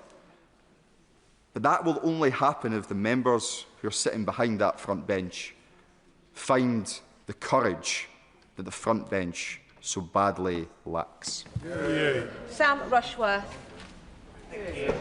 Madam Deputy Speaker, and as others have said, I think it is important that when we speak in this place that we reflect the feelings of those that we represent. And I think that if they see anything in all of this at all, they'll be thinking about Epstein's victims. And as someone who knows more about sexual abuse than I'd like to, I want to make sure that I'm absolutely clear before I make any other remarks that I think that it was wrong to appoint Peter Mandelson, even knowing what the Prime Minister knew at the time. But I will also say this, the Prime Minister has acknowledged as much. He's acknowledged it at this dispatch box, he's acknowledged it to the PLP, and he's acknowledged it to Epstein's victims, who he has apologised to on multiple occasions. As I speak with ordinary people like an auntie that voted for Brexit and didn't vote Labour at the last election, she told me that she thinks the public are sick and tired of hearing about this because we're not addressing the bread and butter issues of their lives. Nonetheless, this is the motion before the House today. I also want to say a word about pressure. And many people have alluded to this being a whipped vote. In many ways, I wish it wasn't, because it would not change the way that I would vote. I intend to vote against the motion before us today, and I would do based on based on my conscience and how I read this situation. Look, I'm a backbencher with really nothing to lose and nothing to gain greatly from loyalty to the government. I've looked at this in terms of the merits of the case. And what I think is also really important is that we do have a robust system of standards in this place and that we don't make a mockery of it. And I think when we have politically motivated charges such as been brought today, it does risk making a mockery of the Privileges Committee and that process. I will gladly give way to you. Time. What does he say to his colleague, the honourable member from South Shields, the member behind him, Hull East, Nottingham East? I don't see it as some politically motivated thing. This is something where it's a serious issue, it's a House issue. He already says he regrets it's whipped. Surely he needs to see beyond whatever the whips have told him. Well, the whips haven't told me very much, but look, I will address the answer. I will address his question as I progress in my speech, and he will see why I've drawn the conclusions that I've drawn. The question is this: has the Prime Minister deliberately or recklessly misled the House sufficient to make a referral to the Privileges Committee? And as I said a moment ago, I think it's important that we treat that properly, because we should not treat lightly this committee. We should not mock it. If we just make political referrals all the time, every time a member says anything where someone could twist or misconstrue their words, we'd be making referrals. Now, it seems to me, from listening to the Leader of the Opposition, that there are two sort of principal claims. One is regarding whether due process was followed, and the other was regarding pressure. And I've been watching, and as we all have, the evidence sessions by the Foreign Affairs Committee. I've been listening carefully to those. We're still awaiting many of the documents, more than 300, that have been referred to the Intelligence and Security Committee, and we're waiting to see what those documents say. But nothing so far that's come out has done anything other than corroborate what the Prime Minister has told us. I'll give way. Just so I make sure that I can follow his logical structure. So when he's saying that the Prime Minister said there was no pressure existed whatever, no pressure whatever, he meant there was no pressure whatever apart from the various types of pressure. Is that right? I will come on to address that point in just a moment. First of all, let's address the point about process. Sir Chris Wormall's letter to the Prime Minister said, "The evidence I have reviewed leads me to conclude that the appropriate processes were followed both in the appointment and withdrawal of the former HMA Washington." Sir Ollie Robbins confirmed that he did not tell the Prime Minister that Mandelson had failed the vetting process, and said, "You are not supposed to share the findings and reports of UKSV other than in exceptional circumstances where doing so allows for specific mitigation of risk." So this is according to him. Kat Little, who appeared before the Foreign Affairs Committee, said, "My view is that due process was followed, because the process I've outlined to the committee is that UKSV make a recommendation and the Foreign Office make a decision as to whether to grant DV." So all the evidence so far is certainly corroborating that view. I want to address your colleague's question about pressure. Clearly, there are different types of pressure that can be exerted. And what Sir Ollie Robbins was clearly talking about was the pressure to reach a decision quickly. And we all know, they know what was going on here in the decision to appoint Peter Mandelson. We had a change in government in the United States. We had no trade deal with the United States, thanks to the legacy that they left us. We had a very difficult situation that meant that we needed a capable ambassador in post before President Trump's inauguration. And there was clearly... I'll give way. member is suggesting that the previous ambassador was not therefore capable. Yeah. It's just not what he said. I'm happy to answer that point, and if they stop chuntering, they'll hear the answer. No, not at all. I mean, it's my personal view, although I'm not an expert in these things, that I probably would have appointed an ambassador. I said I thought the appointment of Peter Mandelson was wrong. I would have probably appointed an ambassador to the United States or left her in post. But that's immaterial to the point that I'm making. The point that I'm making is that number 10 clearly felt time pressure to get somebody in post. There is a difference between feeling a pressure to conclude a process quickly and pressure exerted on somebody to change the decision. And if we listen to what Sir Ollie Robbins actually said, we will see that. I'll happily give way one more time. And I'm genuinely listening to the honourable member's logical process as he ratiocinates through this. I might humbly say that we could do this, we could put this evidence out in a privileges committee, which would be the point of doing it. But in terms of no pressure whatsoever being exerted, and he's talking about the kinds of pressure that didn't include that were exerted, could he give examples of the kind of pressure that wasn't exerted?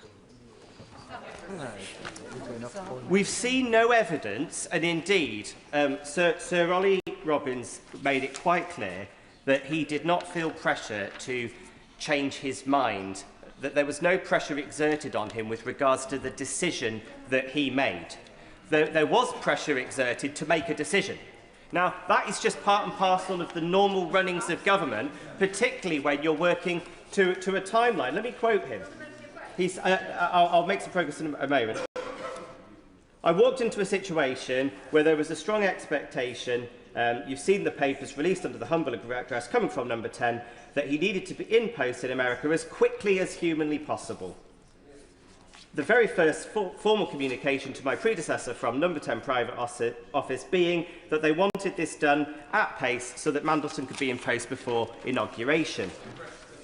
That does not imply that there was some pressure to appoint him against the evidence that came forward. I will give way.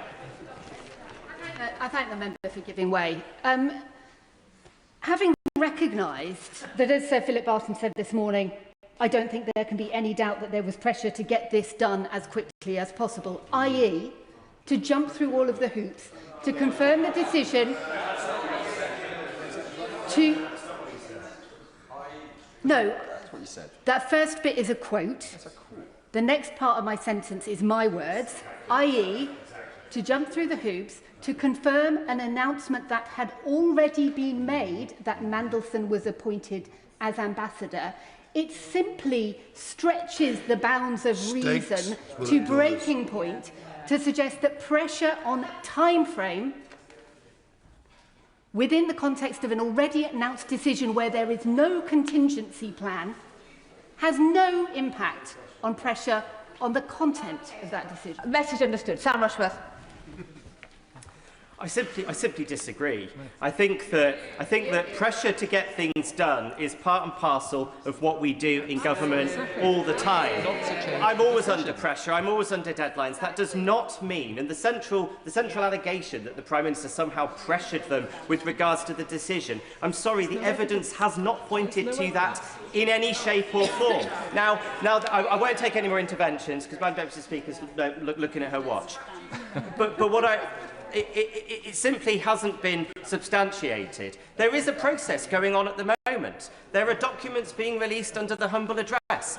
There is the evidence being given before the Foreign Affairs Committee. I do have to wonder why they have not waited until that process was concluded before writing to the Speaker requesting this. Now, I just want to address a couple more points quickly, and I won't take any more interventions. One is that I will acknowledge that there are members on my side today who have suggested, and indeed some members of the opposition, that they're so confident that the Prime Minister has no case to answer, that he should just refer himself to the committee to prove it. I don't think that that's the way that we should be using that committee's time. I think the onus is on this place to decide, has any evidence come forward yet that suggests that there is a case to answer? And I don't think anybody so far has shown any. And People have referenced as well that the former Prime Minister Boris Johnson. May I remind the House that at the point that he was referred to the Privileges Committee, this was not a case of what happened in the FCDO behind Prime Minister's knowledge. This was a case of him saying there were no parties in Downing Street, him then appearing photographed at parties, and then there was a Metropolitan Police investigation and a criminal conviction by the point that he was finally referred to that committee. So I'm simply not going today to indulge the opposition in their games. We all know what this is about. We all know that somewhere in Conservative headquarters right now are graphics being prepared with our faces on it to try to play some narrative to our voters that we're all part of some big cover-up. I think that when we behave like this, frankly, it does a disservice to all of us, and it does a disservice to this place, and I'm simply not going to play their games today. Well said. Alicia Kern.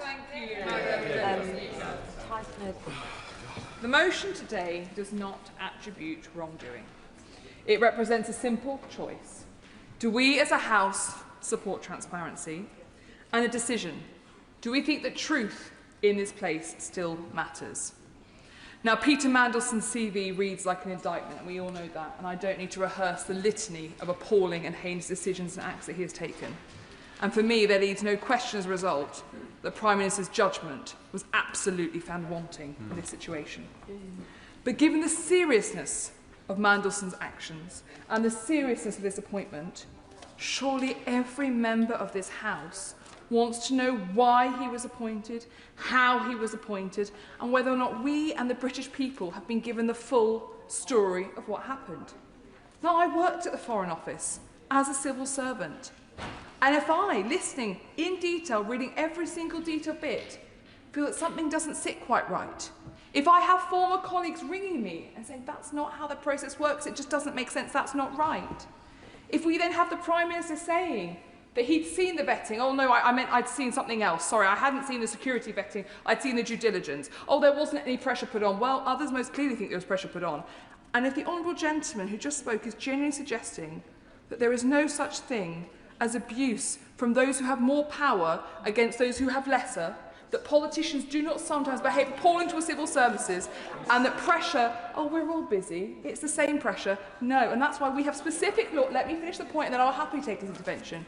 We have specific laws that represent that when someone senior to you puts you under undue pressure or treats you in a certain way, they have to take far more responsibility because they have the ability to exercise that responsibility and authority over you that you cannot challenge. And if the gentleman wants to come back and argue that he does not believe that in hierarchies, particularly number 10, political appointments versus civil servants, there is such an imbalance in power, I will happily have him make that case. So I'm disappointed in the way that she just made that point. But no, what I saw in Sir Ollie Robbins' testimony was that he said that number 10 was repeatedly asking, has the vetting been completed? And that is inconsistent with the idea that number 10 regarded the vetting as immaterial to their decision. Quite the opposite. It demonstrates to me a number 10 that felt that actually this was an important process that had to be followed, and there was of course pressure to complete it quickly. That does not mean that there was pressure to change the outcome, and I'm sorry, but until somebody shows otherwise through evidence, there's no reason why we should believe that. I'm sorry, but the idea that somebody just chasing an update is always done, and can I just check where we are with that? We really would like to get it done. And that there's no concept there could have been any bullying because anyone is just asking for something done a bit quicker. I'm sorry, but that is a foolhardy suggestion by the honourable gentleman. Now, the Prime Minister has come to the House many times, as honourable members would like to suggest, but he hasn't answered the questions. And the Prime Minister himself set the terms. Either he misled the House or he was reckless with the truth, and those are the terms that he set. Multiple people have lost their jobs over this Prime Minister's decision to appoint Mandelson.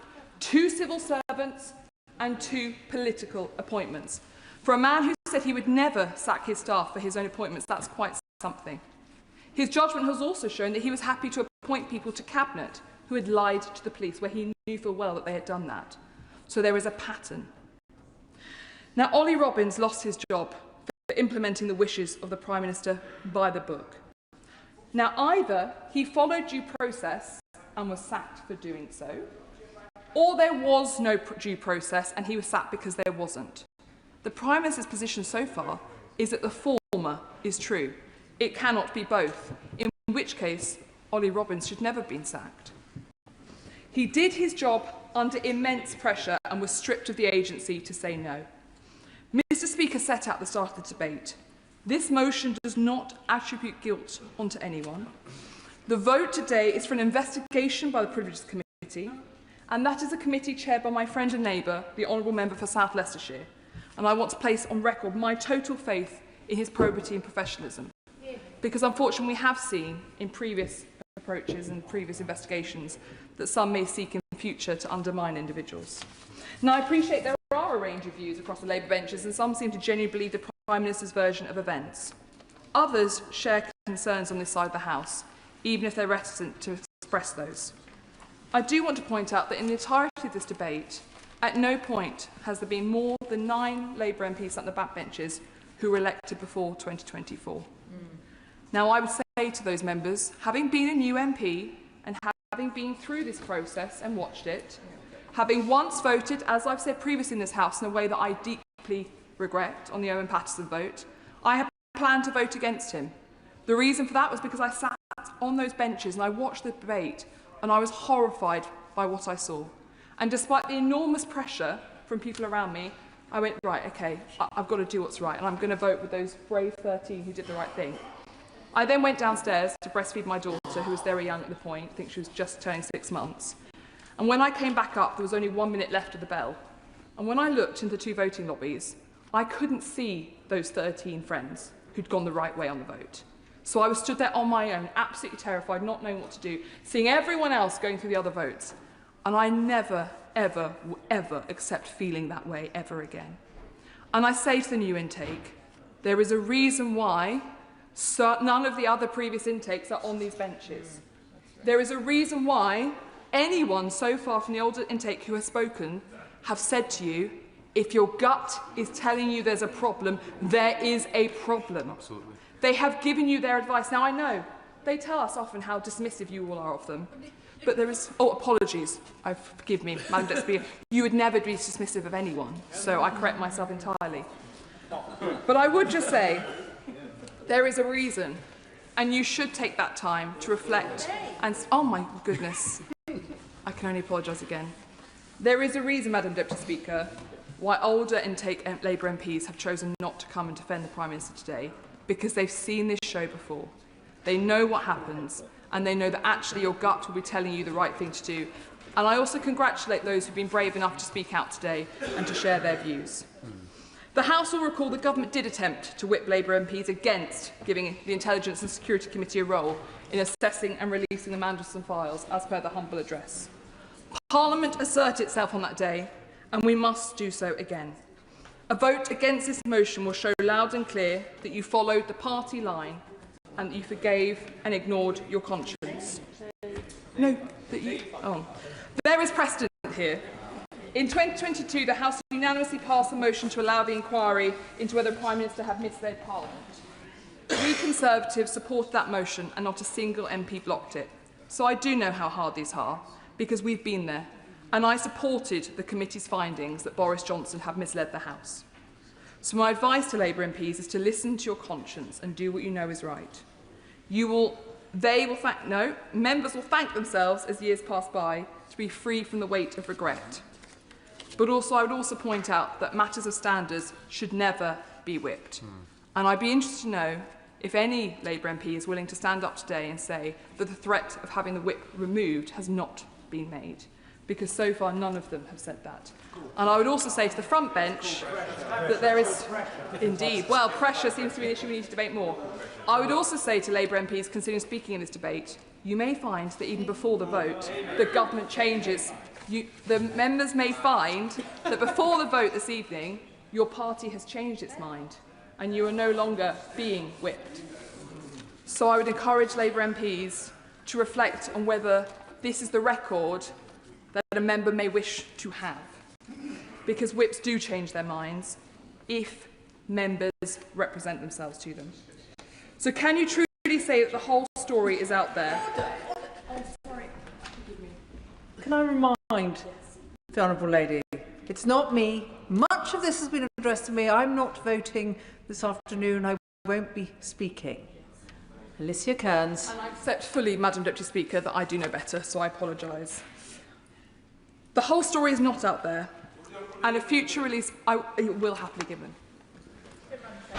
I'm very grateful to the Honourable Lady, and she makes a wise and experienced speech today to this House, reflecting on her personal experience in previous votes. Would she agree with me that the question we must all ask today is, whichever side of the lobby we vote, we must justify that to our constituents? Absolutely. And some members have suggested today that their constituents don't really care about process. They don't really care about whether the truth is told in this chamber, and they're not really interested in this privileged motion. That is most certainly not the case, and that is something members will experience in months to come. Madam Deputy Speaker, I fear that a future release of files will contradict the Prime Minister's version of events further. We discovered only this morning that Jonathan Powell, the National Security Advisor, was also appointed before being vetted. I asked the government about his vetting in February. I was told that national security vetting for the current National Security Advisor was conducted to the usual standard set for developed vetting. Does that sound familiar? Clearly something again went awry. Clearly due process was not followed with the National Security Advisor, and once again we in this House were told that due process was followed. Judgment is revealed not in the exception but in the pattern, and there is a very clear pattern in this situation. I will very happily give way. I'm very grateful to her, and she comes to the crux of this debate today: was due process followed or not? Would she agree with me that the simple fact that vetting must always come before any appointment, the simple fact we've heard this morning evidence in the Select Committee where that was not the case, is very clear that due process was not followed? The Honourable Gentleman is completely right, and we were told repeatedly and consistently that due process was not followed. Now, anyone who wants to tell me it was, I know it wasn't, because I've been through security clearance, which was the first level, where I had to wait for 7 months to hand in my notice to my existing job so I could join the civil service until I got security clearance. Then there was developed vetting, where again I had to wait about 6 months before I could take up that role. And then I went through strap clearance as well. So I've been through the work, so I've been through all of it. And it doesn't sit right with me, the accusation that due process was followed. And fundamentally to the point about Ollie Robbins, it cannot be that due process was followed and therefore he deserved to be sacked. He must have breached due process if he needed to be sacked. In conclusion, Madam Deputy Speaker, I will be voting in favour of this motion. And tonight I will end my day with a clear conscience, knowing that I voted to give my communities the answers that they deserve. And I hope that every member can say the same. Because we are asking whether the man leading our country has the judgment the office necessitates and a commitment to the truth that is required. And at this moment, the country does not believe that that commitment to the truth is there. So let's have it, and let's see if it was. Brian Leishman. Good afternoon, Madam Deputy Speaker. And from the outset, I wish to state my support for justice to be delivered for all the people who were harmed by Jeffrey Epstein and for those involved with him who committed such despicable violations and crimes to be held responsible. The people who were exploited should be at the front of all our minds. It is my opinion that this motion does not come from anything noble, a deep concern for those that were trafficked or abused, nor is it about a protection of democracy or anything of that nature. Of course, this motion is designed to embarrass the Prime Minister and put Labour MPs in an awkward position. And not for the first time as Labour MPs, we are in an awkward position. And not for the first time it's because of the Prime Minister's actions and not that of the opposition. The accusation of secrecy and the goings-on in this place are serious political issues that mean the world to a whole host of our constituents. Sometimes it's in the traditions and protocols of this place, which to many often seem archaic, arcane and totally unrelatable to how they lead their daily lives. People are regularly frustrated at ministers not answering questions at the dispatch box, and equally shadow ministers with amnesia at their own record when in power. People are infuriated watching politicians do the media circuit, slavishly going through the party lines no matter how illogical they may be. All of it just breeds utter contempt in politics and for politicians. People are sick to the back teeth of it all. Now, when I'm out campaigning and knocking on people's doors, they tell me just how irritated they are with politicians who endlessly try to deflect and defend the most absurd and wrong decisions, just because of the party that they represent. Of course, this is not unique to the Labour Party. All parties indulge in this. Conservatives defending the record of austerity that ripped the heart out of communities up and down the United Kingdom. Many in the SNP refuse to take responsibilities for failures in housing, education, health, local authorities and vital public services. But credit to the Right Honourable Member for Aberdeen South for alluding, touching the lightness of touch on some of the travails that his party have experienced. Madam Deputy Speaker, I just want my Labour government to be better than that. It really is a low bar that we have been set, but people genuinely think that we are all the same. They see no real difference. And to echo other honourable and right honourable members, I think the Prime Minister should refer himself to the Privileges Committee.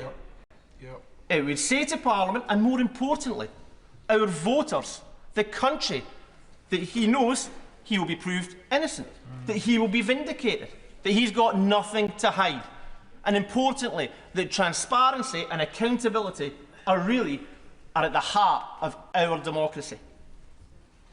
I say to colleagues on this side of the House that we were elected based on the promise of providing change, an end to the scandals and the cover-ups that people are so disgusted with, whether it be Tory lockdown parties or trips to castles, hundreds of miles to test eyesight.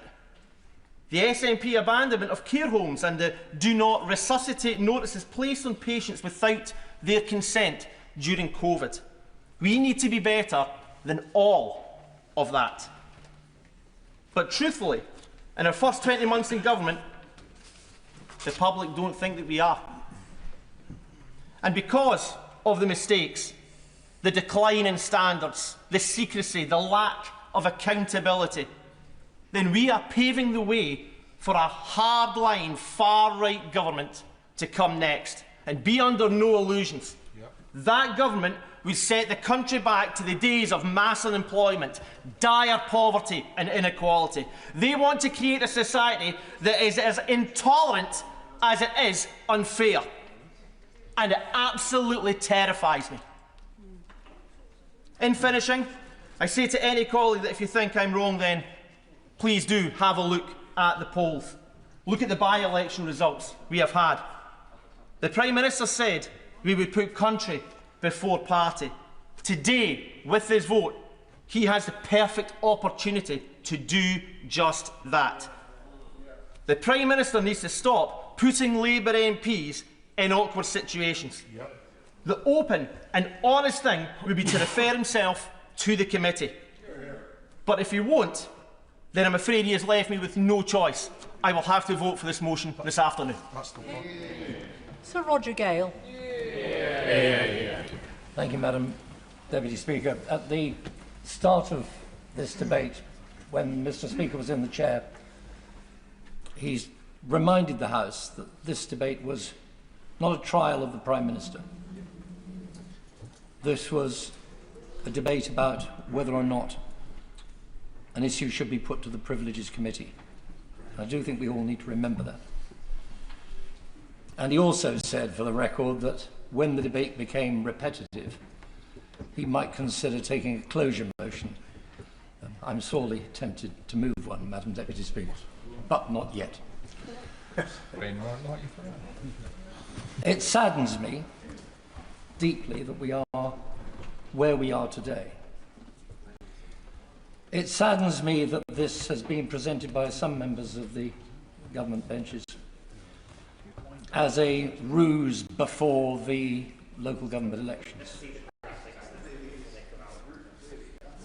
This is about something very fundamental to many of us.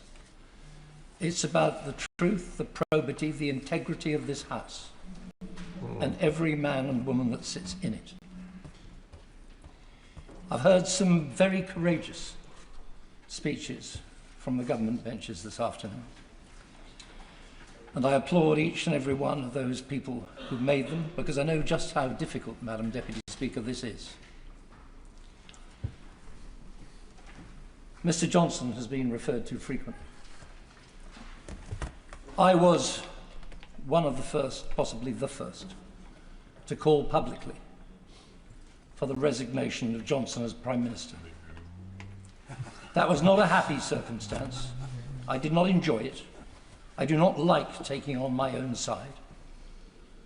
But I believed then, as indeed I believe now, that man was not fit to be Prime Minister.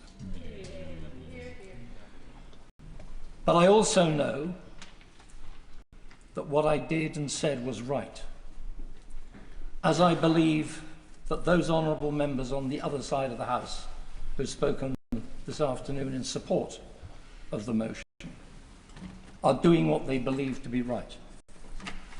I'm horrified, Madam Deputy Speaker, to have to believe that House business is whipped. It should not be. It's been said repetitively that actually the sensible thing to have happened would be for the Prime Minister to refer himself to the Privileges Committee, but if that's not going to happen, then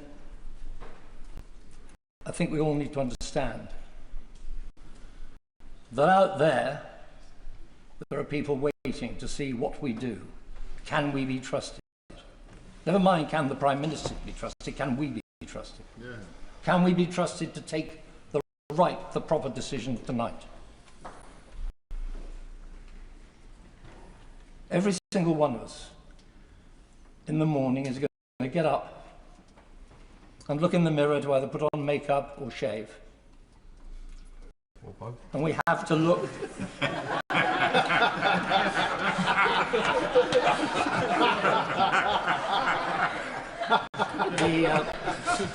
My honourable friend reminds me that my honourable friend reminds me that he did say incorrectly that the vote on Johnson, the call for the resignation of Johnson, was not taken until after the Privileges Committee findings.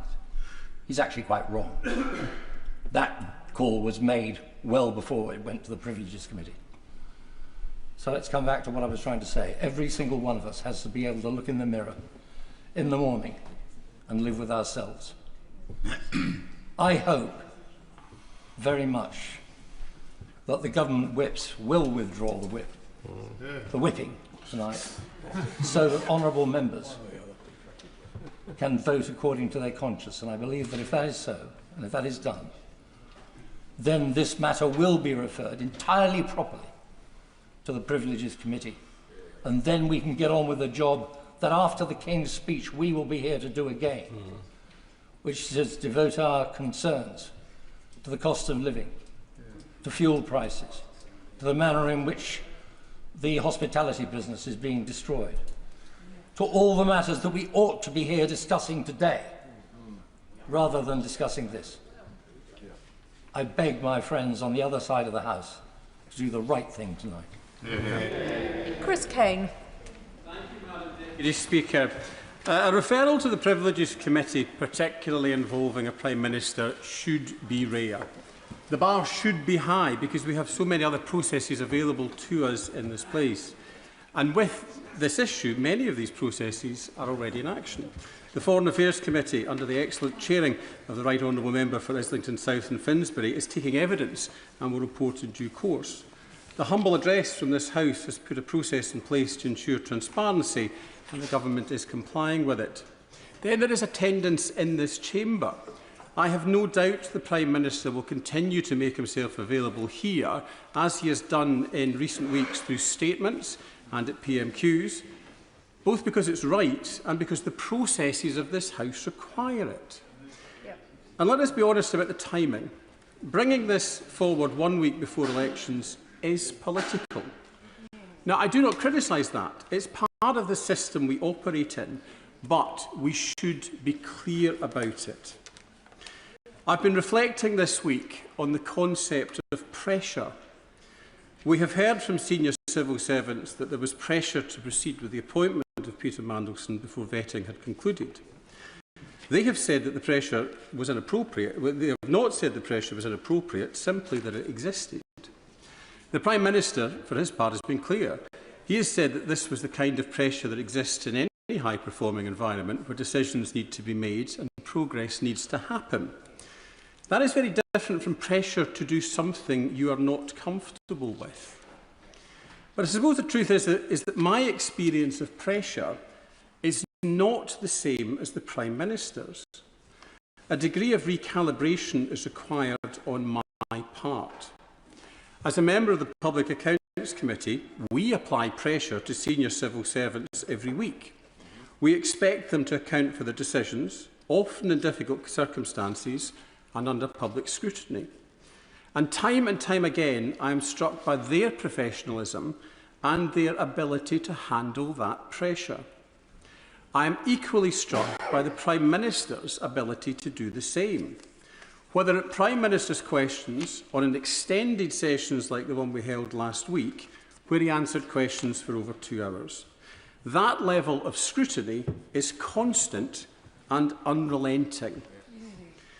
In my time in this House, I have never known the Prime Minister to act in anything other than good faith. He is focused, serious and determined to deliver in extraordinary, difficult circumstances. Is he perfect? Of course not. None of us are. His is an almost impossible job in turbulent times. But that is the nature of government. The public elects a government and gives it time to govern. That requires consistency, judgment and, at times, the ability to change course as circumstances demand. What it does not require is abandoning the course entirely at the first sign that another ship looks to be sailing more smoothly. We are, quite clearly, in the middle of a storm. Not a passing squall, but sustained, difficult conditions. Economic pressure, global instability, and challenges at home that have been building for years. In those circumstances, what matters is not whether the sea is calm, but is whether the vessel is seaworthy and whether the person at the helm knows how to navigate. Now, no ship is perfect. There will always be repairs to make, adjustments to take, and decisions that with hindsight might have been handled differently. But abandoning a ship mid-storm or trying to sink it is a risk. Because that other ship, finding another ship that is sailing in different waters is sailing under different conditions. And let's be honest, that other ship, well, the same storm is heading its way too. So the real question is not whether things are perfect, it's whether we have a vessel that can withstand the conditions and a captain who can steer it. Now, when I look across the chamber, I do not see credible alternatives ready to take us through what lies ahead. On one side, we have a Conservative approach that too often feels like a ship designed for a different age. A wooden ship, not equipped for the realities of the world we are living in now. A vision that looks backwards rather than forwards. And in the other, I see the SNP. if you cannot reliably build and run the ferries that connect your own communities, it does raise serious questions about the readiness to navigate a much bigger journey. Theirs is less of a fully equipped vessel and more like something assembled for the appearance of movement rather than the reality of it. So they give way in that point? Of course I will. Dr. Scott Arthur. Does he agree that it appears the SNP don't have a ship right now? They must have a submarine. Order. I think honourable members will find this is not a debate about the SNP, and perhaps we all ought to confine remarks to the subject that we're actually debating. Chris Kane. Thank you, Madam Deputy Speaker. To finish my metaphor, but not about the SNP, you hold steady. You make the adjustments that are needed, and you focus on getting safely to better conditions. That is the task that's in front of us. And that is why I will be supporting the Prime Minister to continue doing the job he was elected to do, to keep a steady hand on the tiller and guide the country through challenging times.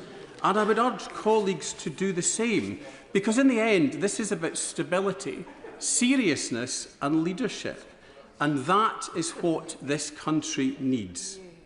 Today's motion feels to me like a distraction from that mission, and so I urge colleagues across the chamber to vote against the motion today.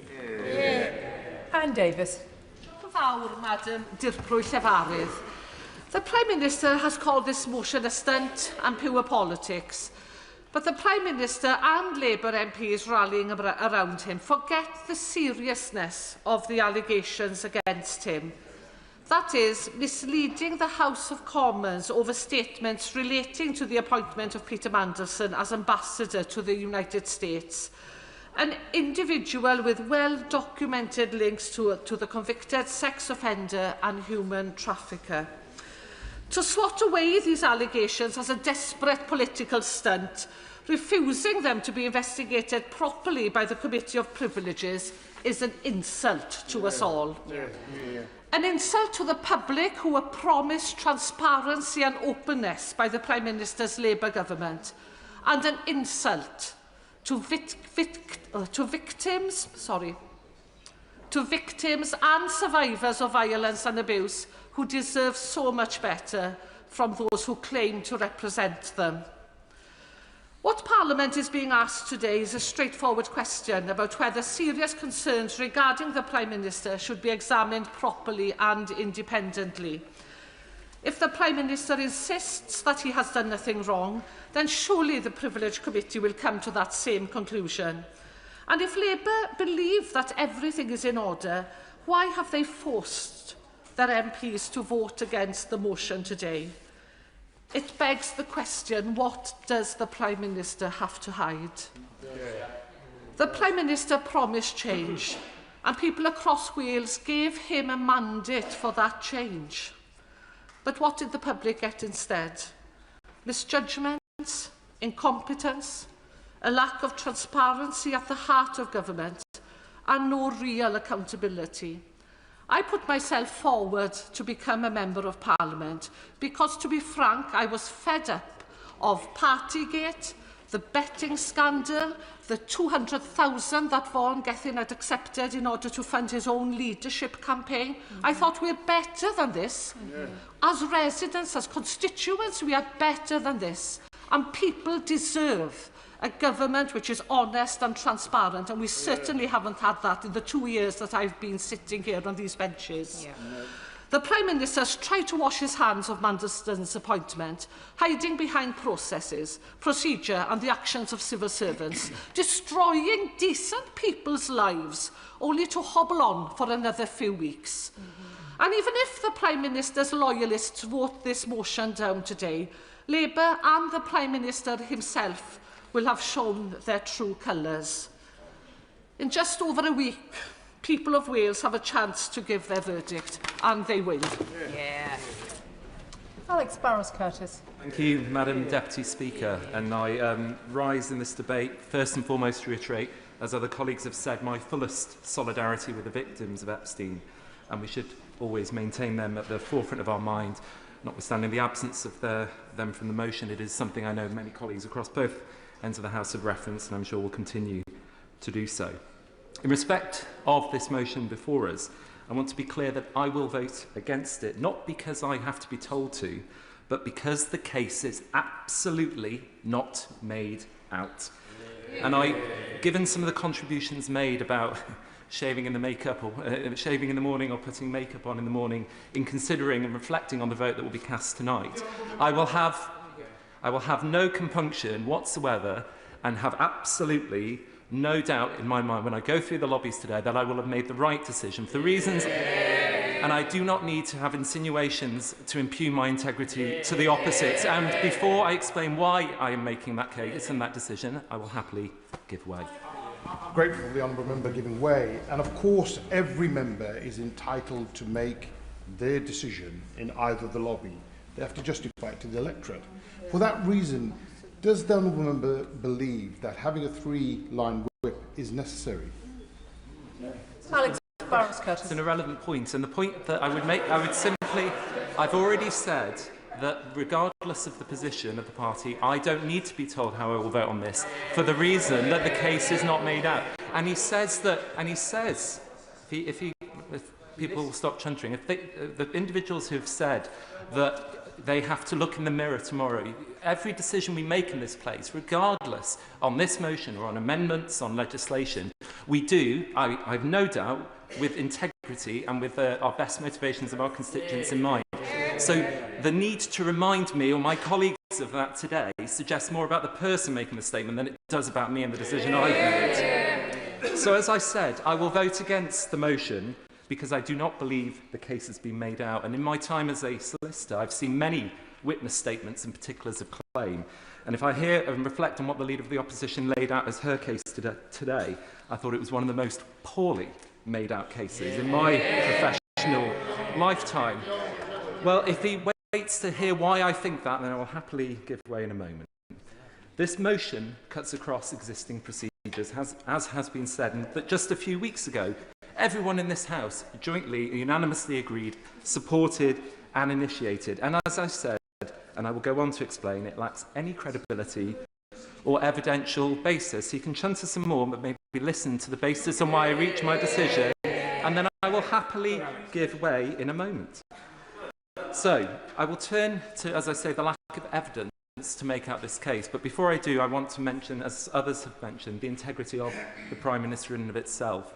I've known the Prime Minister for a number of years, and I know that he is a man of integrity and that he will act without fear or favour and will always be the hardest critic on himself. He has apologised, and rightly so, for the poor and incorrect decision to appoint Peter Mandelson in the first place. He's done it in this House, he's done it to the country, and he has done it, most importantly, to the victims of Epstein. He's very eager. I will give way. Very grateful to the honourable gentleman. He's being most generous. But we haven't really heard the case yet, given that colleagues opposite will be in a similar position to the honourable gentleman. They will know the Prime Minister. They will have known him for years. They will be sure of his integrity or otherwise.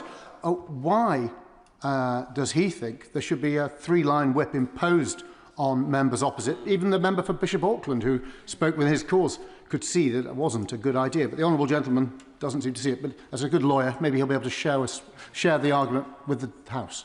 I appreciate his patronising tone, but I will simply say this. I have said that I don't need to be told how to vote in this because I do not believe the case is made out, as I will go on to explain now if I can make some progress.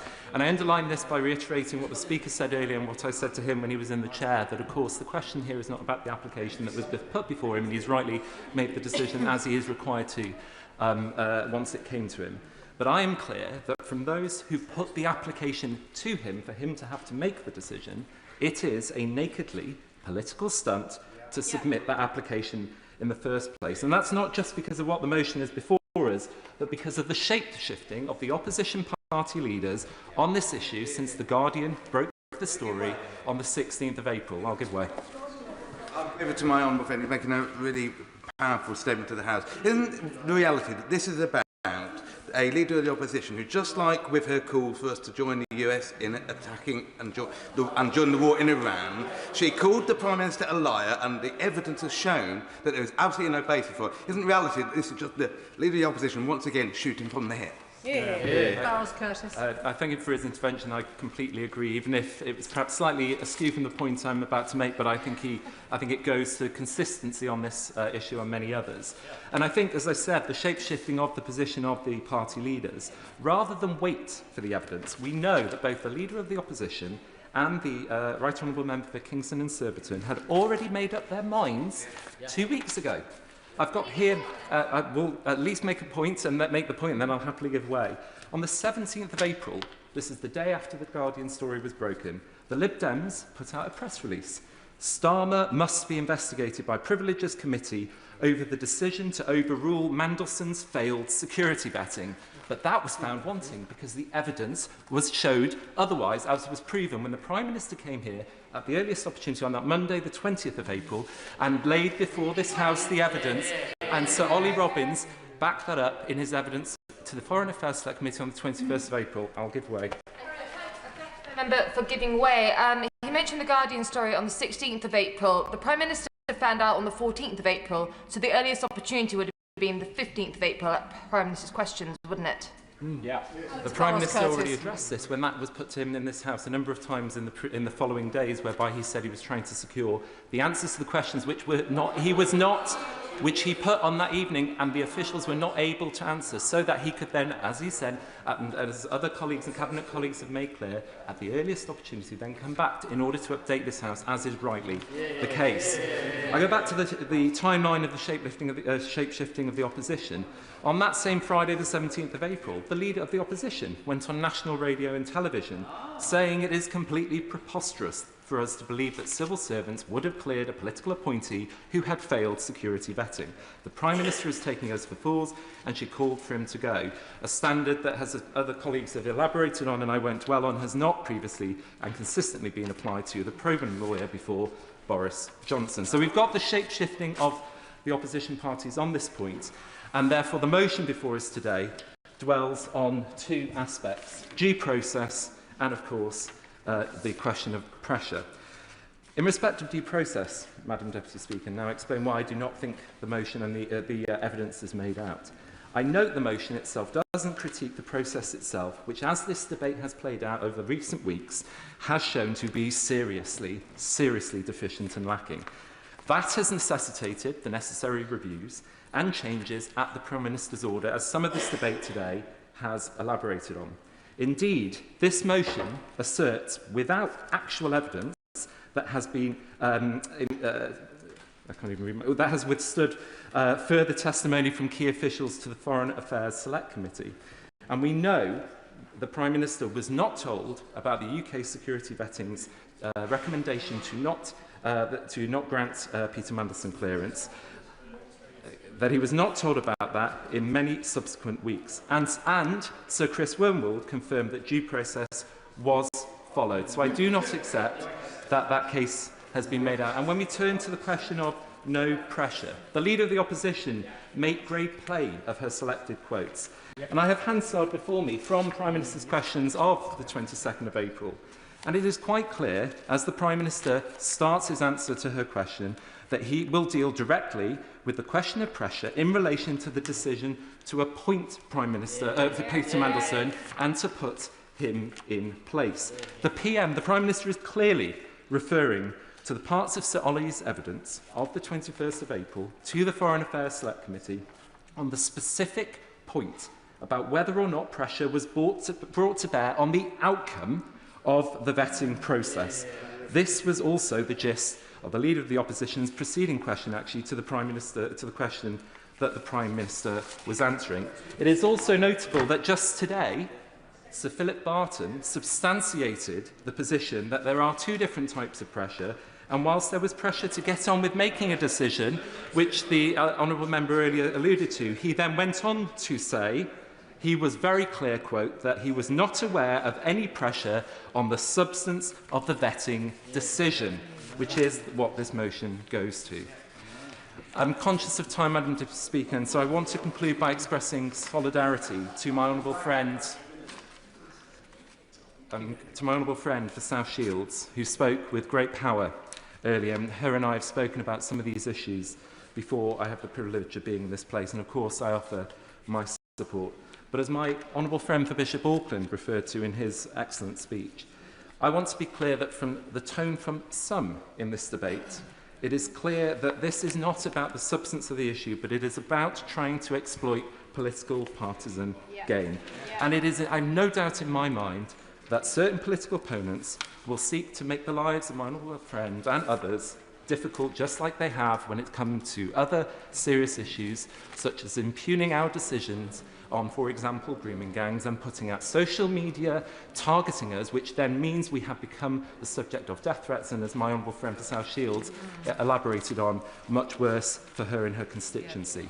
Indeed, the Tory front bench were nodding at this when my honourable friend for Bishop Auckland talked to this earlier.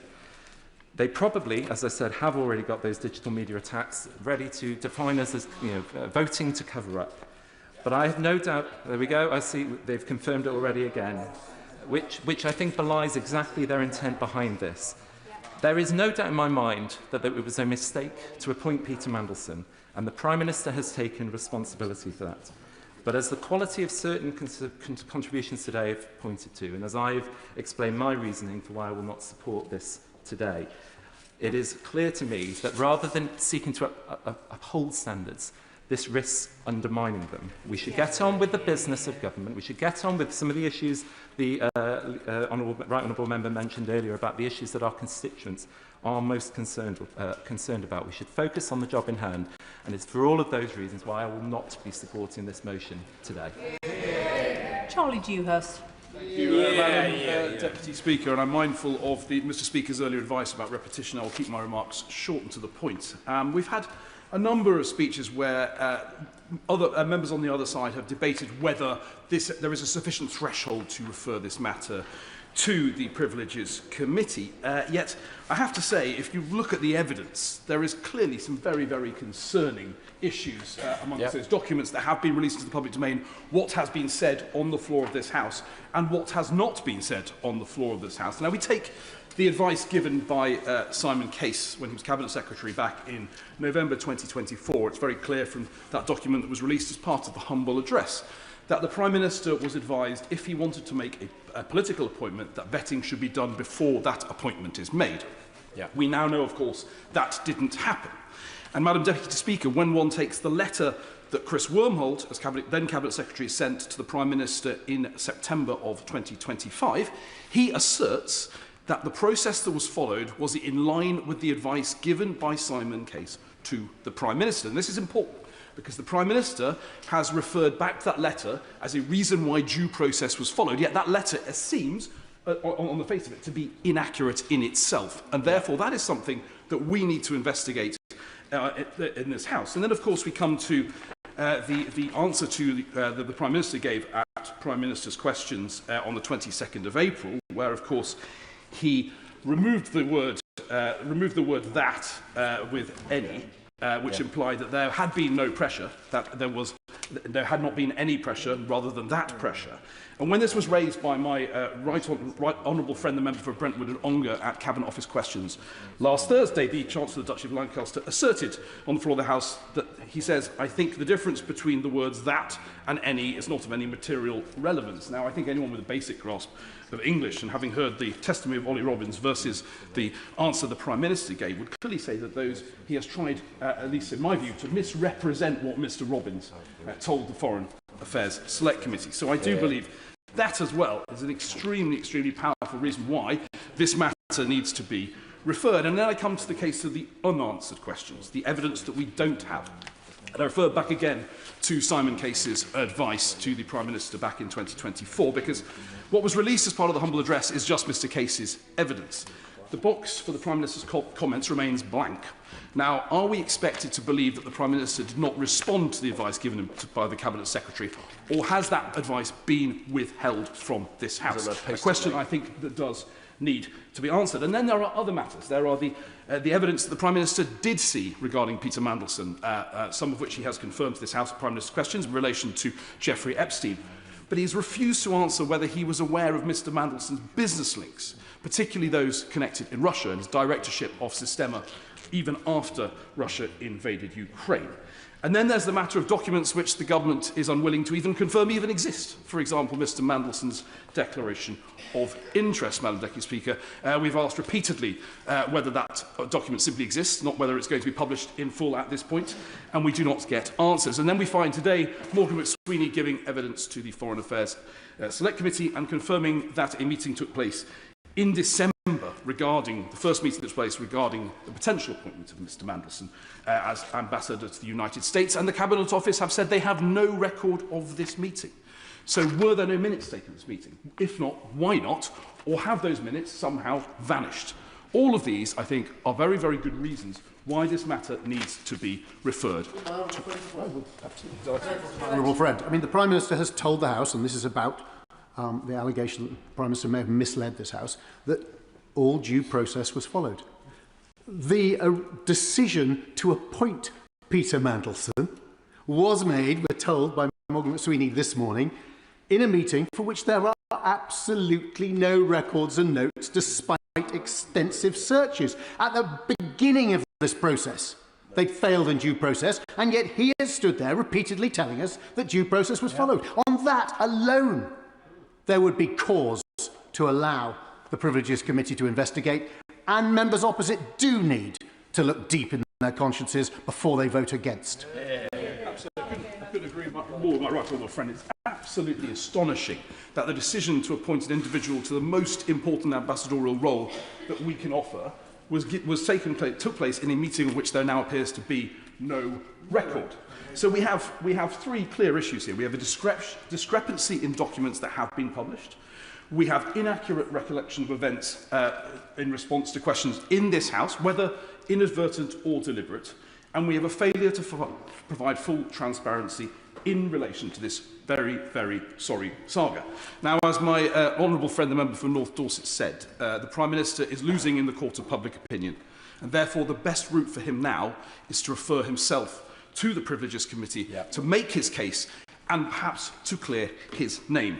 Because as my right honourable friend, the member for Gainsborough, said, it is not necessarily, it's not always the cock-up. And we know in this case the decision to appoint Peter Mandelson was a cock-up. It is the conspiracy that brings you down. Yeah. Joanna Baxter. Thank you, Madam Deputy Speaker. And before I start, let me also pay tribute to the victims of Jeffrey Epstein, because their views have been heard far too little in these debates. Let me also address some of what I feel to be quite patronising comments made to backbench Labour MPs today. Nobody has asked me to speak today, and nobody has put any pressure on me. In fact, colleagues on these benches know that I have my own mind and will express it as I see fit. At a moment of genuine challenge for families across the country, when households are concerned about rising prices, instability abroad and pressure on living standards, the opposition has brought a motion that is ultimately more concerned with political point scoring than practical solutions, and that is deeply regrettable. Because the British public expect and deserve better than Westminster at its most performative. They expect seriousness and rightly expect scrutiny where scrutiny is due, but also expect Parliament to focus on the issues that shape their daily lives. The bills landing on their doormats, the cost of food in the supermarkets, the price of fuel at the pumps, and the strength of the economy in uncertain times. On Peter Mandelson, let me be absolutely clear. He should never have been appointed as our ambassador. The Prime Minister recognised that. He's apologised for that. He did so properly, repeatedly, with transparency and accountability, and with respect to the victims of Jeffrey Epstein. That was the right course of action, and I would not have expected anything less from the Prime Minister, because I too have known him for many years. I have worked with him as he sought to rid our party of the stain of anti-Semitism, which has now infected others. I've seen him stand up to Putin when others have taken bribes from his allies.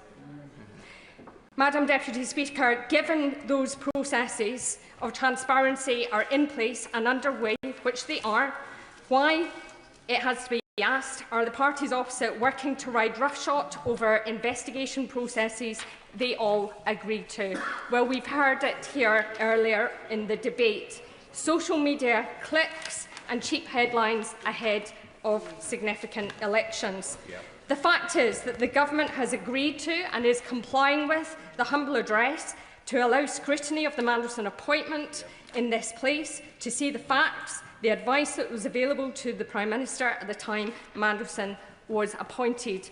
And my right honourable friend, the member for Islington South and Finsbury, is chairing a select committee inquiry to which key figures involved in the Mandelson appointment have rightly been summoned. And the Prime Minister has come to this House repeatedly to answer questions about that appointment. As has been already expressed, politically motivated use of the Privileges Committee procedures risks undermining those procedures. What is clear, the circumstances the opposition hoped would come to light, which they hoped might bring down a successful Labour government, have been nothing more than conspiracy. First, they said that the Prime Minister must have known that UK security vetting recommendation was to reject the vetting for Peter Mandelson. Yet Ollie Robbins confirmed to the Select Committee last week that he had chosen not to share that crucial information with the Prime Minister. They were wrong. They said that the Prime Minister was wrong to say that due process was followed, yet Chris Wormold has confirmed in a letter to the Prime Minister that the process was followed. In his own words, the evidence I have reviewed leads me to conclude that appropriate processes were followed in both the appointment and the withdrawal of the former ambassador to Washington. Again, they were wrong. How could the Prime Minister have taken any other assessment than due process was followed when it was spelled out to him in black and white from his own officials? Those are not rumours, they are not talking points, they are facts, and facts matter in this place. Many good colleagues on these benches, and indeed I'm sure some on the others, know deep down that the #1 issue facing our constituents is the cost of living fallout from Trump's war in Iran, a war aped on by parties opposite. They know that because when we've been out on the doors in the lead up to the elections in May, that's what voters are telling every one of us. They're worried about their bills, the prices at the pumps and the prices in their supermarkets. And while some in this House want to engage in political stunts, this very afternoon the Prime Minister is convening a committee on the response to the conflict in the Middle East, on how we support the British economy, our services and, most importantly, our constituents. What is clear is that there is only one party focused on the job of delivering for the British people, and it is the one that the country voted for in the last election. The Conservative Party, after 14 years of chaos, scandal and economic recklessness, now wants to lecture anyone else on standards in public life is galling.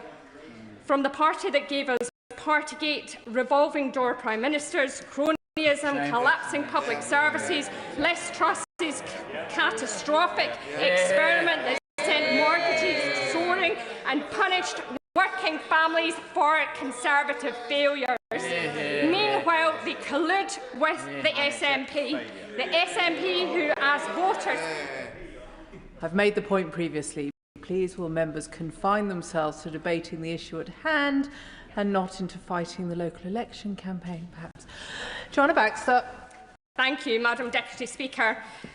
Those are the issues we could have been debating today, but instead we are debating a political stunt. This government is standing up for the British people, showing leadership in our support for Ukraine, bringing our national rails services back into public ownership, delivering our historic Employment Rights Act, amongst many others. Madam Deputy Speaker, when I vote this afternoon, I do so knowing full well I was elected to serve on the priorities that matter to the people of Paisley and Renfrewshire South. Their bills, their security, their welfare, and I will vote to ensure that we have a government that continues to focus on those priorities. Richard Tice. Thank you, Madam Deputy Speaker. Well, the motion to refer the Prime Minister to the Privileged Committee revolves around two words, Madam Deputy Speaker. Pressure. That's the first word, and it's absolutely vital. Also, process. And, of course, the Prime Minister is the master of process.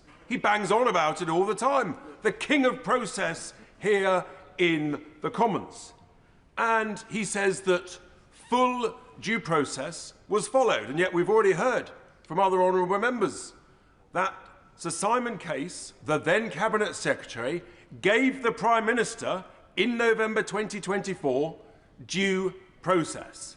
He said that actually the vetting and the due diligence should be carried out before confirming the choice of ambassador. The Prime Minister chose to avoid that due process. There is a second key element of due process that I don't think has been properly teased out so far this afternoon, and that is with regard to the timing of the decision on vetting through January 2025. Because if full due process was being followed, then the security authorities, the vetting authorities, should have been allowed to take whatever time they deemed necessary to make their judgment. And with regard to Mandelson, goodness me, there's a lot to go through to check that clearance. Clearly, we've heard from a number of senior civil servants that actually they were not allowed to carry out full due process and to take as long as they determined was necessary, even if that took them beyond the inauguration of the President of the United States. No, I bring you on now, Madam Deputy Speaker, to the second word, which is whether or not any pressure whatsoever was applied. And we've heard from not one, not two, but from three separate senior civil servants that actually the pressure was not on the decision itself, the pressure was indeed on the speed of the decision, because the decision had already been taken by not following due process. And we have heard Sir Ollie Robbins confirm that pressure was felt to get on with the decision.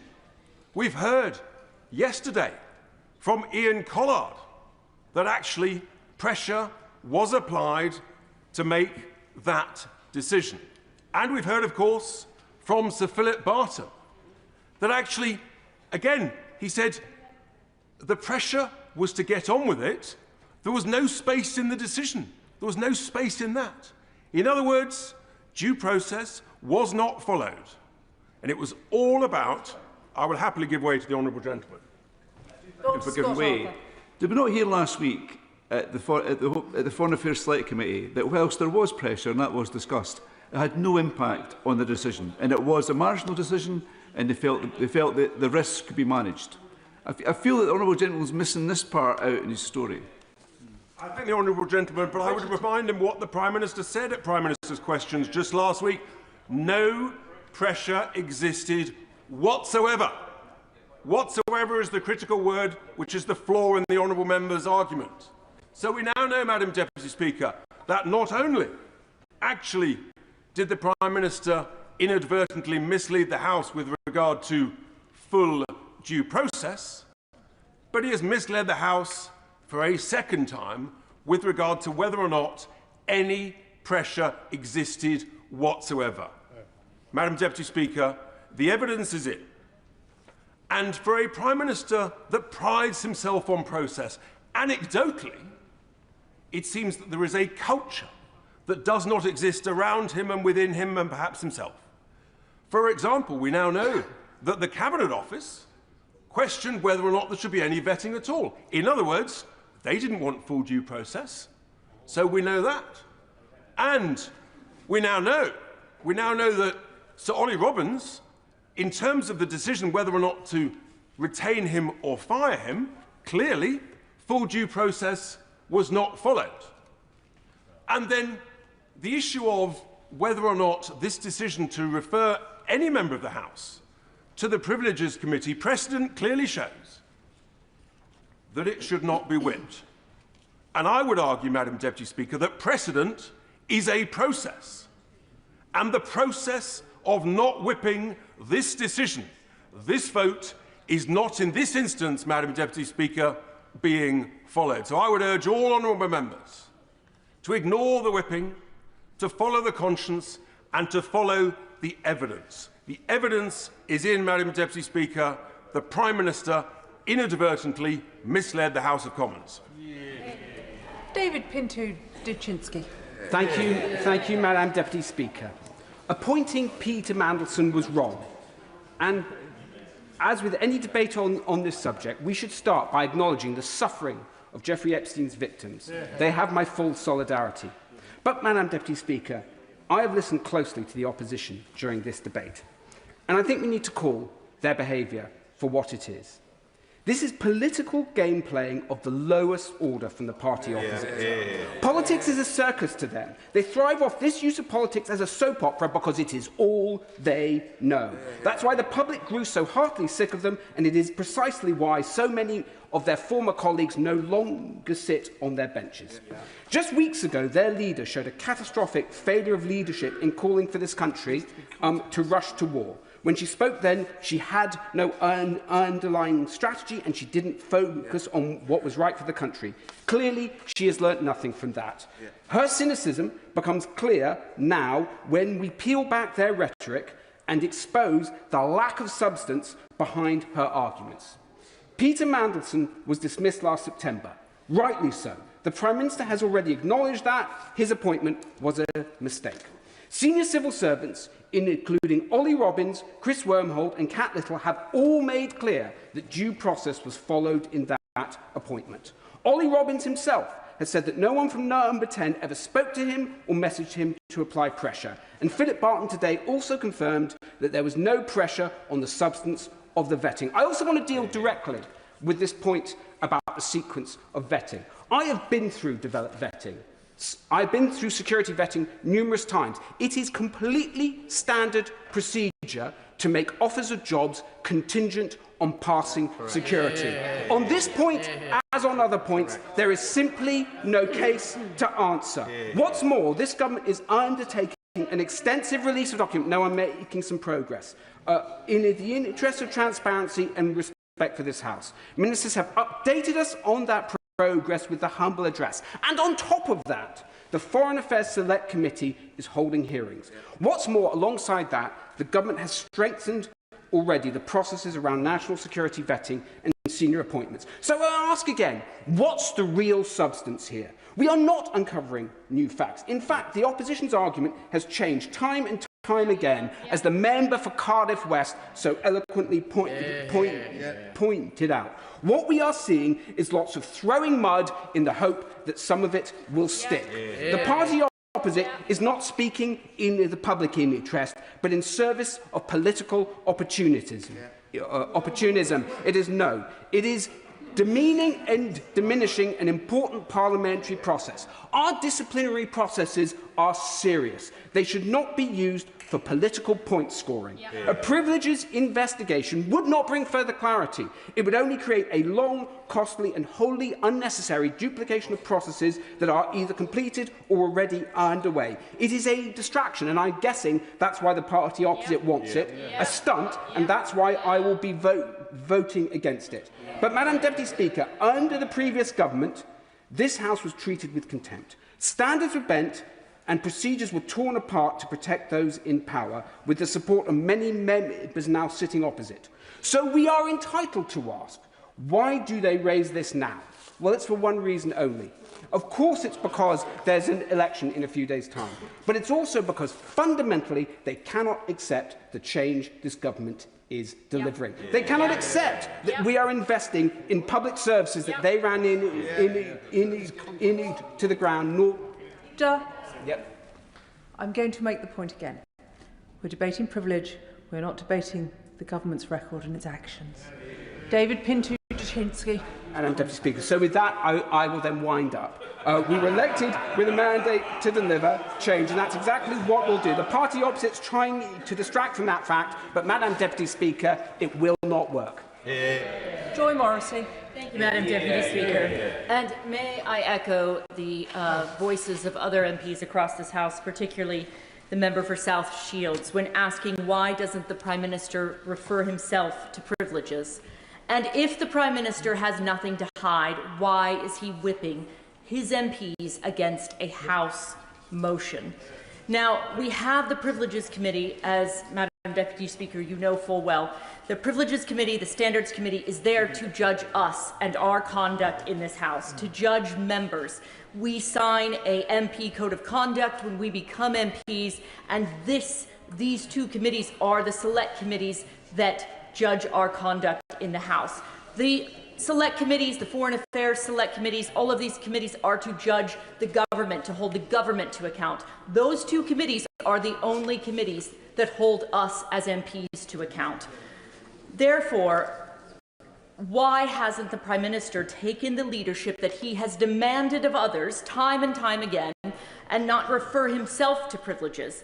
He has demanded others resign for far less trivial matters. He has referred and demanded that others be referred to privileges and standards. But why have the rules changed for him? Now, we could spend another afternoon laboriously analyzing who did what and when. Another week of the Prime Minister telling us what he didn't know and wasn't responsible for. That the buck stops anywhere but here. This is from the man who has made a career of standing on the moral high ground, damning others for behavior he is now demonstrating, demanding others do the honorable thing, something we now see he is clearly incapable of doing himself. Instead, choosing this painful spectacle, clinging on until inevitably those sitting behind him or beside him dispense with his tarnished services, which we all know they will do soon. And I note, Madam Deputy Speaker, many are absent from the front bench, perhaps on full-time leadership maneuvers as we speak.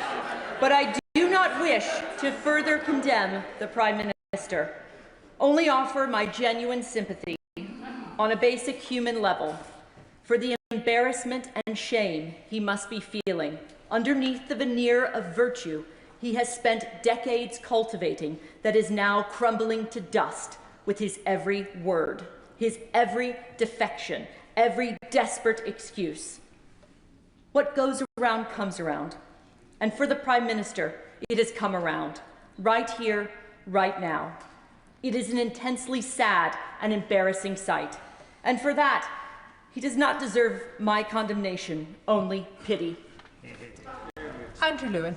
Thank you, Madam Deputy Speaker. In advocating for the motion today, the Leader of the Opposition, who I see is just returning to her place, I know she was waiting for me, her essential argument, I believe, is that we in this House have not spent enough time debating this issue and that perhaps just one more committee would be the answer. Madam Deputy Speaker, before we began our debate today, 5 statements, 2 debates and more than 13 hours of debate here in the House of Commons. That's my count of how long we've been discussing the Mandelson issue. That's a small c Conservative estimate because it cannot account for PMQs, all the other ministerial questions, and it is of course distinct from the hearings, the very important hearings, being held by the Foreign Affairs Committee and the Intelligence and Security Committee, as it forensically carries out its work in compliance with the humble address and the release of all papers relating to Lord Mandelson's appointment as the Ambassador to the United States. Madam Deputy Speaker, I do not believe that the British public believe that just one more committee is the answer. But I do want to set out why I think we are at an important juncture and look at three actions that have been taken by the government.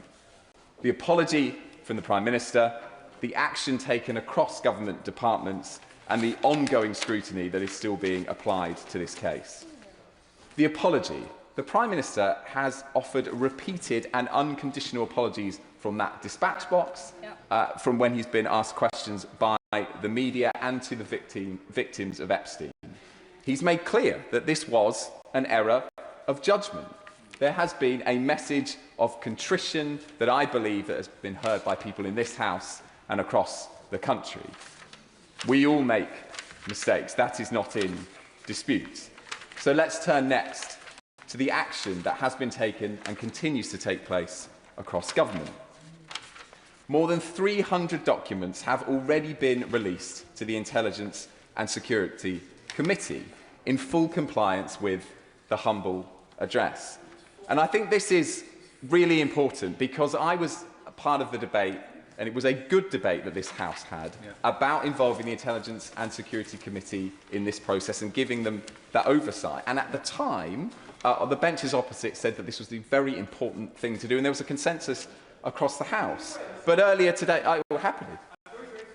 Given way, I too was in that debate, and if the member remembers, as the House will show, it was the decision during the debate to suddenly do that. The government was going to vote against having the humble address. It was only because members from both sides of the House, particularly the Security Committee, put themselves forward to say, we have an option here. So the reason we were actually having the debate in the first place was because this side of the House compelled the government to come to give that papers away. He can't have it that it was just put out there by his side.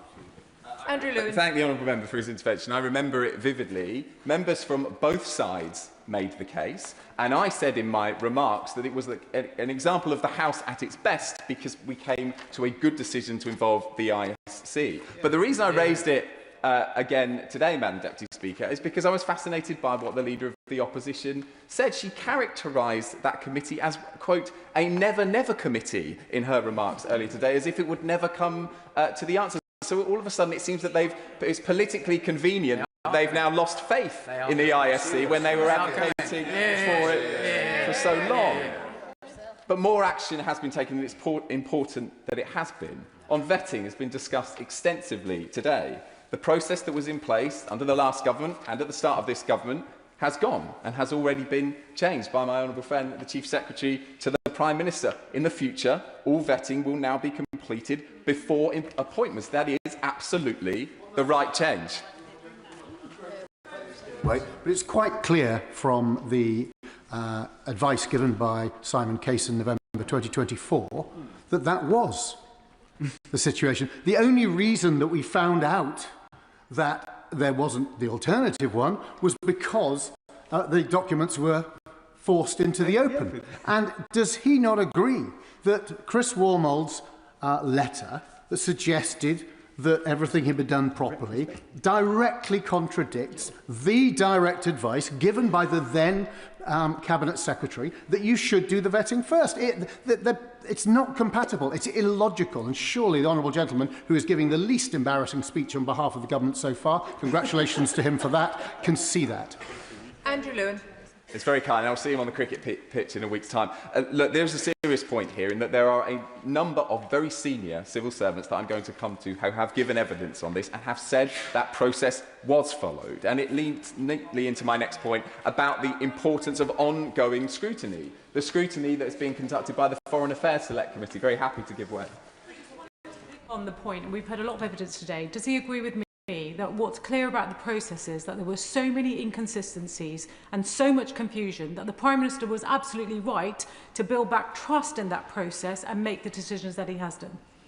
Thank you. I appreciate the intervention of my honourable friend. I think he was absolutely right, and the House was absolutely right, to accept the humble address, to involve the Intelligence and Security Committee, and to give the Foreign Affairs Committee all the scope that it needs to ask questions of the key actors in the process. And just to remind the House, in the last few weeks and days, we've had evidence in public from Cat Little, Sir Oliver Robbins, Morgan McSweeney, and of course the Prime Minister himself repeatedly from that dispatch box. Madam Deputy Speaker, the Prime Minister and the Government is not hiding. It is putting everything in the sunlight, as an honourable member suggested earlier.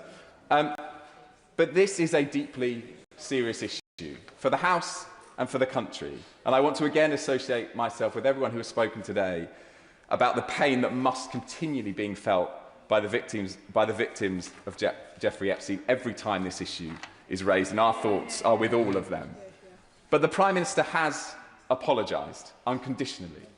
He has acted, and the Government has acted, and scrutiny from 2 committees is still ongoing. So the judgment before us today is not whether scrutiny should happen, because it most clearly and evidently is. It's whether we should support a conveniently timed motion from the Leader of the Opposition to refer the issue to one more committee. I'm afraid, Madam Deputy Speaker, I do not believe that is the answer, and I would trust the judgment of this Prime Minister over the Leader of the Opposition every day of the week. Saoirse Eastwood. Thank you, Madam Deputy Speaker. I just want to put 2 things on record here before I commence my remarks. So the Labour Party don't stand for election in Northern Ireland. We do not have elections next week or the week after. So everything I'm about to say has got absolutely nothing to do with a so-called political stunt, but everything to do with the integrity of this House. And by the way, I find patronising the context that we shouldn't be discussing these things because the government of the day want to get on with the cost of living. I have had 2 car bombs at the edges of my constituency in the last 5 weeks, so believe me, there are much bigger things that I would prefer to be talking about at this time. However, it is incumbent upon everybody in this House to make sure that everything we're doing is completely above board. Now, last week, I posed the question. I don't know why Mandelson was appointed. Prime Minister then said it was a mistake. But here's what I don't understand. Everything that was out there about Mandelson that would have been cause for concern was open source material. It was out there. Peter Mandelson wouldn't have survived the vetting for a kids' football club, and rightly so. And yet we're expected to believe from those benches that it's nothing to see here, we're going to do some process here and there, it's a bit of a hoo-ha, as if there's been a bit of opprobrium around an appointment of a local Rotary club. This is the government of the United Kingdom and Northern Ireland. And we need to make sure that everything that is done here has the trust and confidence of the people that we are sent to represent. One of the things that I'm really passionate about is people being able to get on in life. But if you look at the social mobility figures for the UK, they are declining steeply. And that should be a concern for us all. But don't worry about that. It seems to be jobs for the boys going great guns over the road there. Instead of a meritocracy, it's a chumocracy. And that is at the nub of this. We cannot get answers as to why this was done. So what I'm asking today, will the real Prime Minister please stand up?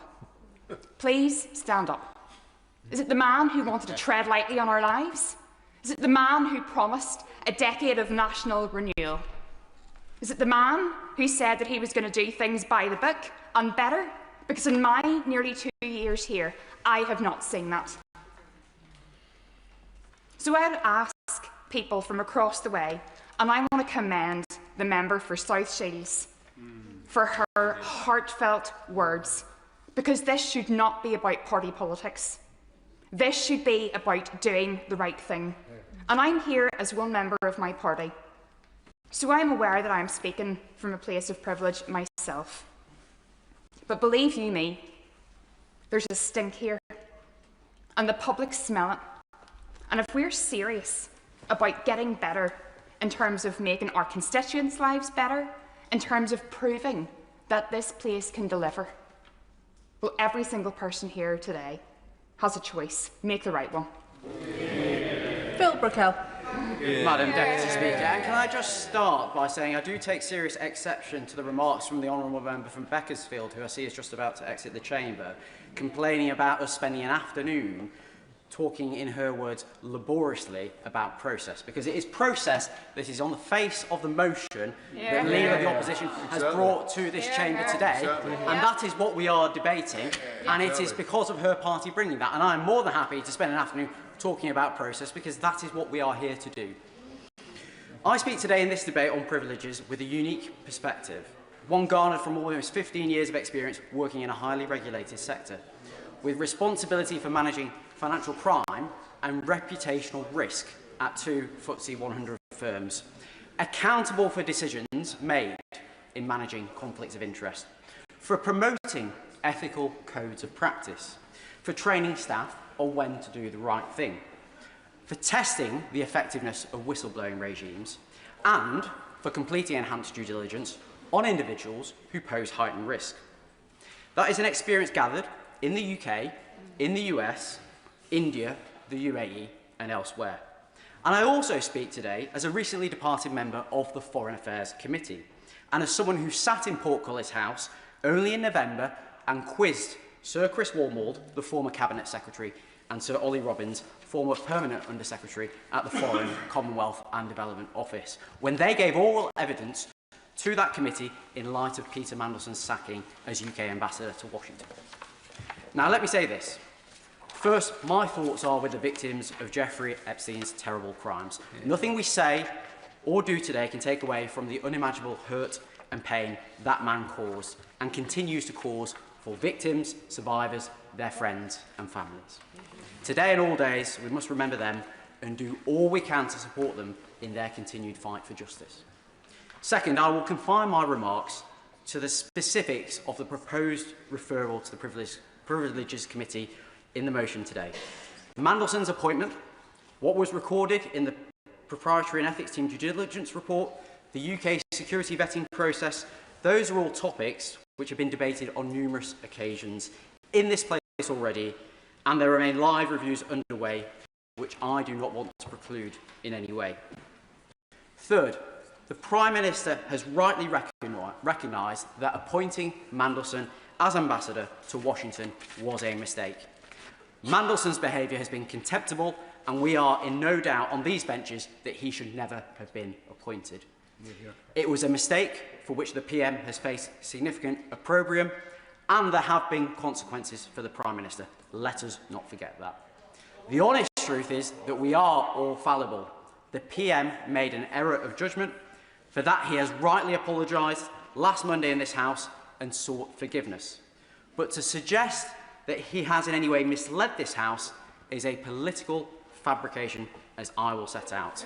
It is anchored not in a truth, but in a smokescreen of political mendacity, which supposes a cock-up somehow equates to a conspiracy. Now, the opposition may wish to move a motion to have the Prime Minister referred to the Privileges Committee, something which has not happened since Boris Johnson's referral back in the early part of 2022. That case then, and the matters being debated today, are like chalk and cheese, because Johnson was referred to the Privileges Committee for the most egregious of lockdown breaches, partying in number 10 in breach of the rules, while we all made daily sacrifices to contain the virus, denying that he had breached the rules, and then doubling down on his denials. And reading back through the 108-page final report of the Privileges Committee from 2023 gave me flashbacks, especially recalling that Johnson misled the House on no fewer than 6 occasions, that he misled the Privileges Committee itself, that he breached confidence, that he impugned the committee and undermined the democratic processes of this House, and perhaps most importantly, that he was complicit in a campaign of abuse and attempted intimidation of the Privileges Committee itself. I mention all of the above not to advance a political argument, rather to warn Conservative colleagues that the country does not forget what took place the last time the Privileges Committee convened to consider a PM's conduct and advise them to take heed of that history. I will give way. I thank my honourable friend for giving way.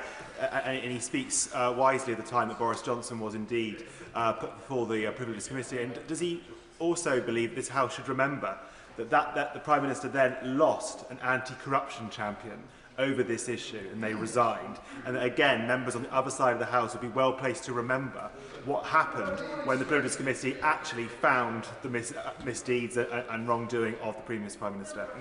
Well, my honourable friend makes a very valid point, and he is a noble campaigner on cleaning up this House and the public sector more broadly. Now, today's opposition motion supposes the PM may have misled the House due to statements he gave in this place, first about due process and second about pressure. This is a complex topic, and given the forensic demolition of today's motion by my honourable friend, the member for Cardiff West, with reference to pressure, I will focus my remarks on due process. Now, before I speak more pointedly to process, as flagged by the opposition, let me say this. I have no special access to information. I've not spoken to any of the individuals concerned regarding Mandelson in any way, shape or form since the humble address. I offer only my analysis based on the documents we have been given before us and statements made to this House by the Prime Minister and others when giving evidence before Parliament. And I speak as a member of this House determined to drive up standards in public life, to improve the integrity of our system of government and to work constructively with members of all political persuasions to improve the standing of politics as a force for good out in the country at large. That's why only last week I met with the Ethics and Integrity Commission to give formal input into that body's workstream to tighten rules about financial disclosures, lobbying and the operation of the business appointment rules as they relate to ministers and senior civil servants. But first, let us consider ongoing proceedings, because on the 4th of February, this House passed a humble address relating to the appointment of Peter Mandelson as His Majesty's Ambassador to Washington, D.C. It directed HM Government to, and I quote, lay before this House all papers relating to Lord Mandelson's appointment, including but not confined to the Cabinet Office due diligence which was passed to number 10, the conflict of interest form Lord Mandelson provided to the FCDO, material the FCDO and the Cabinet Office provided to UK security vetting, as well as, amongst others, and again I quote, all information on Lord Mandelson provided to the Prime Minister prior to his assurance to this House on the 10th of September 2025 that full due process was followed during the appointment. Now, subject to agreed redactions for national security and international relations purposes, as agreed with the Intelligence and Security Committee, the first volume of material was published by the Cabinet Office on the 11th of March. And the Foreign Affairs Committee has taken evidence from Sir Ollie Robbins, former Permanent Under-Secretary at that department. That took place last Tuesday. On Thursday, the Foreign Affairs Committee heard from Catherine Little, Civil Service Chief Operation Officer and Permanent Secretary at the Cabinet Office. And earlier today, it heard from Sir Philip Barton, previous Permanent Under-Secretary at the Foreign Commonwealth and Development Office, as well as from Morgan McSweeney, former Chief of Staff at 10 Downing Street. And there is also a separate live police investigation being undertaken by the Met into Mandelson, which the Cabinet Office will be keen to avoid prejudicing. It will require a delicate balancing of information so as to ensure that detectives are able to conduct their vital work without it being in any way overshadowed by ongoing parliamentary inquiries. Which brings me to the reasoning for today's debate brought by the official opposition. Now, on the first limb, due process. To the best of my ability, my understanding is that the opposition contend that due process was not followed, one, because UK security vetting took place after Mandelson's appointment, and two, because his vetting decision was not escalated for discussion with number 10 or the Cabinet Office. On the sequencing of events, let me set the record straight as I see them. When the Cabinet Office published its first volume of material, after the humble address, it included a file note marked Official Sensitive, Personal and Staffing, dated the 11th of November 2024. Advice to the Prime Minister, options for His Majesty's Ambassador, Washington. In that note, written to the PM by Simon Case, Cabinet Secretary at the time, it is laid out in very clear language that one option was a political appointment, as was undertaken when Ed Llewellyn was appointed as HM Ambassador Paris by David Cameron in 2016, and as HM Ambassador Rome by Boris Johnson in 2022, for which there was a clear process to go through. To quote Lord Case in that note to the PM, if this is the route you wish to take, you should give us the name of the person you would like to appoint, and we will develop a plan for them to acquire the necessary security clearances and due diligence on any potential conflicts of interest or other issues of which you should be aware before confirming your choice. A letter is then needed from the Foreign Secretary to the PUS to FCDO formalising the decision to make a political appointment. That was in November 2024. Simon Case's note was followed up by another note dated the 11th of December 2024 from the PM's Principal Private Secretary, Nin Pandit, noting due diligence had been sought from the Propriety and Ethics team in the Cabinet Office on Mandelson, checks which were conducted by PET on the 4th of December 2024. Then after that, the PM's Chief of Staff discussed Mandelson's relationship with Epstein and noted the PM's Director of Communications was satisfied with Mandelson's responses to questions about contact. Importantly, this was before further information came to light in September of last year, when it was identified that those responses were not truthful. The PM's PPS, I'm going to make some progress if that's okay, because I want to make sure that I just don't like I'm in the flow of things, and I want to make sure. Well, I'm not halfway through yet, so I've got a long way to go. The PM's PPS flagged that the relationship between Mandelson and Epstein would be gone over with the Prime Minister by his private office, and the Principal Private Secretary noted that after a decision to proceed was made, only then would a decision be made as to when to make any appointments and announce it, and when the new ambassador would take up post, subject to a letter from the Foreign Secretary to the Permanent Under-Secretary at the Foreign, Commonwealth and Development Office, followed by approval by the King, and then agreement being obtained from the US administration.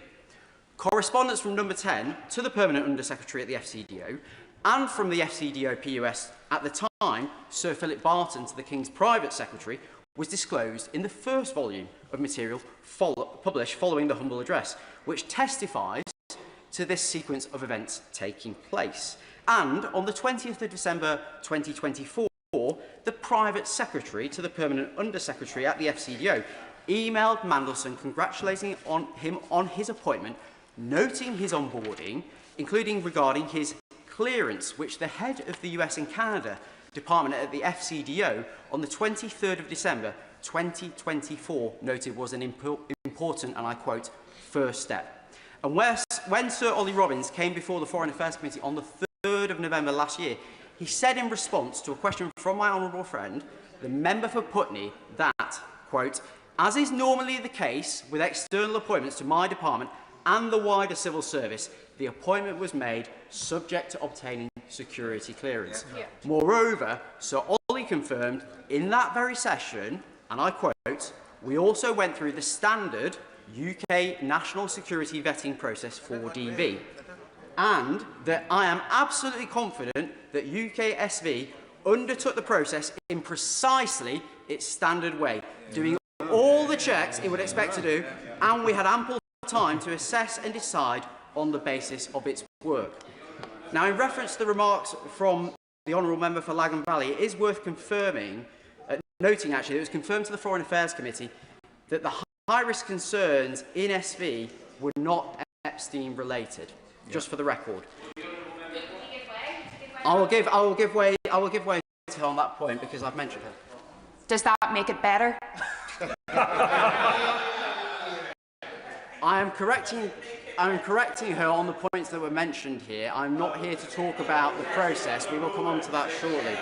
Former Cabinet Secretary Chris Warmore, at the same session on the 3rd of November, noted, and I quote, the normal thing is for security clearance to happen after appointment, but before the person signs a contract, as my honourable friend, the member for Hendon, has mentioned, and before they take up a post.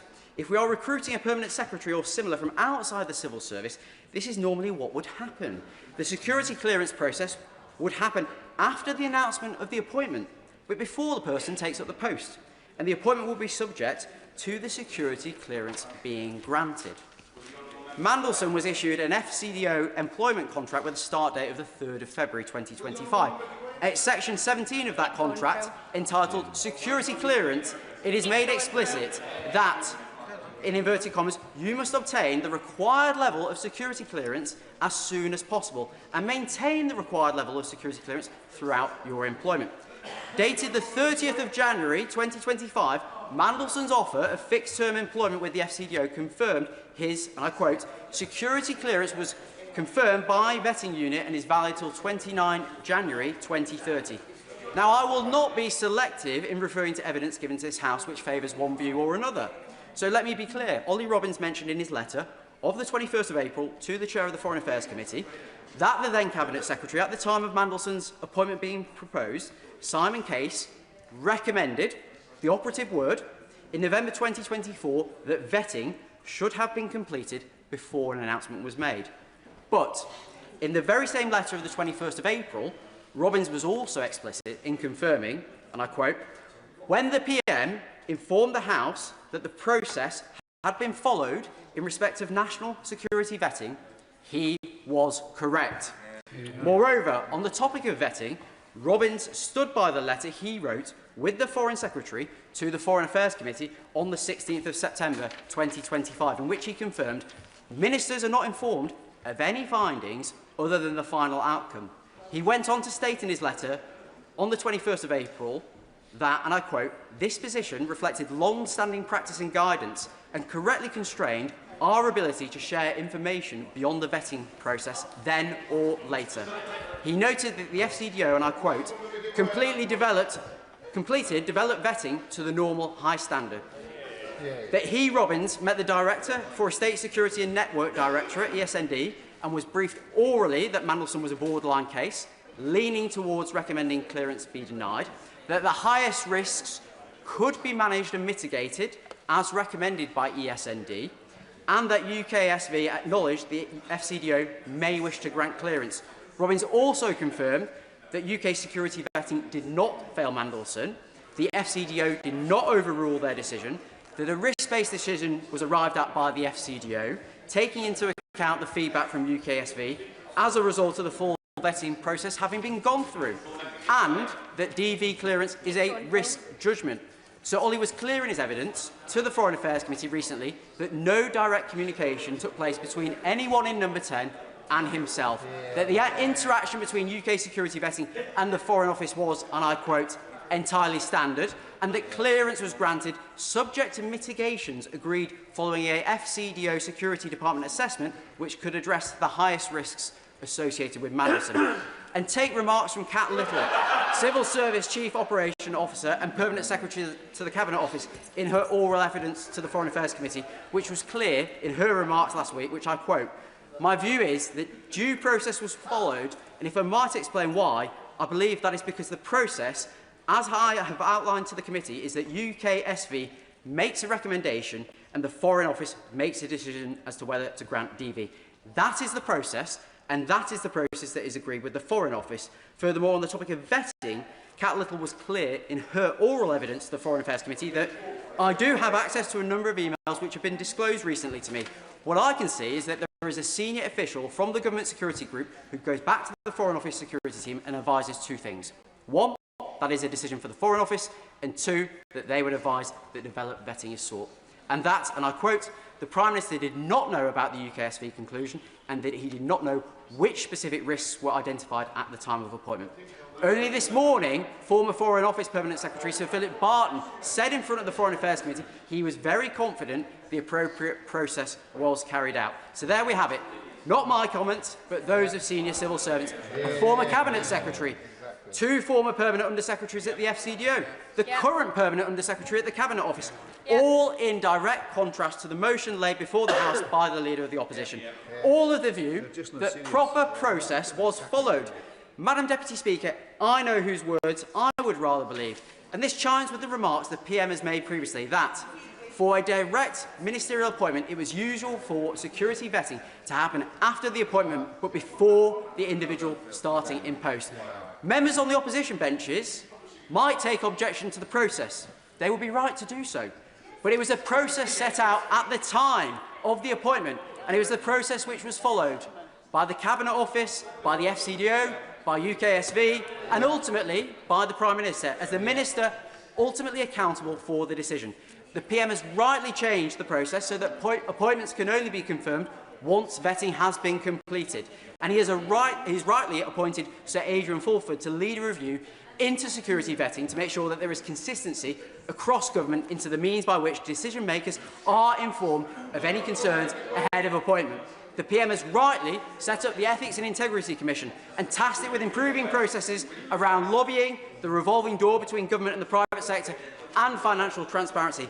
I commend him on those steps and his commitment to bring forward legislation as soon as possible to allow for the removal of disgraced peers. That is the right thing to do, and I trust that legislation will obtain support right across this House. Now, only yesterday, the Chief Secretary to the Prime Minister confirmed that the Cabinet Office has passed to the Intelligence and Security Committee all the material it has processed as part of the humble address and judged to be prejudicial to national security or international relations. Over 300 individual documents. It includes a number that are relevant to the processes of Peter Mandelson's security vetting too. And we expect the second tranche of documents under the ambit of the humble address to be published after Parliament returns following prorogation.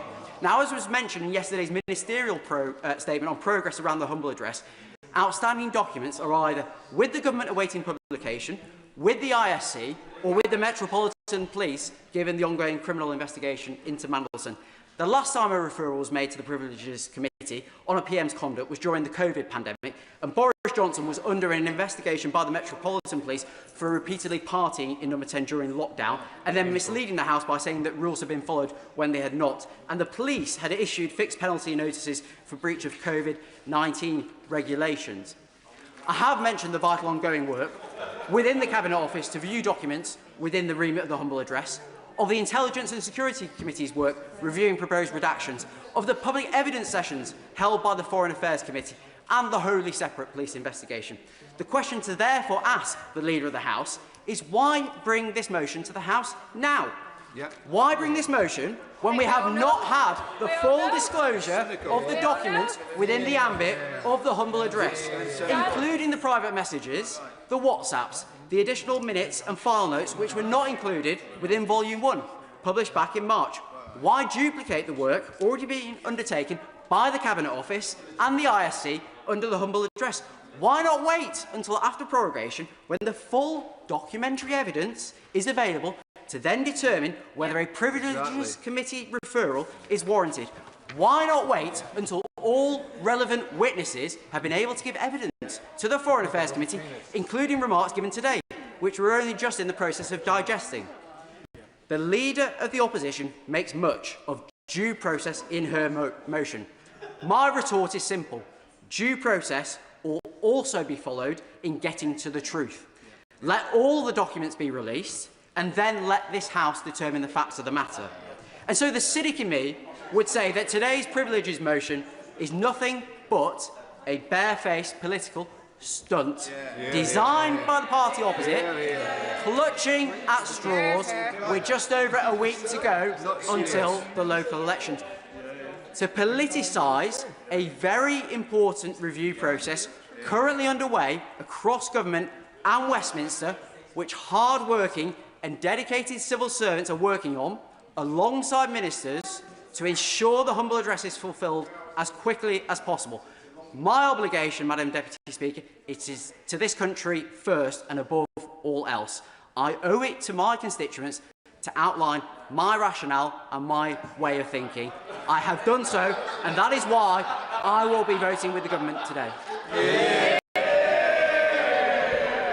John Lamont.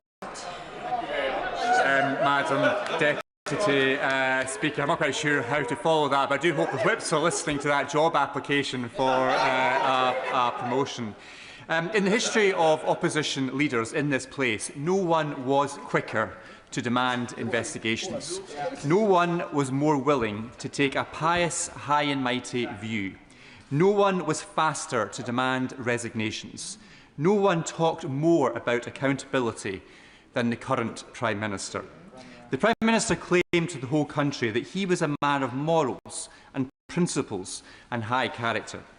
In opposition, he portrayed himself as the moral arbiter, the font of all things just. Now that he is in power, with the threat of an investigation hanging over him, his true self has been revealed. There was much evidence of the Prime Minister's failings prior to the Peter Mandelson affair, but this scandal has truly exposed him for all that he is and is not. In the Prime Minister's efforts to reject and suppress an investigation into this torrid affair, he has renounced all those claims he made to be a man of morals, principles, conviction, honour, and all the other similar words he lifted from the dictionary without really understanding their meaning. In opposition, it was apparent the Prime Minister said what he thought he needed to say, not what he meant. The litany of broken promises he has presided over since assuming office are a system, not a bug. Because this Prime Minister did not come into office with a plan or a vision or anything he would stick by. He told the country what he thought they wanted to hear, with no intention of keeping his word or delivering. In the Peter Mandelson scandal, he is showing who he really is, a Prime Minister with no substance. And if the House believes this sounds like a partisan political attack, let's not forget that it was the very scandal that provoked Scottish Labour leader Anas Sarwar to call for the Prime Minister to go. It is the handling of this scandal that caused Scottish Labour to lose all faith in his judgment and his leadership. And I notice the Scottish Labour MPs are looking at their phones at this convenient moment. At the very best, at the very least, the Prime Minister could have come forward and admitted all he got wrong here and thrown open every document so the public got the transparency they deserve. Then, as some small consolation for his failings, there would be some accountability. Yet, now, today, he still refuses to even deliver that. The Prime Minister rejects further investigation. He gives the distinct impression, the distinct appearance of someone afraid of scrutiny, running scared of what may yet come out, unable to accept the scale of the mistakes during this scandal. If his position does not change, then it is now on Labour backbenchers to show what they stand for. Will they let a Prime Minister of this political colour or of any blatantly disregard accountability and transparency? Will they let a Prime Minister refuse the scrutiny that the public expects when a scandal like this occurs? Will they let a Prime Minister away with such a grotesque error of judgment as appointing Peter Mandelson? It is their choice today.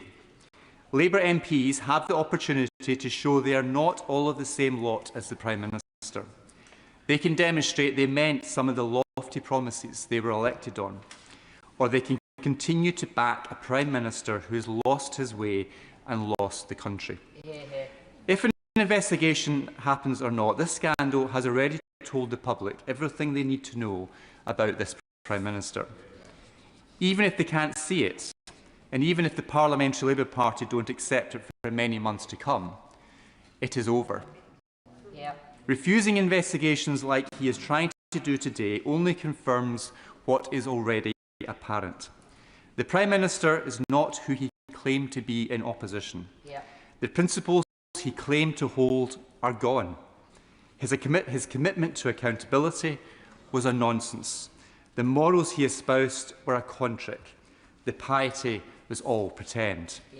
His promise to the British people was change. Change is what they want now. A change of position today, which should not be hard given the example this government has set during its short term in office. What's one more U-turn among dozens? Change in the culture at the heart of this government, so it does not meekly go along with the Prime Minister's appointment of people like Peter Mandelson. The country's had a good look at the Prime Minister now, no longer sees what they thought they did when he was in opposition. Even the Prime Minister must now look back at his own words and wonder, who was that? His record has not lived up to his rhetoric, or to the standards he claimed to hold, or to the promises he made to the British people. If the Prime Minister whips his MPs to vote against an inquiry today, he may survive in office a little while longer, but it won't change what he has done, or stop the British public demanding change. I'll happily give way to my constituency neighbour. I thank you, Madam Deputy Speaker. I thank my constituency neighbour for giving way. He's given a speech full of hyperbole.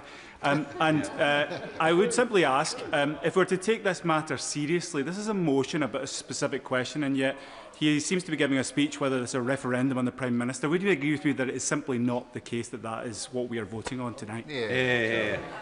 This motion is allowing if this motion, if it is passed by the House, will allow an investigation into the integrity and the decisions that this Prime Minister has made. It is the Labour MPs opposite, it is the Prime Minister who is blocking that investigation. We are grateful to the Speaker for allowing this motion to be debated today. The Speaker has decided that it meets the standard required to be debated. It is for MPs like the Honourable Member for Northumberland to decide whether he is going to stand with his constituents, not block this inquiry, not block this investigation. We all want answers. If the Prime Minister has nothing to hide, he should have no fear of this investigation taking place. I will be happily supporting the motion to allow this investigation to proceed, but I would just reflect on and congratulate the members for North Shields, Nottingham East, South Shields, apologies, South Shields, Nottingham East and Kingston upon Hull South East for their very brave decision to break the Labour whip and to support this motion. Now, I remember sitting over there in that far corner as a government MP, having just voted for the Owen Paterson motion. I've never felt so dirty and disappointed in myself, having made that decision to vote in that way, following the whip at the time, following your party colleagues, which we thought was the right thing to do. It was the wrong thing to do, but my gut told me that, but I just wasn't brave enough, perhaps, to make that decision. A few months later, when the same moment arose and I had to decide, do I follow my whip and follow my conscience, I followed my conscience and I resigned. I did the right thing, and I have never regretted it. And my call on the Labour MPs today, who are mulling over this decision, is do what your gut is telling you to do. Follow your conscience and do the right thing. This investigation will provide the answers we all want, and the Prime Minister has nothing to hide. He has nothing to fear. Chris Vince. Thank you, Madam Deputy Speaker. And before I start, I apologise to you, Madam Deputy Speaker. I can't promise as learned and long a speech as my humble friend from Bolton West. However, even in such a heated and highly controversial debate as this, I've managed to gain cross-party consensus. So my day has not been wasted. I am pleased to get the opportunity to speak in this debate. Perhaps not so much that I'm speaking in this debate, but because, for me, the opportunity to speak in this place, to represent the people of my constituency of Harlow, is an honour every single day. And I hope that members across the House will recognise I do my best to avoid being too party political. In fact, I gave a whole speech in which the member for Beverley and Holmes wasn't able to intervene on me because I avoided being party political. I know, the challenge is on again, I appreciate that. Except when it comes to education policy, but I do declare an interest on that one. Also, Madam Deputy Speaker, that I've actively engaged in this matter, contributed when the Chief Secretary of the Prime Minister has attended this House, as he has a number of... He's not there. Okay. He's slipped out and I've got a speech. But the number of times he's been in the House, in his place, to respond to the humble address, and represented my genuine concerns about the vetting process, which I'm glad, if he was here, I'd ask him to make further reference to in his wind-ups, but also express my genuine concern about the impact of the appointment of Peter Mandelson on the victims of Jeffrey Epstein. I also, Madam Deputy Speaker, want to express my deepest respect to the Speaker's office and to you personally. As you'll be aware, I do find you just a little bit terrifying. Quite right. More cross-party agreement. So I absolutely respect the Speaker's decision to allow this debate to take place in the House today. Now, I'll admit I was reluctant to speak in this debate, not because of my lack of faith in the Prime Minister, which remains firm, and not, as the member for Cardiff West mentioned, because I do genuinely worry about my security and the security of my family, and I have to put that on record, and members from across the House who've supported me in that matter will know what I'm talking about. But on a lighter note, I was reluctant to speak in this debate because I couldn't really work out how I was going to make reference to Harlow in it. But twice. And then I realised that actually that's the point, isn't it? Oh, he's here. Because I come to this place to talk about my constituent, my friend, my former work colleague Jamie, who works 6 days a week with nothing left to enjoy himself, to treat his family or his 2-year-old son. I want to be talking about how this government helps people like Jamie, how people in this... Yeah, sorry, I'm going to trigger. Again, terrified. How we in this House can make a difference to Jamie and tackle the cost of living crisis. What I would gently say to both sides in this debate who have implied that those who don't agree with them are somehow selling their soul, I would just, respectfully disagree. And I was genuinely... So I came to this place, I was a teacher, you all know that, and I came to this place because I was angry with the former member for Surrey Heath and some of the decisions he made about education, because I frankly disagreed with them. And what really struck me when I came to this place was members opposite aren't these horrible, terrible, horned beasts that I was led to believe that they are. Some of them maybe. However, some of them genuinely believed, did I say horned, but genuinely, that I feel I'm going to have to do a point of order and apologise next. But they genuinely believe what they were voting for, and I saw that the other day in the pensions bill, where the discussion about mitigation came across. And look, I disagreed with what the members opposite said, but I respected their right to disagree. And I think it's important that in any debate, including this one, we agree to disagree. Yeah, go on. I realise the honourable member is struggling to read his own handwriting. Does he have anything to say at all about the Prime Minister's conduct in appointing Peter Mandelson? I thank the honourable member for his contribution, and I'm sorry that he is offended by my handwriting. I think there are probably more important things to discuss.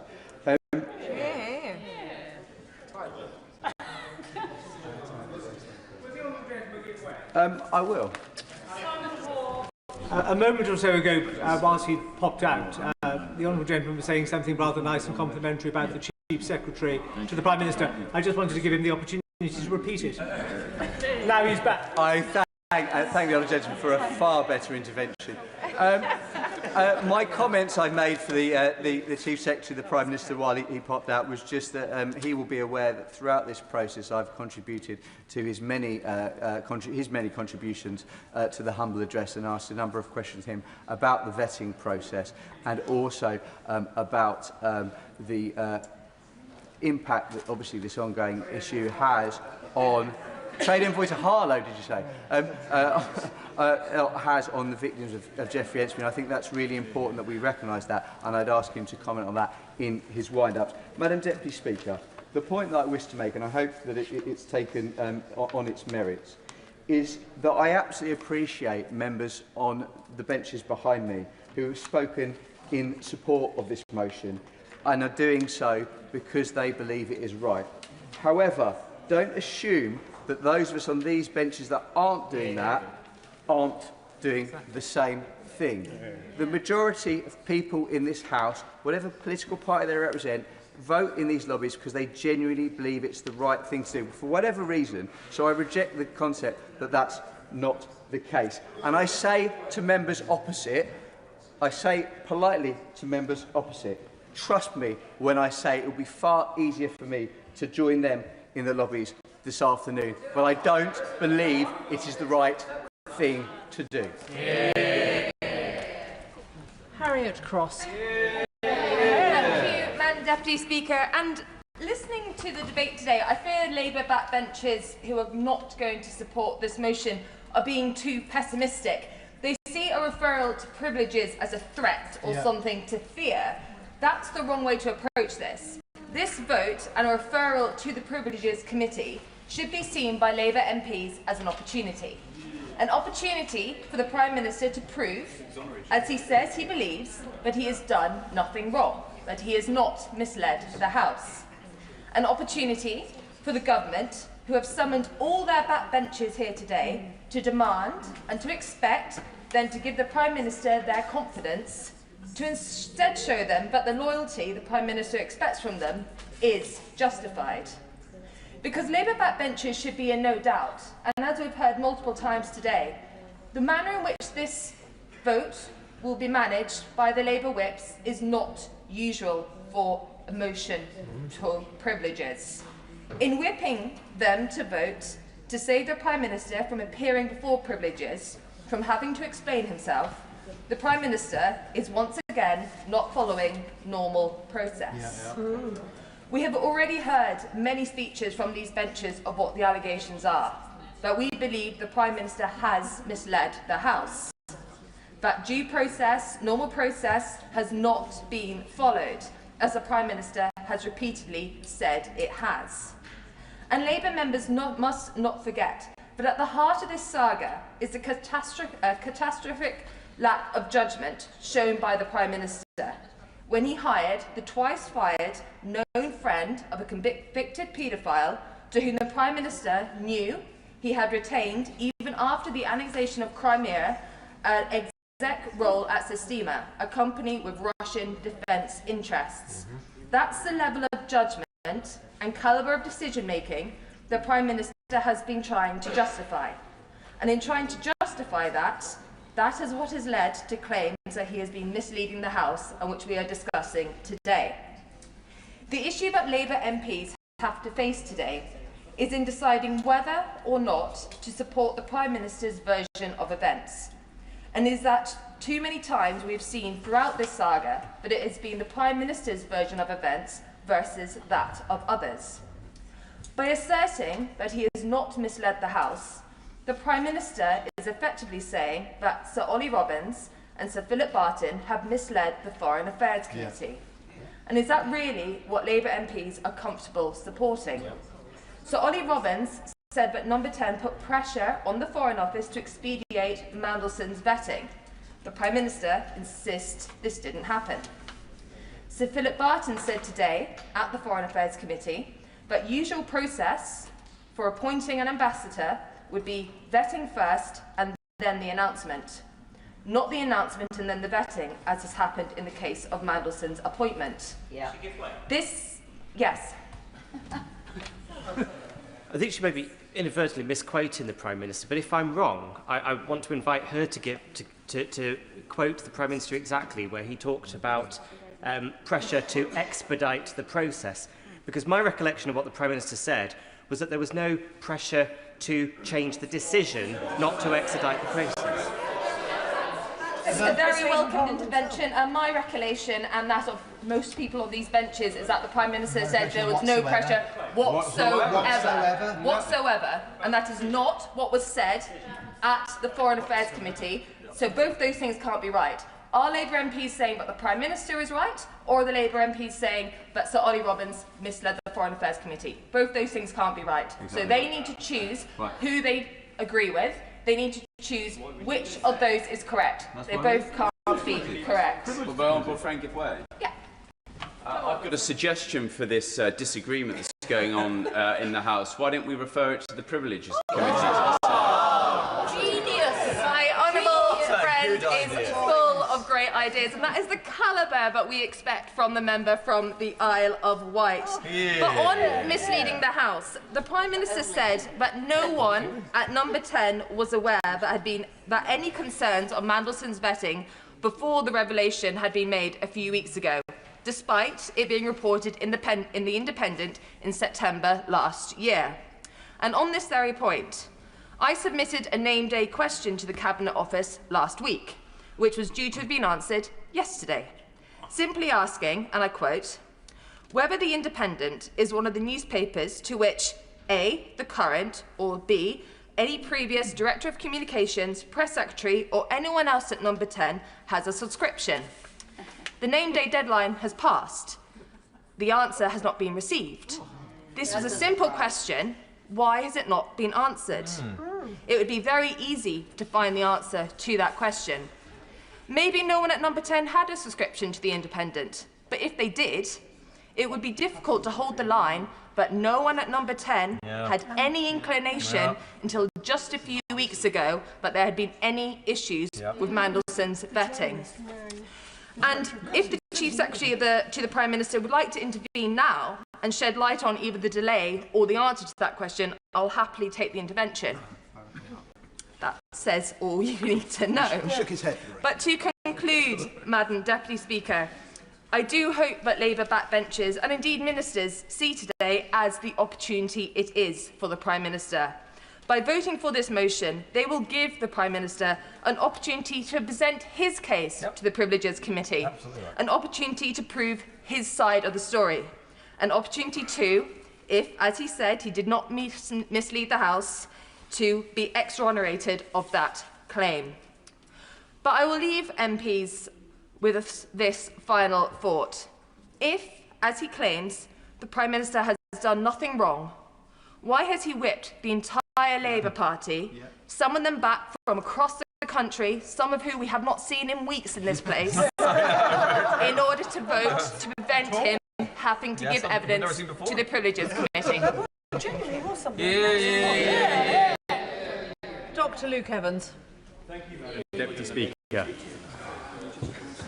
I usually come to this House to speak and represent the people from Hinckley and Bosworth and occasionally some of the people from across the nation to try and raise issues and debate those that are pertinent to this cause. But today my speech is aimed at the Labour backbenchers because at the end of the day, regardless of what is said here, it's their decision when there's 400 of them who will decide what happens in this debate. And so I want to just gently highlight two parts. First of all, the standards set, and second of all, doubt.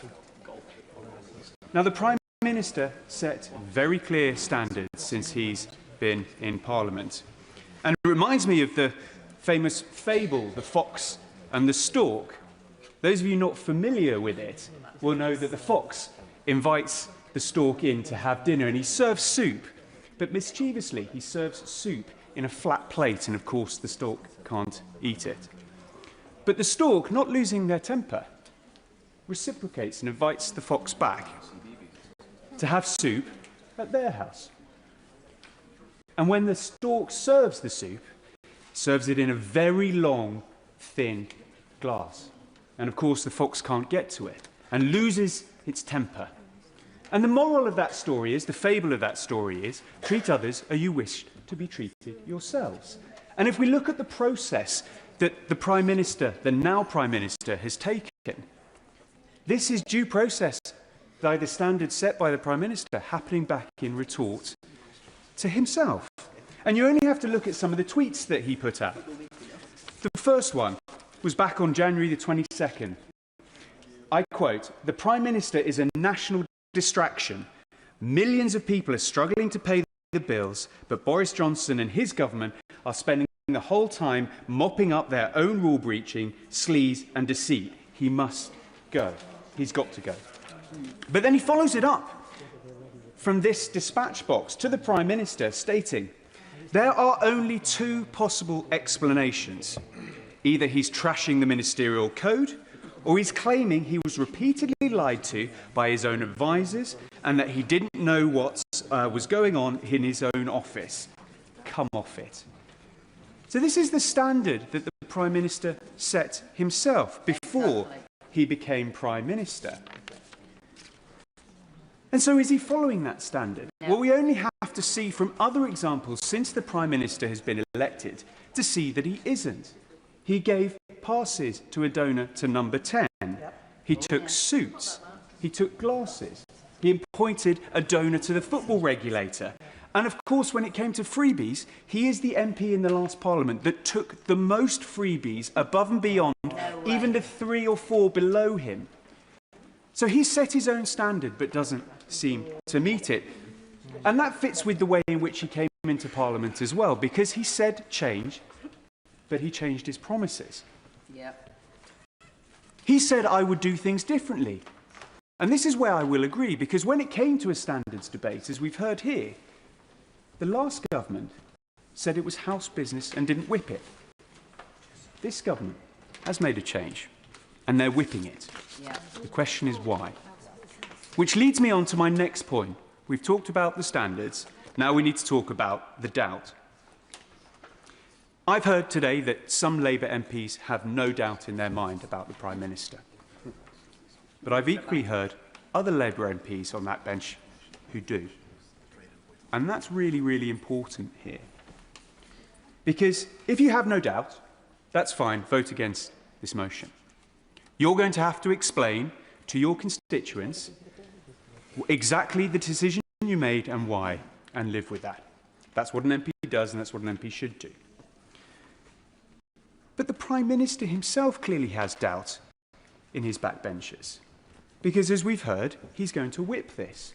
Why? If he's so confident that so many people would come to the conclusion that there was nothing to see here, he wouldn't need to whip it in the first place. But we know the real reason. Running scared. There are so many unanswered questions. A Labour MP is saying there's no chink of doubt. There's no question unanswered. They can explain the inconsistencies from the civil servant. Why it's taken months to get this sorted. Why it required humble addresses, emergency debates, and still 9 months on we're having these debates. Why were comments in the PM's box notes left empty? You see, I don't believe Labour MPs are going to show the same lack of curiosity that the Prime Minister showed when appointing Peter Mandelson, because they have a duty, and they know that, to their constituents to make sure they get it right. How do I know all this, though? Well, because our side have been here before. Many of us on these benches are the remnants of what we had to go through. We've seen it. And the sort of hypocrisy I've talked about does cut both ways. And what did we learn last time? Well, it's the infection that gets you. And here we are 9 months on since I made that speech, and the infection is turning into sepsis. The patient is in real trouble. Which leads me towards the end, because at the end of the day,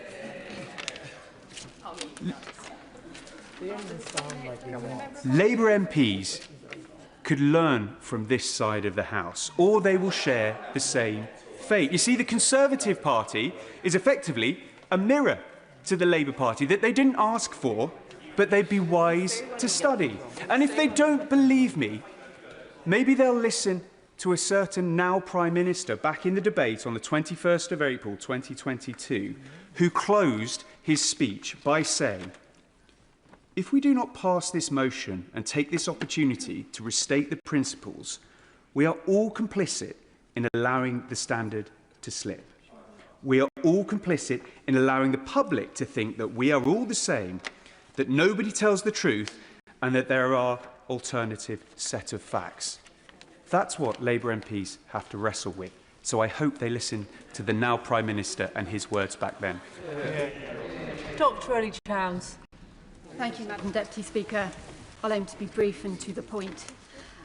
Before I start, I'd like to pay tribute to the very moving, powerful and thoughtful speech by the Honourable Member for South Shields back at the beginning of this debate. I do not underestimate the bravery that it takes to stand up and speak out, and to all Labour colleagues who resist the whip with courage today. I recognise that and really welcome it and value it. Because what's at stake today is trust, honesty and integrity, issues that go to the core of what our politics should be about. And the behaviour of a Prime Minister who promised to restore honesty and integrity to government. And I agree with the Honourable Member for Nottingham East, who said, again very powerfully, that our constituents do care about honesty, truth, trust, integrity. Now, it's well known that I have many criticisms of the Prime Minister and this government, as do constituents across the country. Yes, he has repeatedly shown very poor judgment. Yes, he has betrayed the hopes of those who voted for real change in 2024. Yes, I am deeply frustrated that we are spending so much time, that we have to spend so much time debating these issues when there are pressing daily concerns of our constituents facing a cost of living crisis that we should be giving more attention to. And yes, I think he should resign. But that's not what we're here to discuss today. Our decision today is not even on whether the Prime Minister misled the House, still less to judge whether it was an intentional or reckless misleading. Our decision today is to decide whether the Prime Minister has a case to answer that he may have misled the House.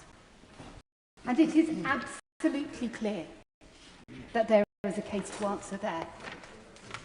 Let's look at the detail of the motion. It cites 3 quotes from the Prime Minister's own words. The first being his assurances about full due process being followed in the appointment of Peter Mandelson.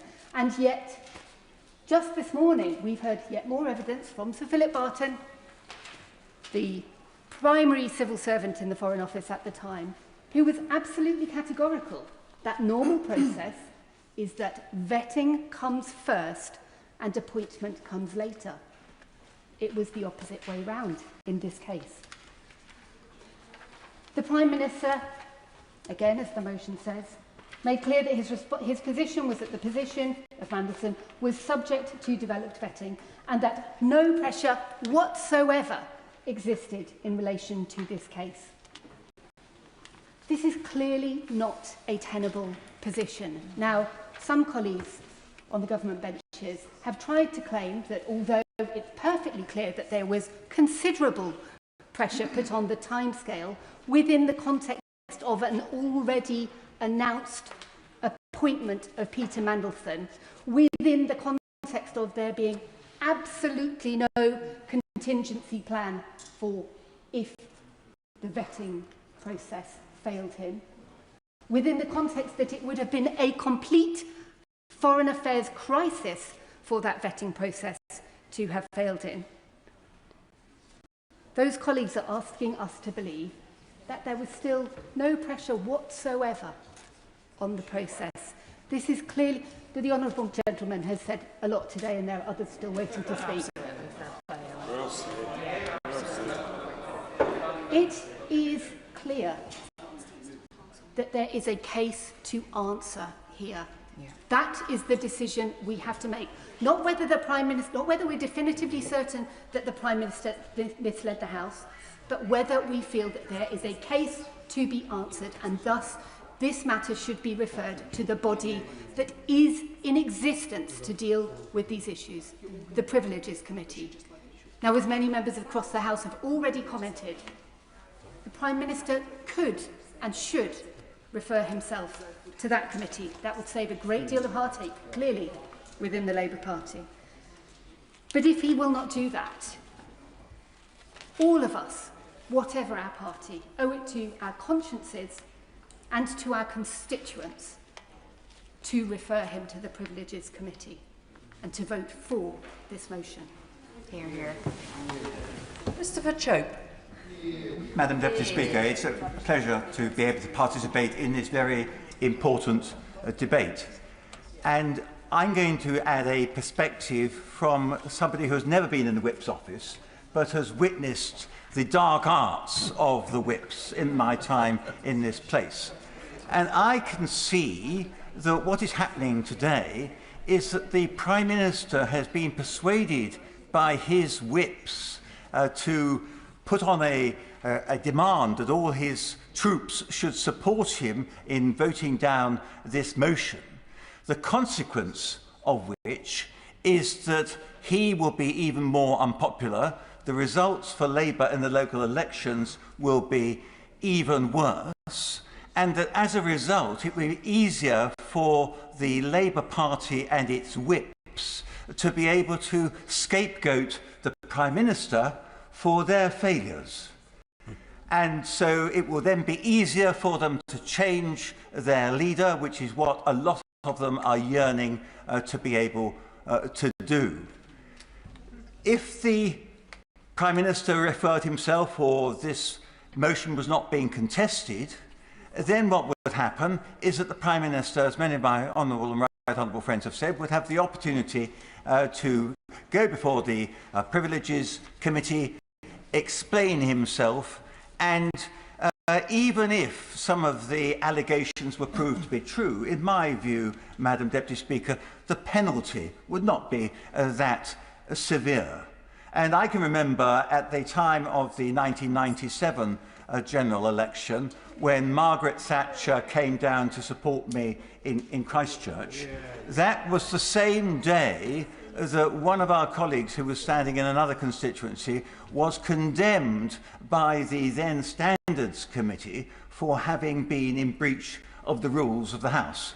And so, Madam Deputy Speaker, the first thing that the former Prime Minister had to contend with when she arrived in Christchurch was, what do you think of Neil Hamilton? And she had what I thought was a perfect answer. She said, nobody's perfect.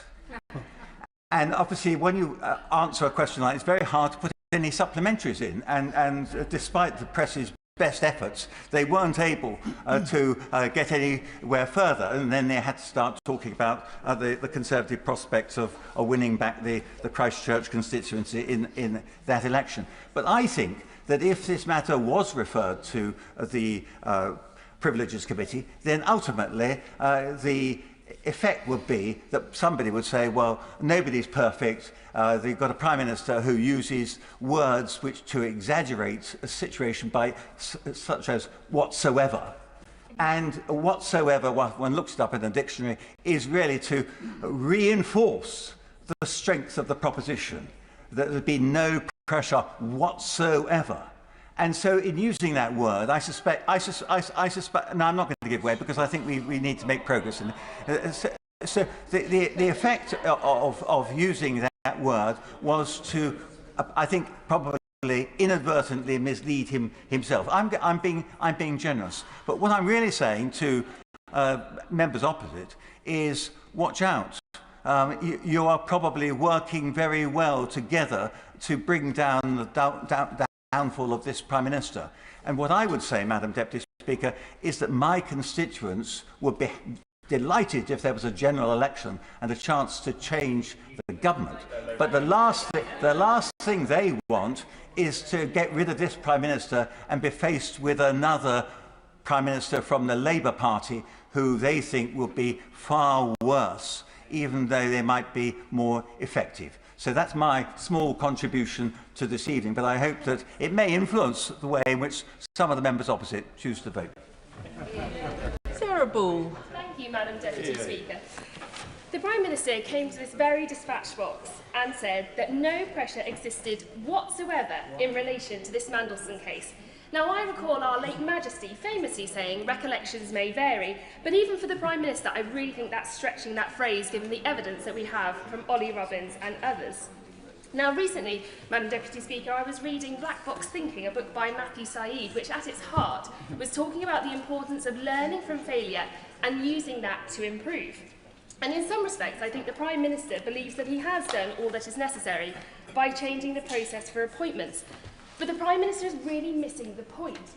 The issue is what has, or rather what has not been done, and what the Prime Minister told this House about, what he told the House about, whether this was misleading and whether it amounts to a contempt of the House, bearing in mind the standards expected of ministers as set out in the Ministerial Accountability and Ministerial Code. So this is not just an innocent mistake. The phrase The cover-up is worse than the crime is really resonating with me at this moment, although I think the crime is equally heinous. And on the cover-up, now despite the member for Bolton's protestations, I notice he's not in his place, so I think he's probably tired himself out, to which I'd say brevity is the soul of wit. I simply say due process was not followed, despite the Prime Minister stating otherwise to the House. The security vetting was not carried out before Mandelson's appointment. The Foreign Office had to act at pace to confirm the appointment. Pressure was applied so that there would be an appointment before the inauguration. And as the member for Bridgington and the Walls has said in the House earlier, no minutes or records are kept of a key meeting from December 2024.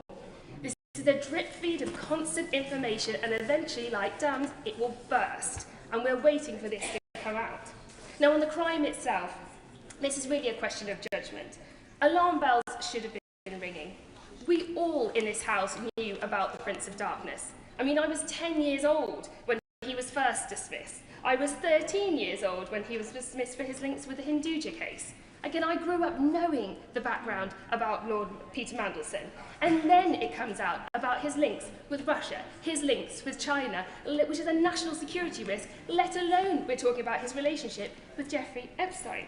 And all of this was brushed aside in a rush to appoint this man as our ambassador. Now, I'm sorely disappointed that members opposite are going to be made by being whipped to allow him not to go before the Privileges Commission. Because if he has no case to answer, then he has absolutely nothing to hide. The prosecutor is only prepared to ask questions, he's not prepared to answer any. And I am sorry that some of the Labour MPs have had to come before us and say they are scared about what will happen next for speaking out against this. This is not what we should be aiming for in this House. Yeah. This is all about today, this privilege motion, about the House and its reputation. And I feel that the Prime Minister is under a duty to answer the questions. And the Privileges Commission is a perfect mechanism by which to bring certainty on the procedure and what has been said to this House. This House has a long and distinguished history. And this, using the Privileges Committee, is all part of preserving that history and the respect that people have for the mother of all parliaments. And it is above party allegiances. He, the Prime Minister, would save his MPs if only he would refer himself to the Privileges Committee. Graham Stewart. Thank you, Madam Deputy Speaker. And it's a pleasure to take part in this debate. And I do, as many colleagues on this side of the House have referenced, it brings back déjà vu, rather kind of horrible chill up my spine, remembering being on that side of the House and being pushed by the whips in certain directions to vote for certain things. And here we have a Prime Minister, and it's would have been said, but who promised to do things differently, to promise change, promised higher standards, promised transparency, and is the ultimate arbiter and keeper of the ministerial code. And yet, week after week, if politics is often about a certain amount of deflection, but seems to go beyond all past precedent in not answering questions and drives the Speaker up the wall to the point where they actually have altercations in the chamber. So there's that as a backdrop. So we have a Prime Minister who promised he would be particularly transparent, was in fact going to bring a duty of candour law forward before that was dropped, who promised higher standards and yet doesn't live up to it. And even the most, and we have some of them, I mean, we have the new trade envoy to Korea. Fabulous to see that loyalty can be rewarded. The honourable member for Rugby is in the chamber. Well done. So for those who think there can be a reward for backing the government, even when possibly you shouldn't, there can be reward for it. But as colleagues on this side of the chamber have said, if you don't vote with your conscience, if you don't do the right thing when your gut tells you to, you will regret it. And there's a particular change in today, because on this matter, which is a House matter, I'll give way to the honourable gentleman in a moment, on a House matter, to have a three-line whip on this. Yeah. When the members who've spoken on behalf of the government line, one in his seat said he didn't think the three-line whip was a good idea, the others didn't want to answer on it. But who was the three-line whip for? Perhaps the Prime Minister's Chief Secretary can tell us, because the members opposite are telling us they would always vote with a conscience, and they would always do the right thing. And yet, after the whips had phoned round, it was decided that they must impose a three-line whip. Now, it could be my honourable friend, who's never been a whip and hasn't much fondness for them, has put the ghastly deed at their door. Well, as a former whip myself, I tend to think it's more likely the whips did their job. They gave a nuanced but properly informed answer. And then number 10, sitting there in their bunker, panicking, their only job to keep the Prime Minister in place, make sure he's not replaced. They said, no, unless you can give us 100%. Well, there's no such thing as 100%, the Chief Whip would reply. No, I insist that there be a three-line whip imposed, and that happened. But the Honourable Lady, who's a brilliant tennis player and great partner, will forgive me if I give way to the Honourable Gentleman who I referenced, and I therefore should allow to come in. Thank the Honourable Gentleman. I like the Honourable Gentleman a great deal, and I thank him for his kind words. The moment's somewhat past, but he was implying that the Prime Minister is avoiding answering questions. But this is the Prime... But this is, if you listen, this is the Prime Minister who came before the House last Monday and answered questions from Honourable and Right Honourable members for 2.5 hours. And the Honourable Gentleman spoke about transparency. This is the Prime Minister who led a government that is releasing all of the documents before this House and the public. So you can talk all you like about transparency. The Right Honourable Gentleman can talk all he likes about transparency and answering questions. I've just demonstrated that both of those things have been achieved already. Well, the Honourable Gentleman, as so often, does two things brilliantly. One, he reinforces his merit in terms of the whips and future position on that side, and yet makes our case for us. Yeah, dragged before the House. It's not me. The Speaker was falling out with him, and the Speaker is formerly a Labour MP. It's just the frustration of a whole nation at a man who promised he'd be open and transparent, who can't ever just give a straightforward answer. It's got to the point if he was asked whether he'd like mash or new potatoes, he would come, he'd say to his wife, he'd start talking about pork chops. He just can't answer the question. And when he is dragged here, I'd say to the Honourable Member for Rugby, and that's what the issue today, he misled this House. And we've gone over it, I won't go over it all over again, you'll be deeply relieved, but he said that due process had been followed. We know that, and we had evidence today, didn't we? Morgan McSweeney said, oh, he interviewed. He's an old pal of Mandelson's. He was championing, he was the man pushing for Mandelson's appointment, and he's the guy who asked Mandelson the questions, and then, whoa, let's review the answers that he got. Oh, let's get now Lord Doyle, another pal of both of them, to review, provide the independent review. That is what the Prime Minister presided over, all in order to deliver what McSweeney also made very clear today was absolutely the Prime Minister's decision. He made the decision. He got his mates in this crony boys club to sit around and review each other and then put Mandelson into place. And then he came here, and that's the point, and said that due process was followed. Due process was not followed. We know only because, and again the government had to give way halfway through the debate because it could see the direction it was going, only because of the humble address have we found out that the official advice to the Prime Minister, the official advice from the Cabinet Secretary was that you must, if you're going to have a political appointee, you must do the vetting before you announce it. That was there. And this effort, and that wasn't in the public domain when Chris Wormald, who will have to answer for his own judgments himself, came out and said, oh, all due process was followed. But quite clearly, to anyone who could read that advice and see what happened, it wasn't followed. So Chris Wormald's letter was false and wrong, and claiming it as the great defence of the Prime Minister, I don't see how you square it. And we've had no answers to that. So we've got so many questions. That's even before we get to last week, as the Honourable Gentleman says the Prime Minister was here. But under that questioning, he, and from my right honourable friend who does a brilliant job of keeping her temper while he evades and seeks not to answer, he said there was no pressure whatsoever. Now, quite clearly that's not true when Ollie Robbins repeatedly said how much pressure there was. So there are plenty of reasons to believe that the Prime Minister, who said he was going to set a higher standard, has misled this House. That's all we need. As the Speaker said, we're not judge and jury today whether he did mislead the House. That's why we have this a Privileges Committee to look at it. It's dominated by Labour MPs, and such is the lack of confidence in number 10, perhaps in the Whip's office, certainly in the Cabinet, for this Prime Minister, that not only does this Prime Minister not trust the Labour MPs on that committee, it doesn't even trust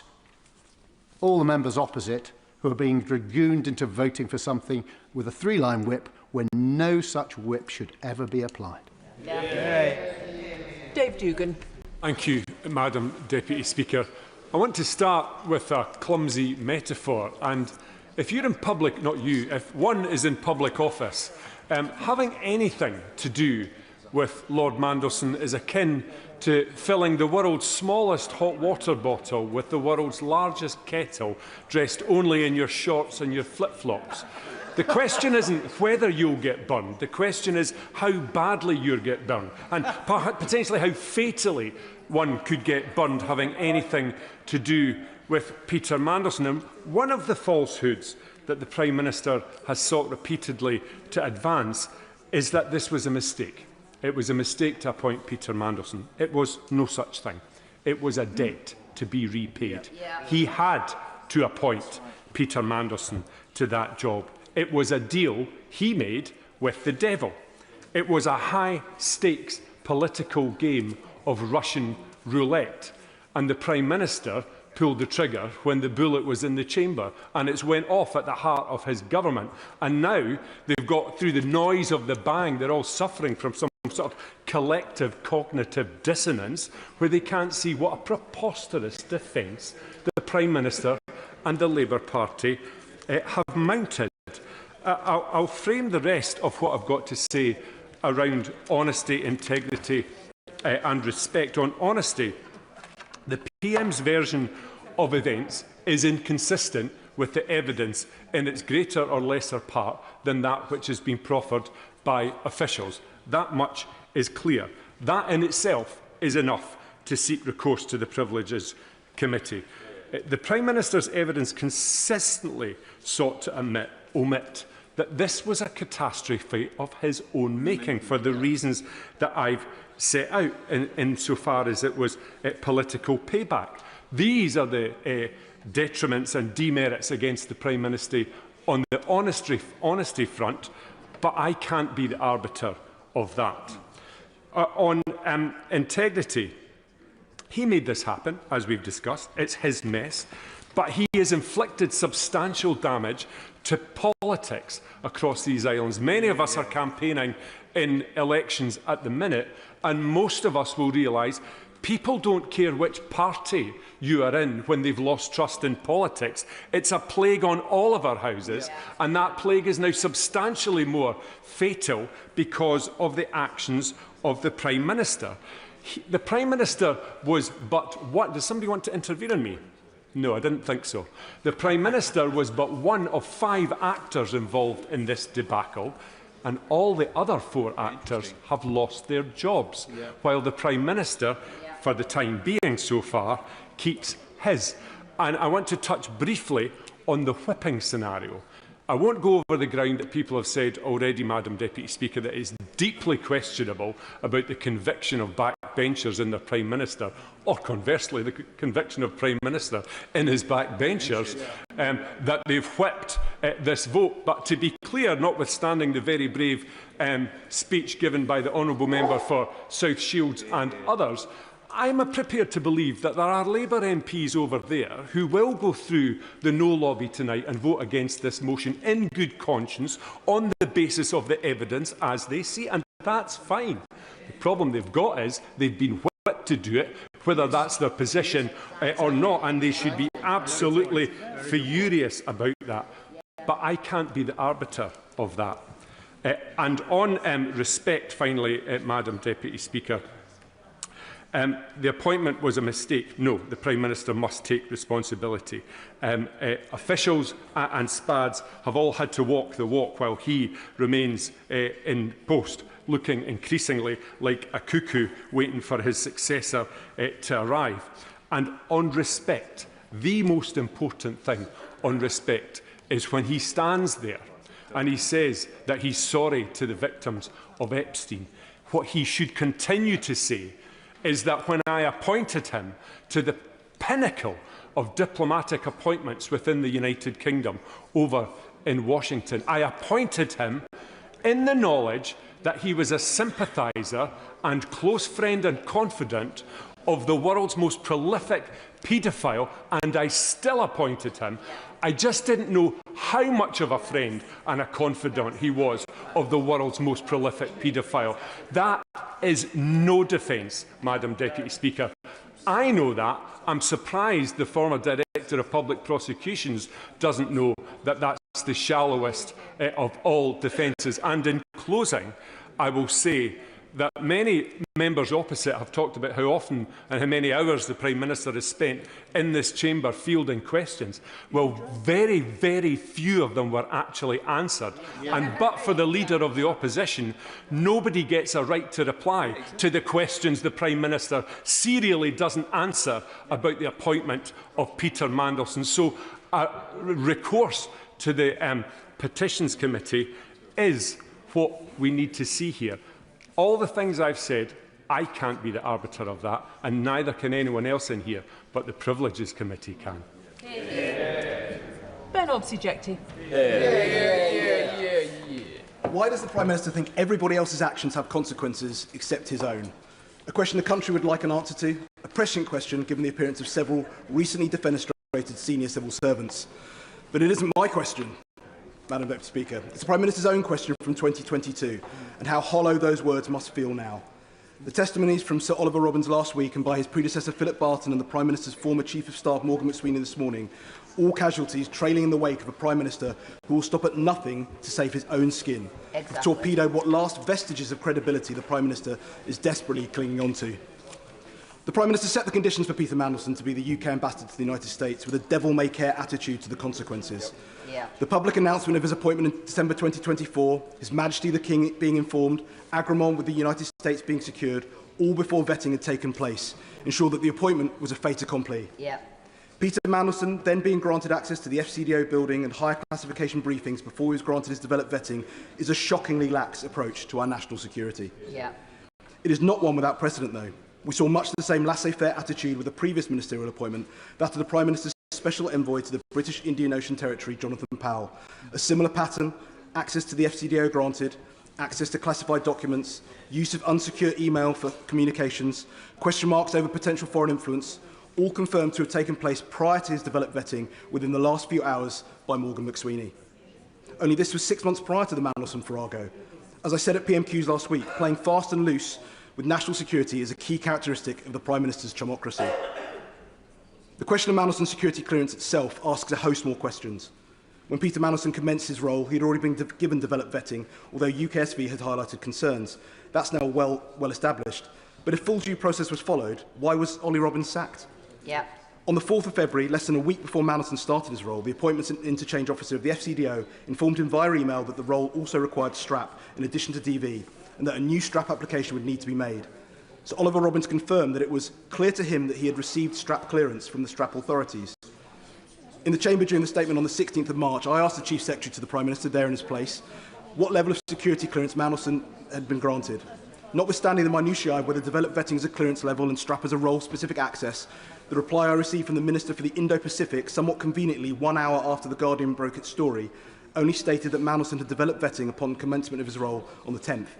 So when was his STRAP application made? And when was it granted? I asked the Prime Minister last week, and despite his legendary forensic eye for detail, he had no idea. Did the intelligence services also have access to the UKSV vetting report? The wider question is also what assessment the US intelligence services made of Peter Mandelson. Did he pass vetting by the US State Department? As the nexus for all Five Eyes intelligence and US-UK eyes-only intelligence coming from the United States, was Mandelson granted access to all the available intelligence in order to discharge all his responsibilities as ambassador? Would the US, for example, have given him visibility of TK-level imagery? What assessment has the government now made of the damage this debacle has done to the UK relationship with the United States? It is surely no coincidence that this special relationship has soured at the same time as this fiasco has unravelled, quite aside from the other faux pas the government have made in recent weeks. Even more damning as Sir Ollie Robbins' testimony was the Prime Minister's dogged determination to reward the now Lord Doyle. Yeah. I was under strict instructions not to discuss that with the then Foreign Secretary, which was uncomfortable. I found it very hard to think how I could explain to the office what the credentials of Matthew were to be an important head of mission role, when I was in danger of making very senior, very experienced diplomats leave office.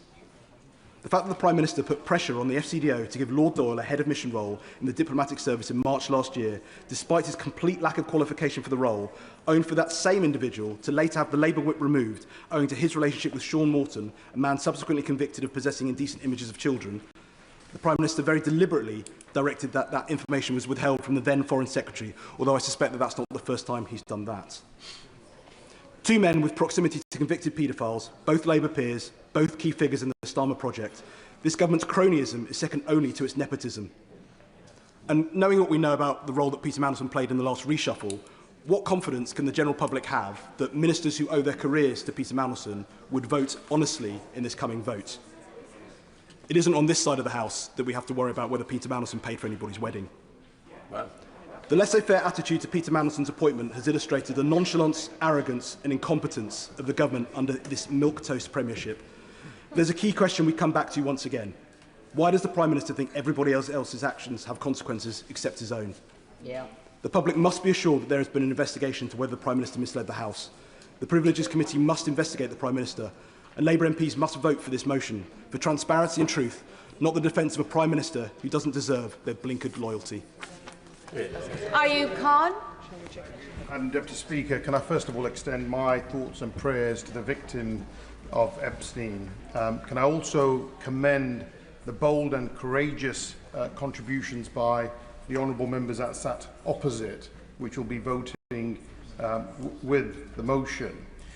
Madam Deputy Speaker, I was elected as an independent Member of Parliament to represent the people of Birmingham Perry-Barr without fear and without favour. I was sent here without a party whip, without shackles, controls, or indeed hidden notes given to me behind closed doors. I was sent here to exercise my judgment, my discretion, and my conscience at the behest of my constituents. And that is exactly what I do each and every day. Because the truth is, the British public feel deeply, profoundly disenfranchised. Too many people no longer trust politicians. Too many believe that we say one thing and do another. Too many people feel that there is one rule for those in power and another rule for everyone else. And we cannot simply dismiss this sentiment. We must confront it. Honesty matters, integrity matters, credibility matters, and above all, transparency matters. Because without these fundamental elements, public confidence does not just weaken, it disappears. And once it's gone, it's incredibly difficult to rebuild. So I ask colleagues across this House, especially those colleagues that sit opposite, what message do we send today if we refuse even to allow a committee to examine the facts? What are we saying to the public if we block scrutiny before it has even begun? This motion is not a verdict. It's not a judgment. It's not a declaration of guilt. It's a process, a fair, established parliamentary process to examine evidence, to determine the facts and to allow the truth to emerge. And yet we are told that members on the Labour benches are under a three-line whip. For those outside this chamber who may not know, that means they are being instructed, compelled to vote against this motion, to vote against even allowing the question to be examined. So let us be honest about what that looks like. If an individual votes to prevent this investigation, they are not defending due process. They are denying it. They are not upholding transparency. They are obstructing it. And they are not strengthening public trust. They are further eroding it. Because to the British people, it will look like they are shielded. It will look like blocking. It will look like protecting the powerful from scrutiny. And that is precisely the perception we should all be fighting against, not reinforcing.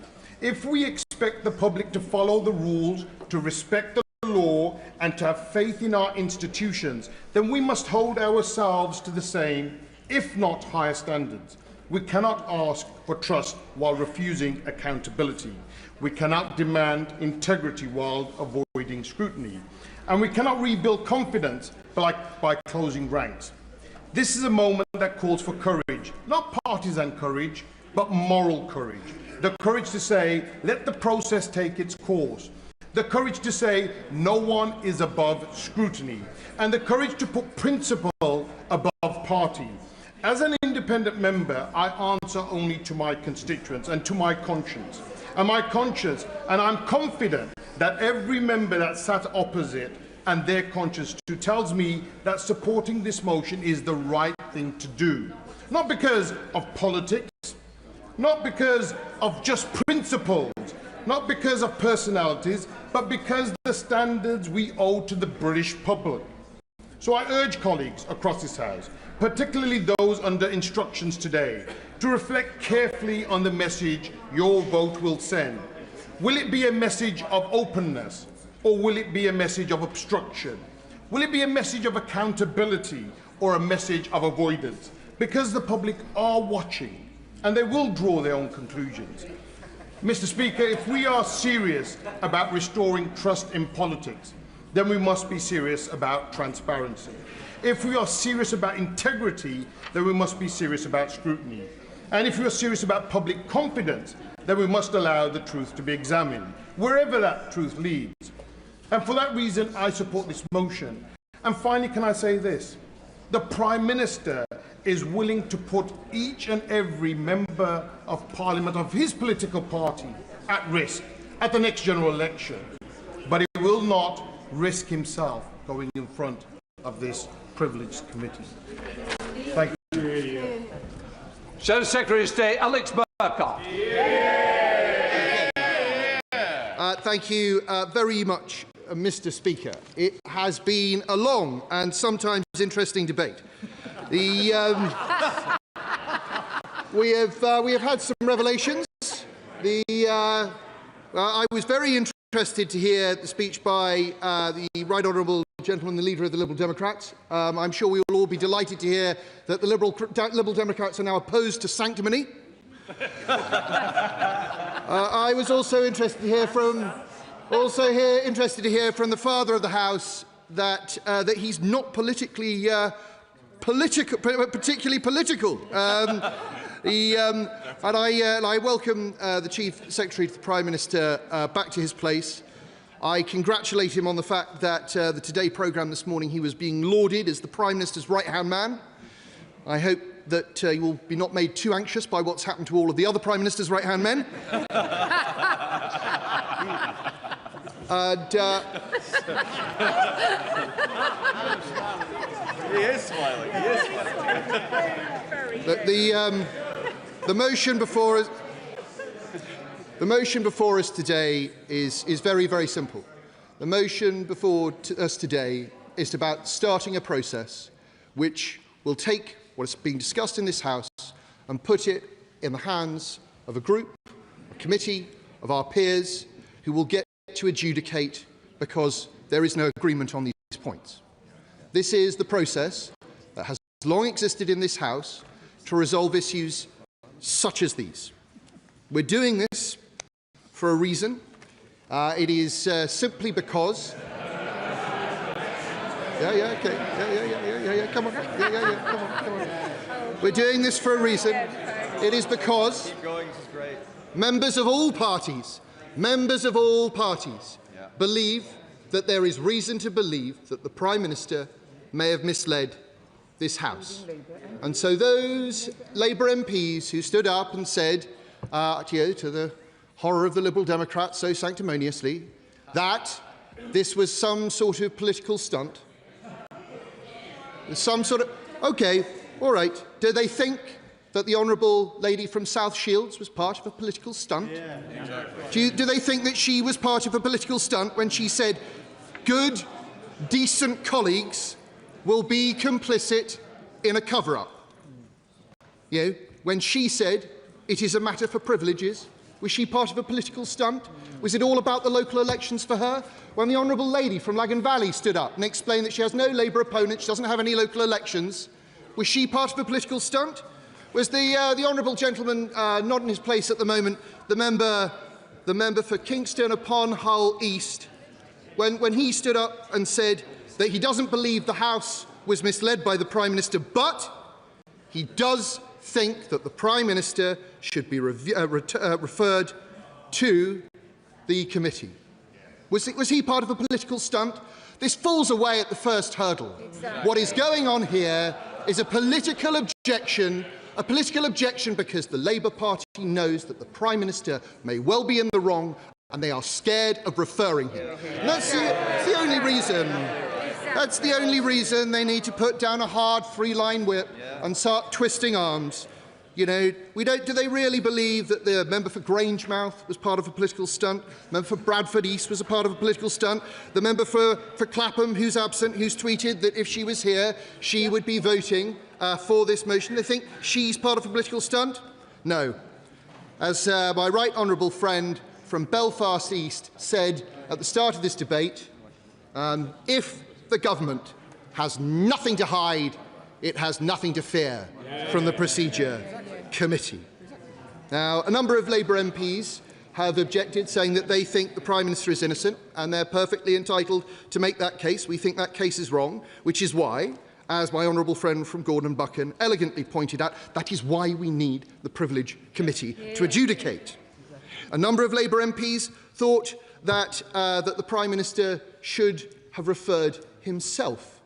Indeed, he should have done. It would have been the simplest way of moving this whole process on without any further need for the House to agonise over it. And those Labour MPs who stood up and said how sad it was that they couldn't debate all the other things they wanted to debate today, they could have done if the Prime Minister had referred himself. The case, which has been well trodden this afternoon, I will make again very briefly, is on 2 points.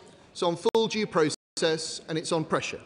And on full due process, we know, because of the humble address, and only because of the humble address, a point made elegantly by my friend from Beverley, that Simon Case, the then Cabinet Secretary, set out in November 2024 what full due process looked like.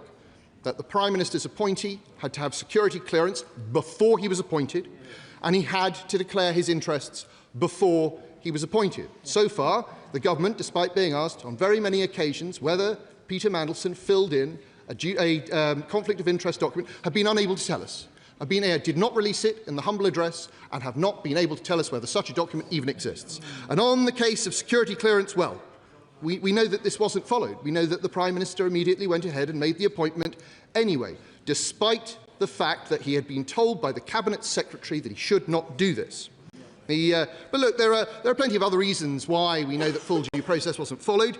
It doesn't require any great experience of government to know that full due process does not include reading a due diligence document by the Cabinet Office which tells you that Peter Mandelson was a director of a Russian company during the Russian invasion of Crimea, and then think, well, we just need security clearance later. That's obviously not full due process. It's not full due process to ask Peter Mandelson's Labour Together friends to complete the clearance process for him. It's obviously not due process. And it's not due process to not keep any records of any meetings, of any calls, of any decisions in a way that is clearly in violation of all of the guidance given to civil servants. This in no way was full due process following. Those people who have nobly stood up and tried to make a case that Wormald, the later Cabinet Secretary, said it was all done fine. Let us remind the House that Wormald's letter to the Prime Minister was written on the 16th of September. By that time, the Prime Minister had already told the House that full due process was followed. The system was trying to defend a position that the Prime Minister had already made very clear in the House repeatedly. And at that point, at that moment in time, on the 10th of December, when he told my right honourable friend, the Leader of the Opposition, that full due process had been followed, the last piece of advice given to him by a Cabinet Secretary was from Simon Case. He knew that he had not followed full due process. on the point of pressure, that, I'm afraid, it's also very clear that the Prime Minister, at the very least, misspoke in the House last Wednesday. The Prime Minister said yesterday, he said that Sir Ollie Robbins went on to say, I'm quoting at this point, "I have complete confidence that recommendations to me and the discussion we had and the decision we made were rigorously independent of any pressure." But what Sir Ollie actually said to the Foreign Affairs Select Committee was, "I also have complete confidence that their recommendations to me and the discussion we had and the decision we made were rigorously independent of that pressure." There's a difference between no pressure and there being pressure. Sir Ollie, as he made very clear throughout his whole testimony, was put under pressure. He and his office were put under pressure. And when the Prime Minister said, and I quote again, Sir Ollie was absolutely clear that nobody put pressure on him to make this appointment, that is manifestly false. Because what he actually said was throughout January, honestly, my office and the Foreign Secretary's office were under constant pressure. Again, he said, while I think the department felt under pressure, we were proud of the fact that we had not bowed to that pressure. And he also said that he was very clear that he found an atmosphere where this was not just, please get this done quickly, but get it done.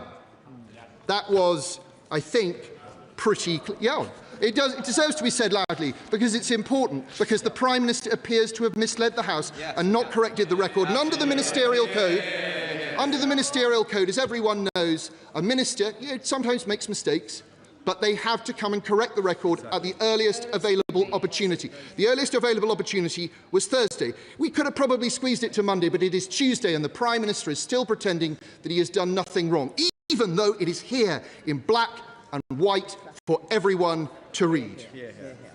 There is clearly a case to answer. There is clearly a case to answer, Mr. Speaker. And I have sympathy for all those Labour MPs who have spoken in this debate, who have deep concerns and grievances about this. And I also have a very great deal of sympathy with those who feel the same way but haven't spoken. The Prime Minister's failure to self-refer, as several Labour MPs have suggested, has put them in this position.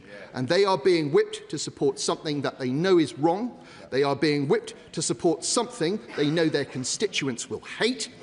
They are being whipped to defend the Labour Together machine, which has brought such shame on the Labour Party. You've all taken money from them, so you can get angry. You've all taken money from them. Well, not all of you, to be fair. There are some honourable members opposite who are calling for an investigation into Labour Together, and quite rightly so. And they are being whipped by a Prime Minister who will lead them over the edge of the cliff if they let him. As my right honourable friend from Herne Bay said very powerfully, it is important in politics, at the end of the day, to be able to look yourself in the eye. And I know that there will be many Labour MPs who are going through the lobbies tonight who will struggle to do that. They don't need to. They all know how this ends. Where this ends is with the Prime Minister not fighting the next general election. They all know where this ends. It ends with them having then to justify what they've done. They then are left only with what is left of their reputations. Secretary Jones.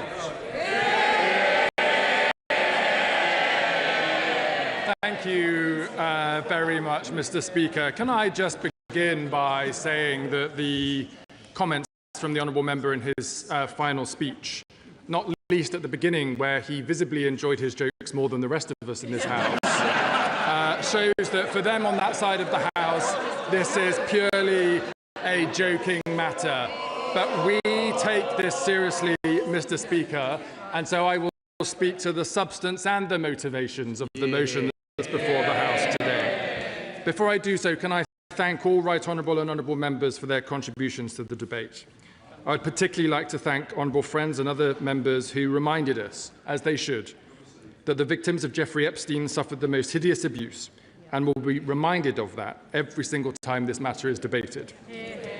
The Prime Minister has apologised to them and expressed his ongoing regret for having appointed Peter Mandelson in the first place, which he knows is at the heart of this matter.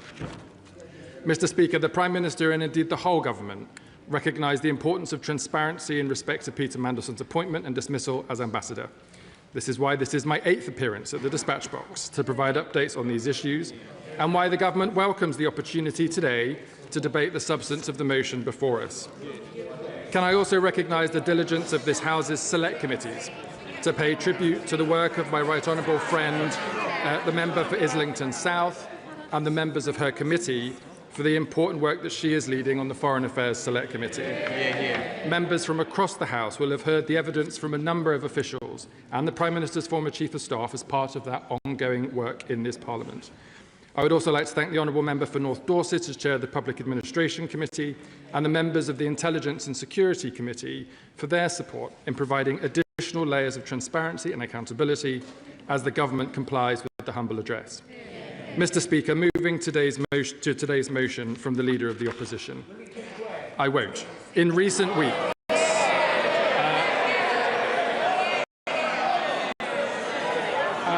Mr. Speaker, I will happily give way in due course, but I want to turn to the substance of the motion first. In recent weeks, Mr. Speaker, some have accused the Prime Minister of dishonesty, saying there was no way that Foreign Office officials would have given Peter Mandelson's clearance against the vetting agency's recommendation, let alone without checking with the Prime Minister himself.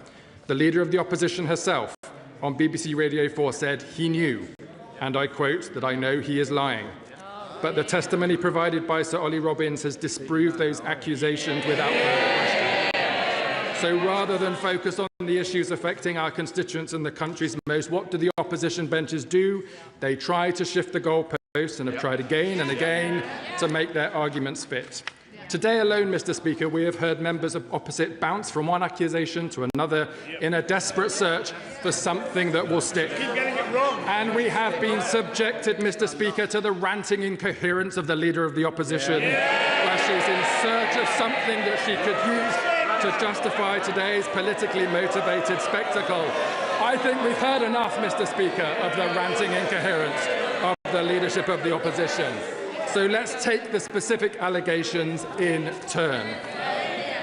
First, Mr. Speaker, as to whether the Prime Minister was correct when he said full due process was followed. Yesterday, the government deposited a letter from the then Cabinet Secretary, Sir Chris Wormold, into the library of the House. In that letter, it is clear he was specifically asked by the Prime Minister to review whether due process was followed in the appointment. He confirmed it was.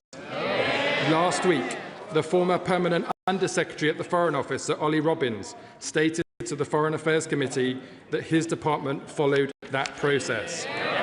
We have also heard the Cabinet Office Permanent Secretary's evidence, which covered this issue in great detail.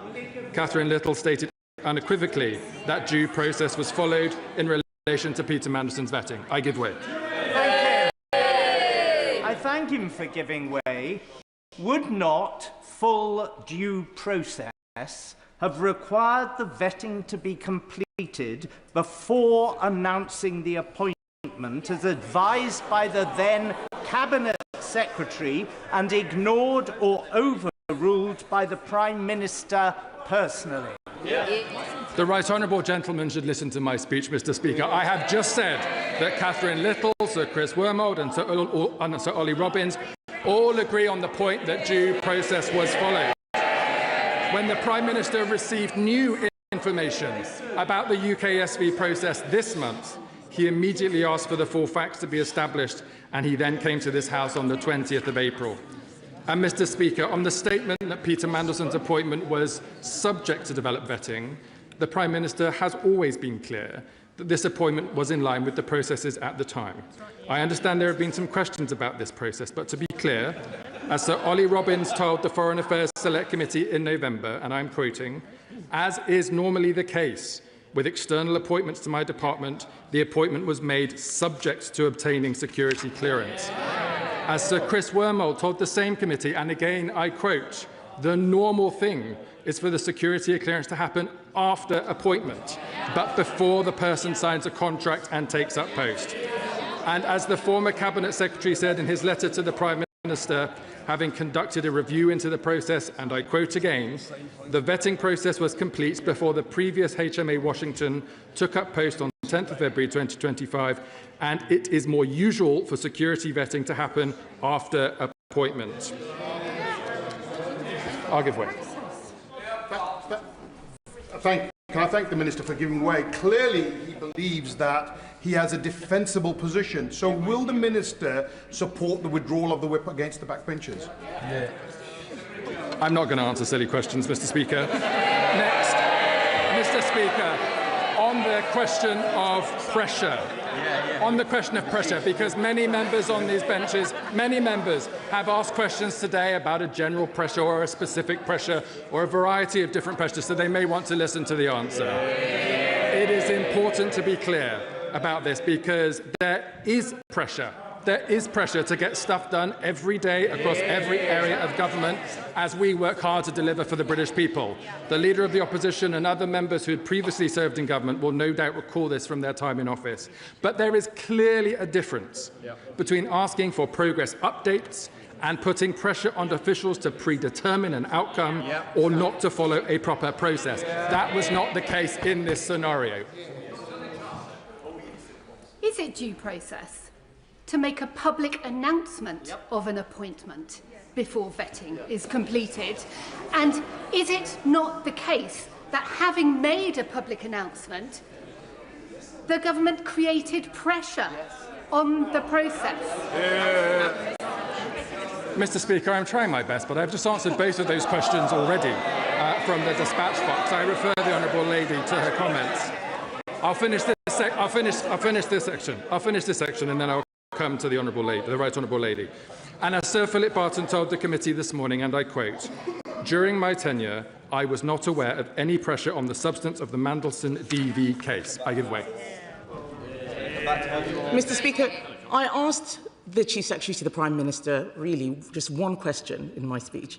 Will he repeat on the floor of the House the exact words that the Prime Minister used at PMQs in front of all of us, that no pressure whatsoever was put on the Foreign Office? It's an important question, Mr. Speaker. It is an important question because it's going to the very heart of the motion before the House today. I'm going to just, rest your horses. It is important. It is important to place the Prime Minister's words in the right context. When the Prime Minister's, Mr. Speaker, they don't want to listen to the answer again. They don't like the facts, but I'm going to try my best. They should pay attention. When the Prime Minister said there was no pressure whatsoever, to answer the Right Honourable Lady's question directly, he was specifically responding to the allegation that there was pressure that Peter Mandelson should not be vetted at all and that he should be sent to Washington regardless of the vetting outcome. Again, Sir Ollie Robbins told MPs it was, and I quote, never put to him in that way, and the Prime Minister made that comment immediately after quoting the evidence provided by the Foreign Affairs Committee.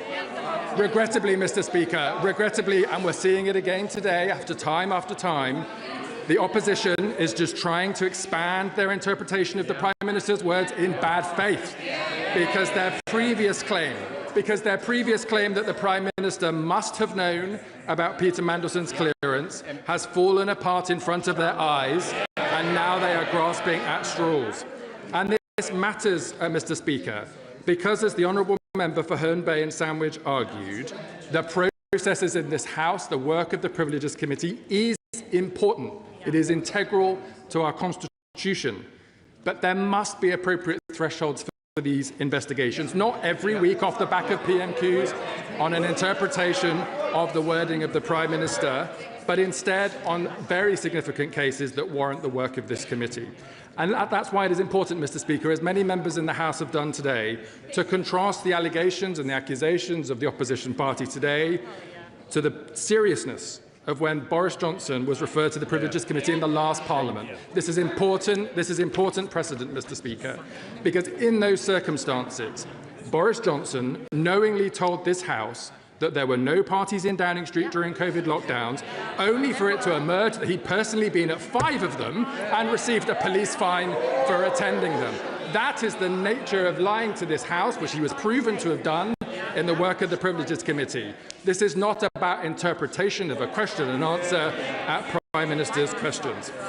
This begs the question, therefore, Mr. Speaker. If there is no substance to the allegations in the motion today, what is it? What is it that is driving the behaviour of opposition parties on the opposite bench?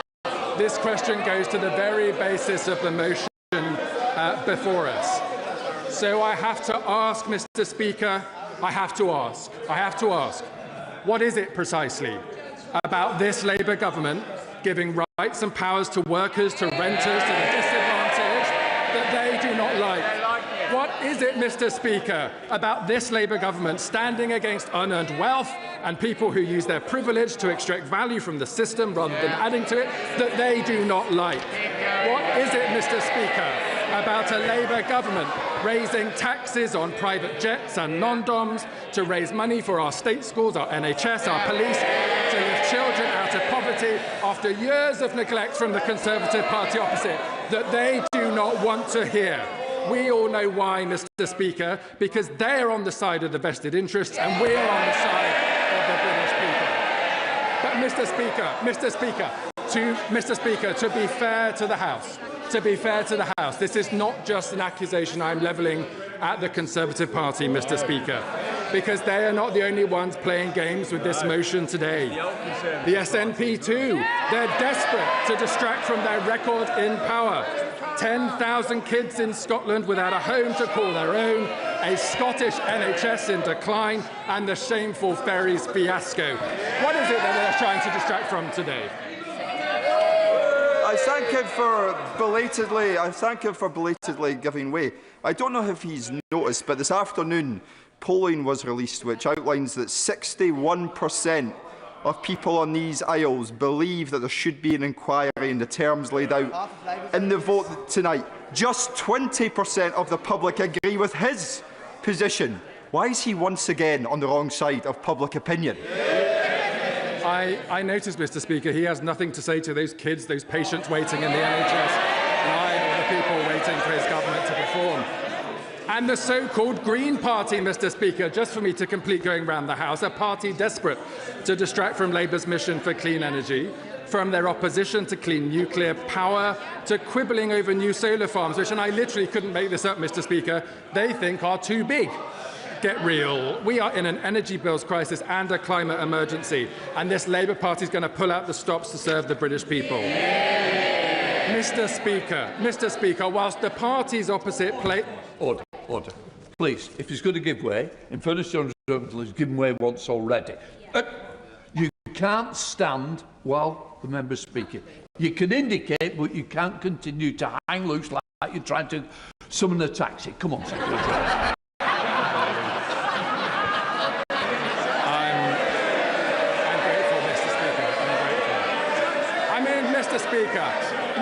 Mr. Speaker, I for one am rather enjoying myself, but I think the public might want to listen to the debate in the House today. Because, Mr. Speaker, whilst the parties opposite, which you can hear from their chuntering and their joking and their shouting, are playing games, this Labour government is doing the work that matters. I've been asked, Mr. Speaker, where is the Prime Minister? The Prime Minister has been chairing this afternoon the Middle East Response Committee, bringing together the government to mitigate the impact of the war on the Middle East. In contrast, Mr. Speaker, the parties opposite want to distract from the fact, after years of ordinary people facing pressures from the cost of living, a feeling like hard work isn't rewarded like it used to be, that they, the Conservative Party and their friends in Reform, wanted the UK to go to war in the Middle East, making it harder for families up and down the country. Distraction, distraction, distraction. In contrast, Mr. Speaker, this government is investing in new rail, roads and nuclear reactors, new scanners for our hospitals, free breakfast clubs for our kids. It is this Labour government that has saved British Steel, investing in sovereign AI, renewing our high streets and delivering homegrown energy. This is relevant, Mr. Speaker, because it goes to the behaviour, the motivation behind the motion today. This Labour government is doing the hard work of building a better Britain, a Britain that gives people hope for a better future. All these opposition parties, they want to tear that down. They want to tear down this Labour government and the Labour movement. And they agree, Mr. Speaker, they agree, because like our forefathers before us, we've stood up to the power of vested interests, and we will do so again. And so I say to the opposition parties today, I say to them all when they come here to try to tear down this Labour movement and our project for the British people, not today, Mr. Speaker, not on our watch. We will not let it happen, and on that basis I commend this statement of the House.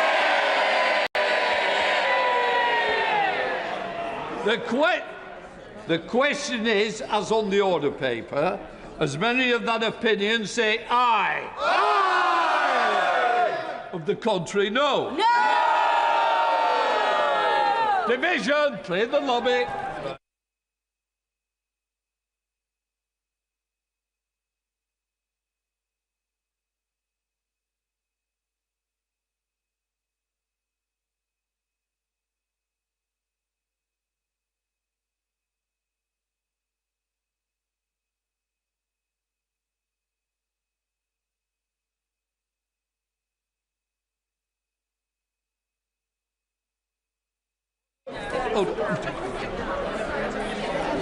The question is, as on the order paper, as many of that opinion say aye. Aye! The contrary, no. No!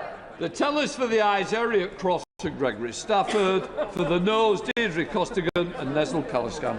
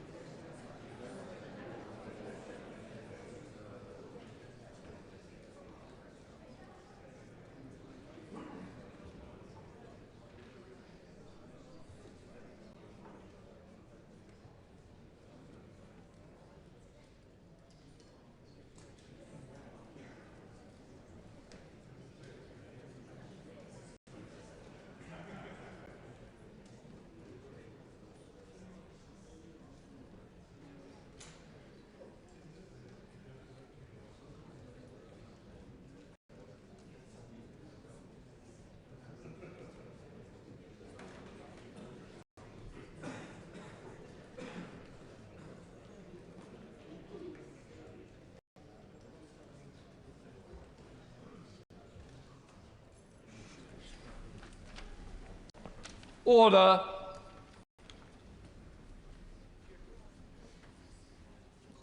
The ayes to the right, 223. The noes to the left, 335.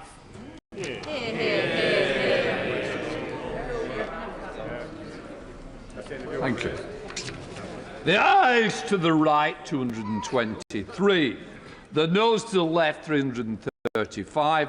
The noes have it, the noes have it. Unlock.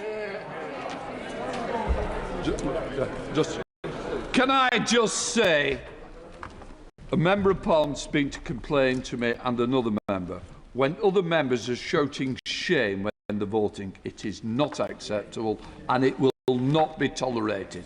So I hope that the people concerned will apologise to those members that they shouted at. Point of order, Sir Julian. Thank you, Mr. Speaker. Out of 190 questions for written answer that I've put down this session, which is coming to its close, all but one have been answered.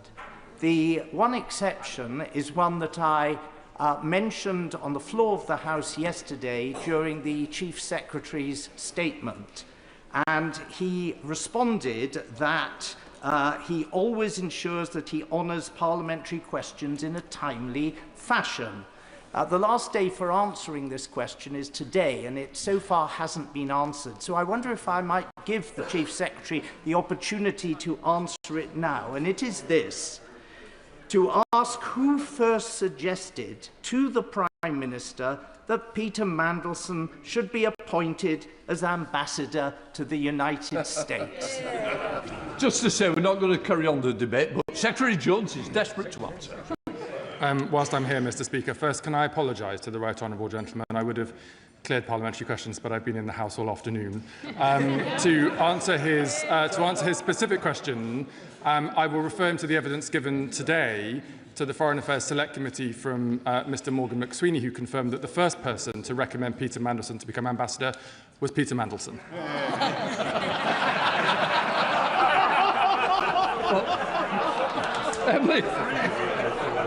Emily Darlington, point of order. Mr. Speaker, I'd like to seek your advice. I understand that it is custom and practice when an MP comes to visit your constituency that you are given due notice of that. The Leader of the Opposition came to my constituency and did not inform me that she was there, and I would like to know if we could how best to resolve this.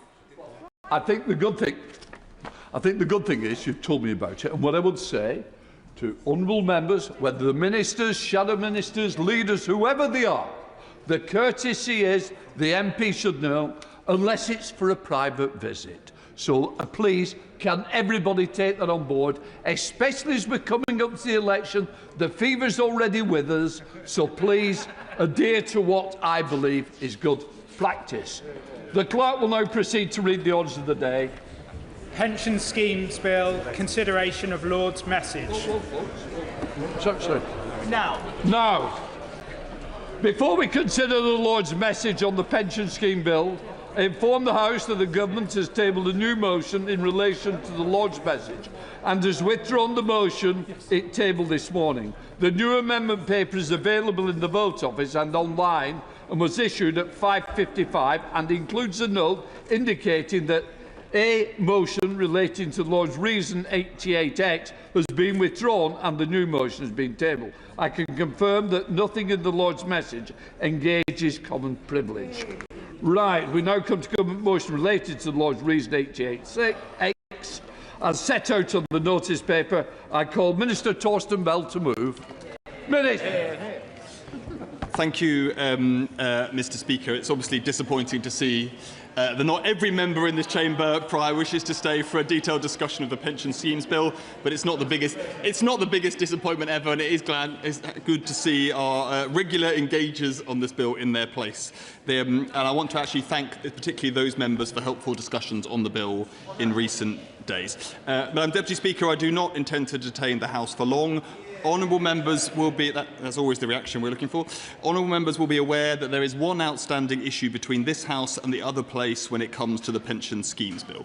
This relates to the reserve power on asset allocation.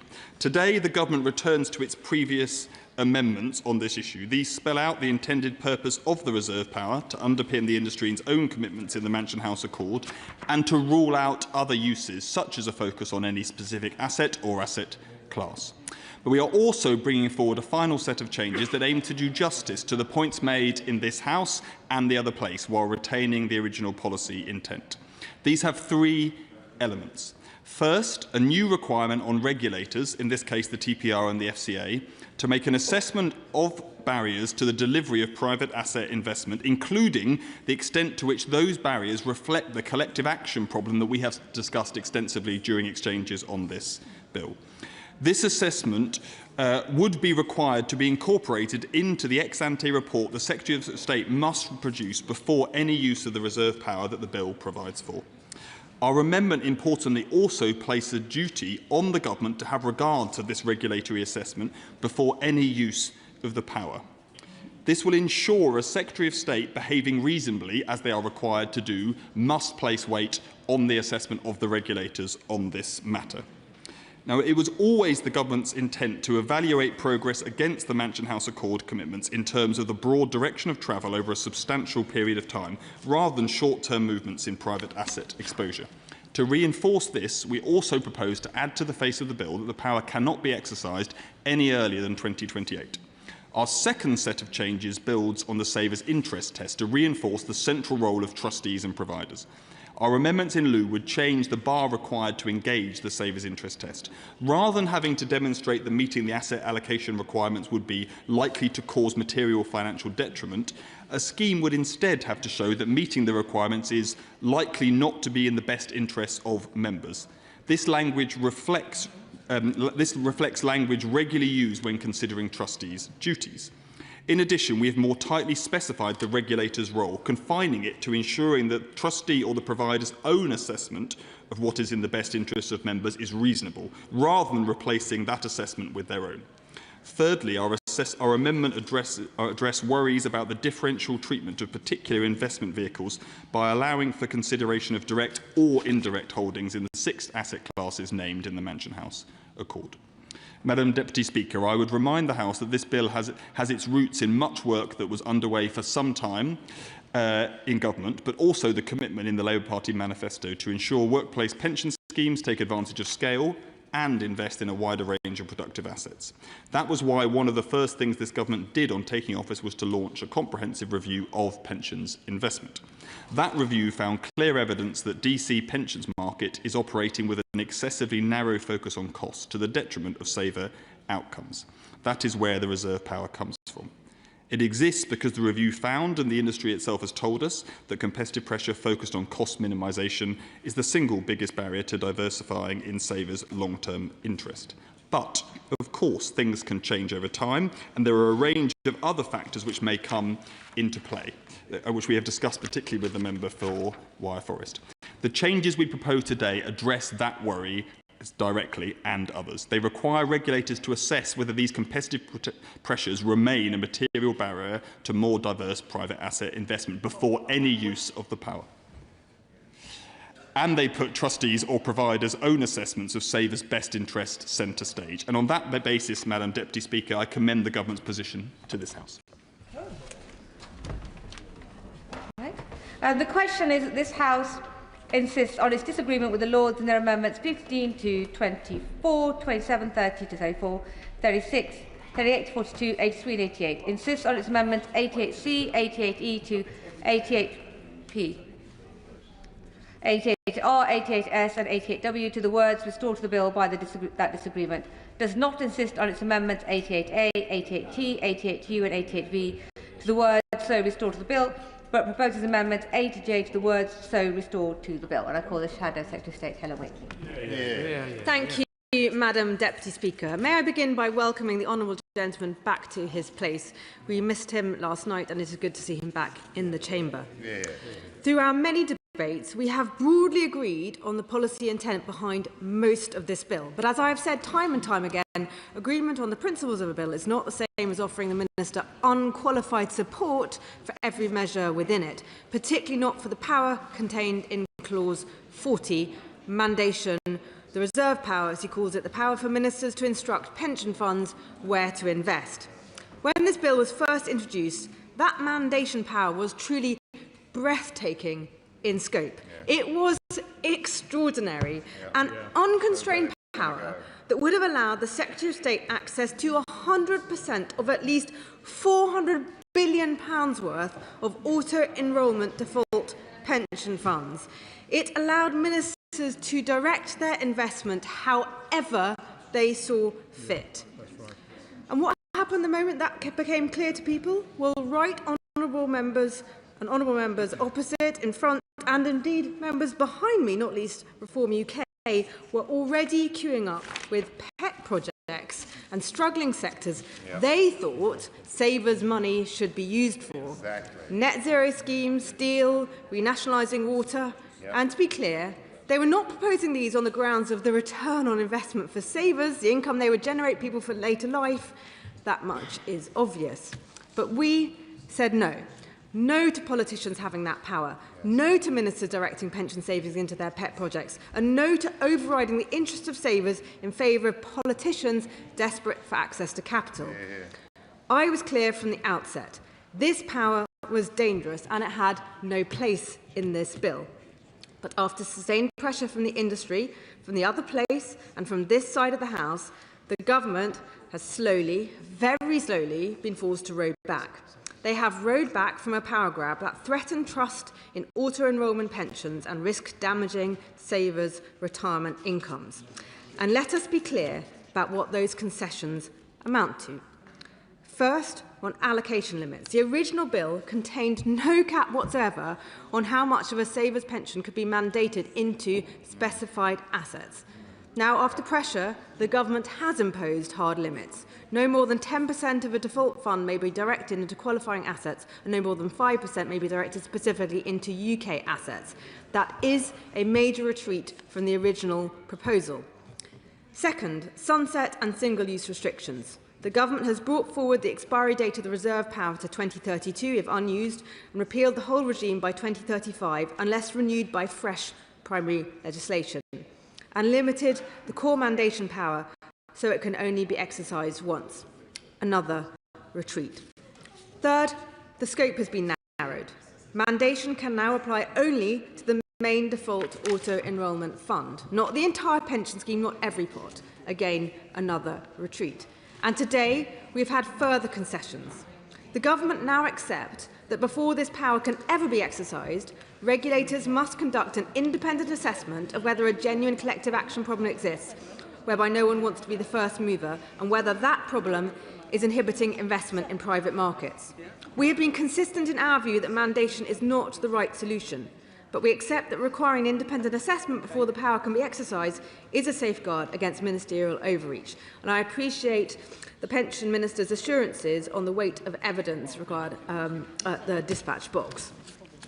They have also accepted that the reserve power cannot be used before 2028. Again, another retreat.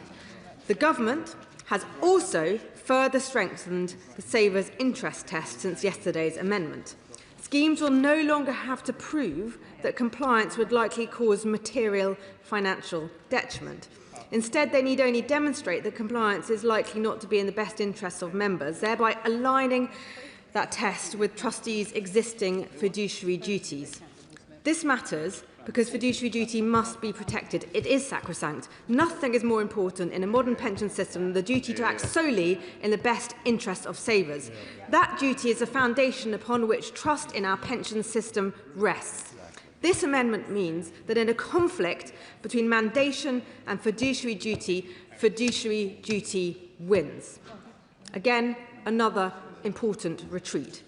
Finally, the government has agreed to remove discrimination between investment vehicles by clarifying that both direct and indirect holdings in the relevant asset classes count towards compliance. The final retreat. Madam Deputy Speaker, every one of those changes tells the same story.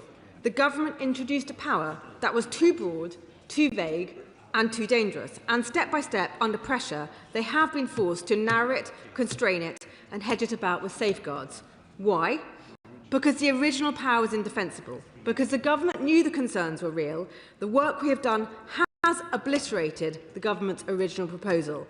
The mandation power, as it stands now, looks nothing like how it was first imagined. What began as a sweeping ministerial power grab has been stripped back, pared down and boxed in on all sides.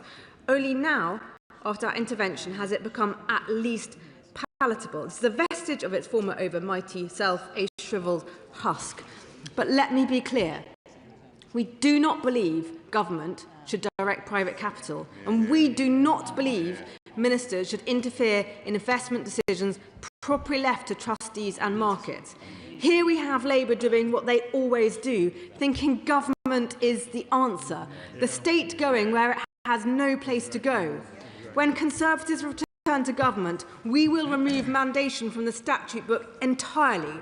Because, Madam Deputy Speaker, at the heart of this policy lies a dangerous assumption that ministers in Whitehall know better than trustees, fund managers and markets how to invest the public's pension savings. I have yet to meet anyone who wants a politician managing their pension. And pensions belong to the people who earn them, not government ministers. It is as simple as that. We have no backbench speeches, so I'll come to you, Steve Darling, if you're ready. The Liberal Democrat spokesperson, Steve Darling. Thank you, Madam Deputy Speaker.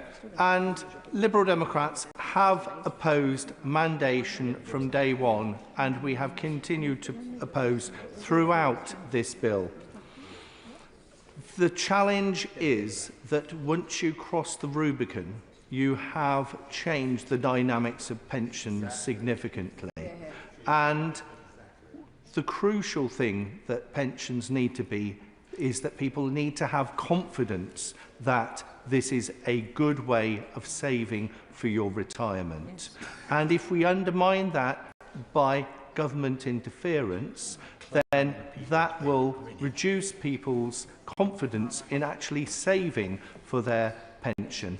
And that is a complete reverse of what this bill as a whole is all about. Because this bill is mostly about making sure that our pension system is fit for the future, fit to serve those who are looking to have a good retirement. And that is to be celebrated with the vast majority of this bill, and it is to be welcomed. However, as Liberal Democrats, although there have been significant concessions, and we welcome those steps in that right direction, there is still a crossing of a Rubicon, and we continue to have grave concerns. Would you allow me? Do come in. Thank you. The Liberal Democrat spokesman makes an incredibly important point about crossing the Rubicon, with the government taking mandation powers to be able to interfere in people's savings and assets. And we're talking about pension funds here. But once that Rubicon is crossed, actually there's no reason why the government might not feel that they could start mandating investment trusts, other types of saving schemes as well. So this is not only something about pensions, this is about this fundamental relationship between the state and private individuals. Thank you. And my colleague makes a very powerful point that is well made, and I'm sure the Minister will reflect on that in his wind-ups. So we continue to oppose mandation as Liberal Democrats, and we plan to vote against this tonight. Thank you, Madam Deputy Speaker. Wind-ups, Minister Torstenberg.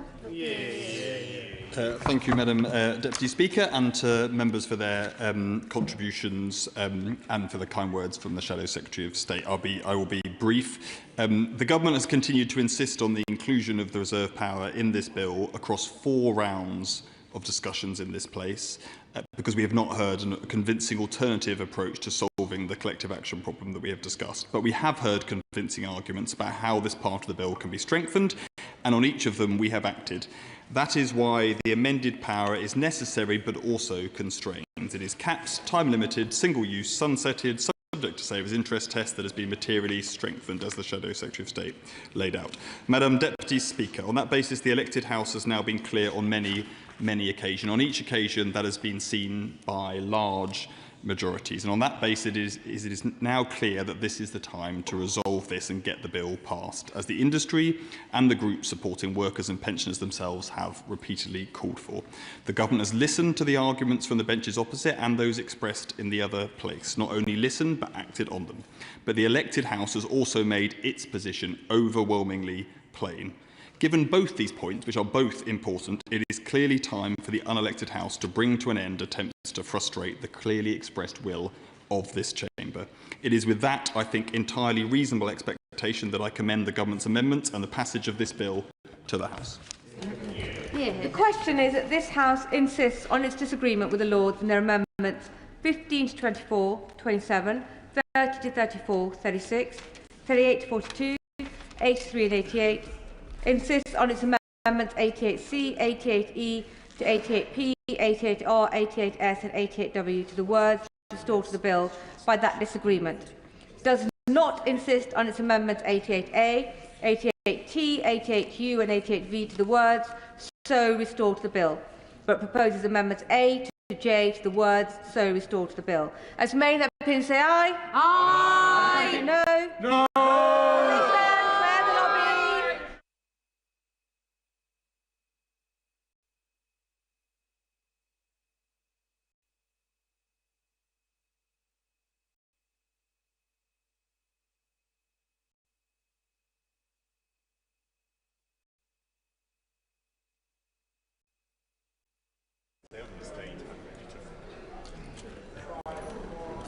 Miss Waitley, are you exiting the chamber? Mr. Darling, wonderful. The question is, as on the order papers, may the opinion say aye? Aye. On the contrary, no. No. Tell us for the ayes are Deirdre Castigan and Nessel Caliscan, and tell us for the noes are Katie Lamb and Gregory Stafford.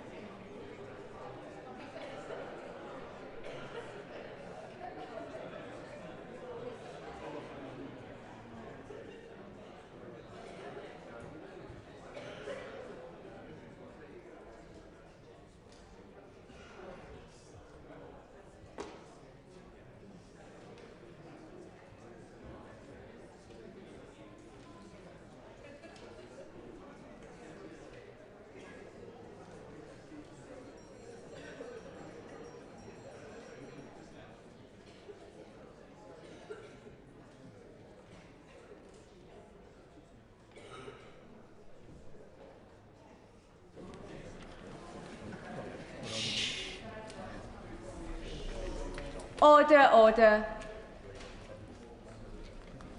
The ayes to the right, 335. The noes to the left, 158.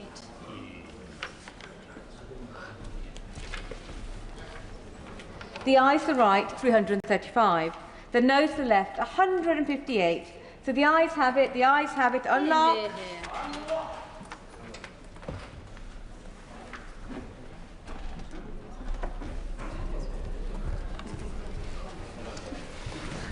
That concludes consideration of the Lord's message on the pension schemes bill. 7 o'clock motion. I beg to move. The question is as on the order paper. As made in their opinion say aye. Aye. Contrary no. The ayes have it. The ayes have it. Do the front bench wish to shuffle over?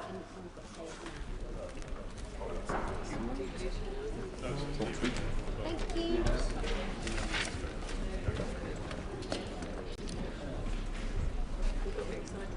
Order, order. English Devolution and Community Empowerment Bill, consideration of Lord's message. Now. Before we consider the Lord's message to the English Devolution and Community Empowerment Bill, I inform the House that the Government has tabled a new motion in relation to Lord's Reason 123J and has withdrawn the motions it tabled this morning relating to those motions. The motion relating to Lord's Reason 155J is unchanged. The new amendment paper is available in the Votes Office and online and was issued at 6:30 p.m. and includes a note indicating that the paper was issued at 6:30 p.m. and replaces an earlier version. The motion relating to Lord's Reason 123J has been withdrawn and a new motion has been tabled. We will begin with the government motion relating to Lord's Reason 89F as set out on the notice paper, with which it will be convenient to consider all other Lord's amendments, government motions and amendments. I call the Minister to move the motion. Minister, Thank you, Madam Deputy Speaker. I am pleased to speak once again on the English Devolution and Community Empowerment Bill. Can I start, Madam Deputy Speaker, by thanking members from across the House for their constructive engagement in getting the bill to this point. And why this bill matters is that if we are to transform our economy, if we're to drive up living standards and deliver better public services in every community, a fundamental change is needed in the way that the country is run. This landmark bill will deliver just that. It represents the biggest transfer of power out of Whitehall to our regions and our communities in a generation. And so I am glad that we have found a way forward on several of the issues we most recently discussed, namely the role of strategic authorities and mayors in rural affairs, agents of change in the planning system, and the role of town and parish councils in neighbourhood governance. We have listened carefully to the concerns raised in both Houses on remaining issues: the ministerial power of direction in Schedule 1 of the bill, prioritising development on brownfield land, and the models of governance in local authorities. This is why the Government has today tabled 3 amendments that I will now outline. On the question of ministerial power of direction in the bill, I remind the House that ensuring every part of England can benefit from devolution remains a key objective of this Government. I repeat for the record that we on this side of the House believe strongly that government has a duty to drive economic growth, unlock investment and deliver better outcomes for our communities.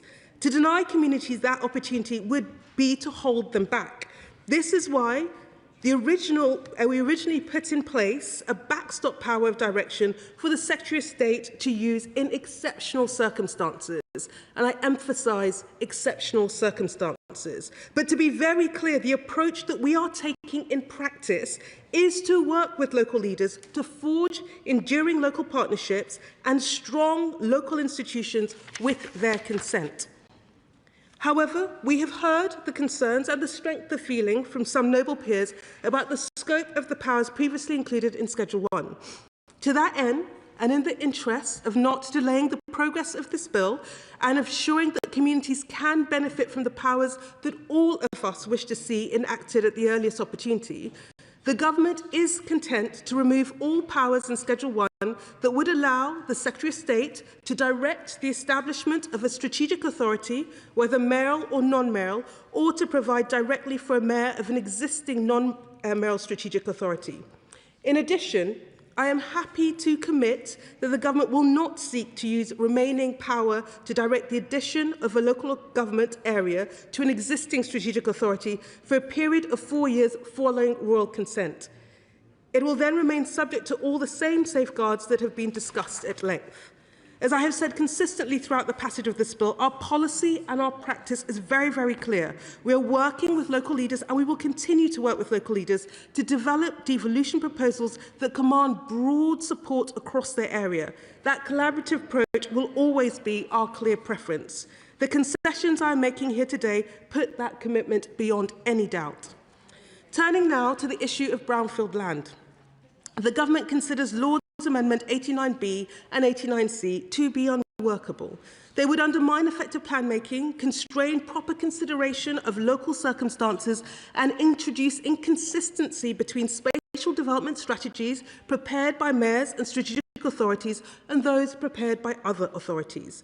As I have previously said, national policy remains the most effective route through which planning reform should be pursued, and is the right place to set clear expectations about where development should take place. Where concerns have been expressed about the effectiveness of existing policy, it remains too early to assess the full impact of recent and proposed changes to national planning policy. However, in recognition of the strength of feeling expressed about inappropriately located development, and to further reinforce a brownfield-first approach, the government has tabled its own amendment. This would set a requirement in primary legislation for the Secretary of State to use existing regulation-making powers to ensure that strategic planning authorities have regard to the desirability of prioritising development on land that has been previously developed. This will put consideration of brownfield land on the same legal footing as other highly important issues that are also on the face of legislation, such as promoting sustainable development and the impact on health and health inequalities. It will ensure that the prioritisation of brownfield land is front and centre when strategic planning authorities are producing a spatial development strategy and considering how to meet the growth needs of their area. The drafting of our amendment is consistent with national policy, making clear that prioritising development on brownfield land is an overall objective and clearly desirable. Enshrining this requirement in legislation will elevate its importance and will further solidify the government's commitment, clear commitment, to a brownfield-first approach. I now turn to the matter of local authority governance. As honourable members will know, the government has set a clear default position. Councils currently operating the committee system and which are not otherwise protected should be required to move to the leader and cabinet model within 1 year of the relevant bill provisions coming into force. That remains the government's firm expectation. However, we have heard concerns from the other place and concerns expressed in this House that requiring a council to move to the leader and cabinet model within a year could potentially create challenges for some councils, their members and officers. For example, where authority has submitted a proposal for a boundary change or merger in response to the Secretary of State's new power to invite such proposals. The government amendment we are bringing forward today responds to those concerns. It allows the Secretary of State to extend the 1 year transition period for non-protected councils by a further year in certain circumstances. This provides flexibility where a council is already on a clear path to dissolution, so that it is not required to undertake a significant governance change that may have little practical benefit.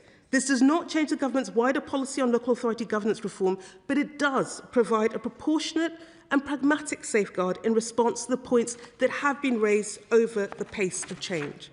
To conclude, Madam Deputy Speaker, the bill has undoubtedly been improved as a result of scrutiny in ping-pong so far, and I thank the noble lords and this place for their contribution in helping us with that. We are pleased to be able to offer concessions on brownfield land, local authority governance and the ministerial power of direction, and I urge the House to support the government's position and to accept these concessions. The question is that this House insists on its disagreement with the Lords with their amendments 89B and 89C, but proposes amendments A in lieu as on the notice paper. And I call the Shadow Minister Davidson. Well, thank you, Madam Deputy Speaker. May I start by expressing and putting on the record my thanks to the Minister and colleagues in her department for the constructive spirit in which they've approached the negotiations around this bill. It remains the view of the official opposition that the overall direction of travel of this bill is a centralising one, that it does bring into effect many new powers for the Secretary of State to direct the work of local authorities, and especially the new mayors and the strategic responsibilities that they undertake, will all be subject to a degree of direct influence from Whitehall. However, it clearly is in the interests of all parties represented in this House to seek to reach agreement on those points that have remained in contention. And I know I share the Minister's sense of delight at once again being here at the dispatch box discussing Lord's amendments. Let me just briefly address those in turn. The Minister set out very clearly the government's agreement to step back from some of the directions which were included in that original legislation. And that was an example of one of the points that we felt on this side, demonstrated that sense of a centralising power within the legislation. However, government has been, I think, very constructive in the way that they've approached that, has recognised that there is a degree of justification around that backstop power to avoid a situation where the whole of the country is covered by combined authorities, but some councils are left outside of those boundaries. And I know many members have expressed concern in the debates both at Bill Committee and in the House at the impact that that would have, particularly on opportunities for economic development.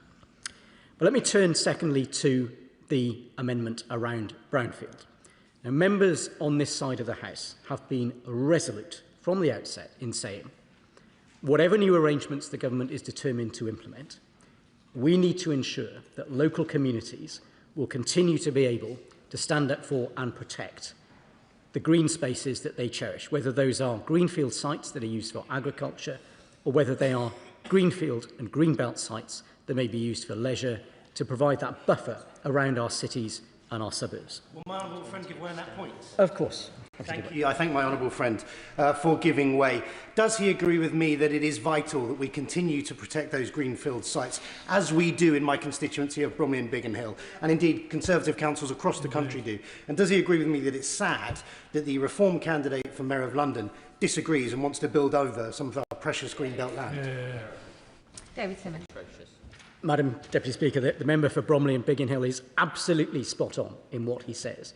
I think members across this chamber have been quite surprised to hear Reform in particular saying that they wish to tear up London's Greenbelt as part of the local election campaign. And I am grateful to this Minister and to her colleagues that they have recognised, in the fine tradition of many of our Labour councils as well, that we need to make sure that there are sufficient provisions in the legislation to ensure the protection of those vital green spaces for future generations.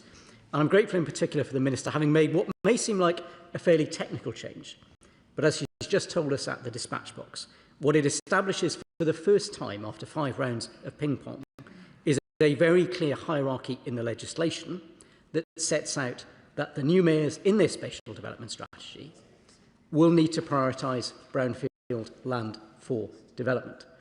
And many of the concerns which members across the House expressed when we debated local government reorganisation just a few weeks ago about the impact of housing targets being displaced will be more effectively managed by the amendments which have been agreed across the House tonight.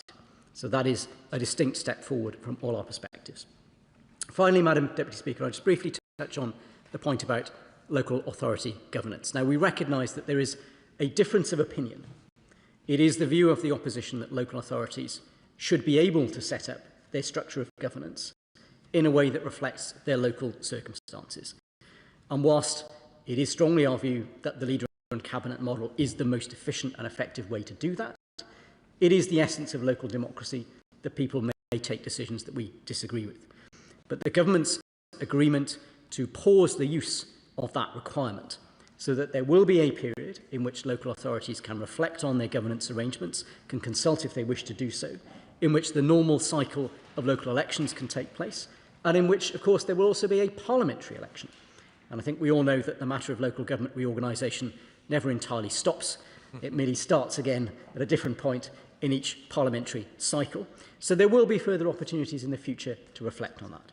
But all of those do represent, in the context of a bill with which we do still have some significant concerns, progress in a direction that makes us much more comfortable. For those reasons, we do not propose to divide the House on these matters this evening. I call the Liberal Democrat spokesperson, Gideon Amos. Thank you, Madam Deputy Speaker. I'll be brief, as most of the arguments have already been well stated. We recognise the Minister's argument yesterday that this bill represents a step forward, not the final destination, and that some consistency is needed to make the system function. But in seeking that consistency, it's really important that we don't lose the very flexibility that makes devolution truly meaningful. We remain supportive of my Lib Dem colleagues in the Lords in their efforts to strengthen the bill. I want to place on record the Liberal Democrats' continued backing for a number of those amendments. On Lord's Amendment 36, we return to the central point. It's not devolution to mandate a single model of governance from the centre. Local areas must retain the ability to choose what works for them. I'd like to thank the Minister for concessions she has made from the dispatch box in relation to the amendments Liberal Democrats have tabled. We're grateful the Government has taken note of those issues and the importance of the right of communities to choose their own governance and ensure that choice is better protected. We've already seen why flexibility for local authorities matters. In Sheffield, the Council moved away from the Leader and Cabinet model to a committee system following real concerns about transparency, accountability and council overreach. That change was driven locally by councillors responding to their communities. As my noble friend, Liberal Democrat peer, Lord Mohammed of Tinsley set out in the other place, the consequences of concentration of that power in a small executive can be profound. In Sheffield, decisions to fell thousands of healthy trees, street trees, were driven through by a small group without the scrutiny of a wider number. A plaque now stands in Sheffield which reads, "In recognition of the courageous campaigners who saved thousands of street trees from wrongful felling by Sheffield City Council," as a reminder to all that such failures in leadership must never happen again. This is a stark warning of what can go wrong when power and authorities is too concentrated in the hands of too few. Liberal Democrats will continue to challenge the government on this because we are the party that believes in real community representation and local governance decided by local people. We'll always fight to ensure that communities have a genuine voice in how their areas are run, not decisions handed down from Whitehall. If consistency comes at the cost of local voice, then we are not strengthening devolution, we will be narrowing it. Turning to Lord's Amendment 98, Liberal Democrats believe that placing limits on Secretary of State's powers over structural changes is vital if local democracy is to have genuine autonomy. I'd like to thank the Minister for what she said in relation to that. Likewise, we have sought to remove powers that would allow ministers to direct the creation or expansion of combined authorities, including the imposition of mayors without meaningful local consent. On both sides of these benches and those opposite, we agree that meaningful devolution cannot mean that structures designed in Whitehall and delivered to local areas with limited input, cannot mean structures delivered and sent from Whitehall with limited local input. If local government is to have real autonomy, consent must be meaningful and Parliament must retain its proper role. We will continue to work constructively with the government on that front. On Lord's Amendments 89B and 89C, we strongly support prioritisation of brownfield development. That is why Liberal Democrats are grateful to the government for listening to calls for better protection of greenfield land, and that they have taken steps in this bill to encourage prioritisation of brownfield. Going forward, this will help ensure that development is happening in the right places on land that needs to be developed on and in consultation with communities that surround it. This is not about opposing growth. It's about delivering that growth sustainably and making best use of the land that has already been and previously been developed. Whilst I recognise the Minister's argument that some flexibility is needed to meet housing demand, if that flexibility results in greenfield and green spaces becoming the default, then we will have failed and got the balance fundamentally wrong. Green spaces are essential to community well-being. They support mental and physical health, provide space for recreation and contribute to the identity of local places. Once lost, they cannot be replaced. If brownfield land is not properly prioritised, development pressure will fall on those spaces. We therefore welcome this step in the right direction from the Minister, and we will continue to ask the Government to go further on prioritising brownfield. When taken together, these three amendments do not frustrate the bill, they improve it. They move it closer to what devolution should be, rooted in local consent and accountable to local communities. We're glad the Government has taken heed of the priorities Liberal Democrats put forward, and we will continue to work constructively to ensure decisions are made with local people and not done to them. Minister, to wind up, Minister Matapambola. Thank you, Madam Deputy Speaker. And And can I thank honourable members for their continued engagement and their insightful debate on these issues. In the time left, I will respond to some of the particular points that was made. I do want to put on record my thanks to opposition members for the constructive way in which they have approached this so that we can progress this bill and take it forward. To the member for Islip, Northwood and Pinner, we will continue to disagree on whether this is a centralising bill or a radical shift in power. I still fundamentally believe that this is a huge step in transferring power outside of Whitehall, but candidly, we will demonstrate this through our actions and through the impact of the bill. The thing that drives us is the impact that this will have in our communities, and I think we have got strong measures that will help us ensure that we are putting communities in the driving seat so that they can shape their place. To the member of Taunton and Wellington, I hear the points that he's made on local government governance in particular. The example of Sheffield that he's raised is one that many of my honourable friends on this side of the bench have advocated and been very clear and advocated for their communities on their behalf, which is why we made the original concession. We think that we have found the right balance. What I would say is that we are clear that if we are to empower local authorities in the way that we want, they need strong governance in order to make decisions for their communities that will impact on their communities. And the reason why we are trying to support the shift in governance arrangements is to ensure that we have enduring local authorities that can fundamentally deliver. And we think that we have achieved this in the concessions that have been made. Madam Deputy Speaker, to conclude, look, the thing that I have found hugely heartening throughout the passage of this bill is that there is a clear point of consensus across the House that if we are to deliver change in our communities, we must push power out into our communities, into the hands of our local leaders, into our neighbourhoods, and to people who know their patch best. And I hope that this bill represents the start of a journey that will fundamentally change the way that government works and how we in this place serve the communities that we are here to represent, where the principle of devolution by default, underpinned by a clear framework, is locked in, where local leaders are empowered to drive economic change and improvements in living standards across their patch, where communities are put in the driving seat and given power to shape the places in which they live and work. I've been clear throughout the passage of this bill that this represents a flaw, not the summit of our ambition for devolution. So I look forward to working with my honourable friends on this side of the House, but with honourable members across the House as we build on the provisions in this bill. Finally, I'd like to thank my brilliant team of officials that have worked on this bill. Hannah, Carrie, Guy, Jenna, Marie, Alice, John, Rachel, Wendy, as well as my private office, Molly, Simon and Lucy, who have all done an absolutely heroic job in taking through an absolutely mammoth bill through the House. And with that, Madam Deputy Speaker, I would like to commend the Government's amendment to this House. The question is that this House insists on its disagreement with the Lords with their amendments 89B and 89C, but proposes Amendment A in lieu as on the notice paper. As may in that opinion say aye. Aye. The contrary no. The ayes have it. The ayes have it. We now come to the motion that this House insists on its disagreement with the Lords' Amendment 36, 90 and 155, insists on its amendments 155A to 155F and 155H to the words so restored to the bill by that disagreement with Amendment 155 and proposes Amendment A to the words so restored to the bill as on the notice paper. Minister to move formally. The question is that this House insists on its disagreement with the Lords' Amendments 36, 90 and 155. Insists on its amendments 155A to 155F and 155H.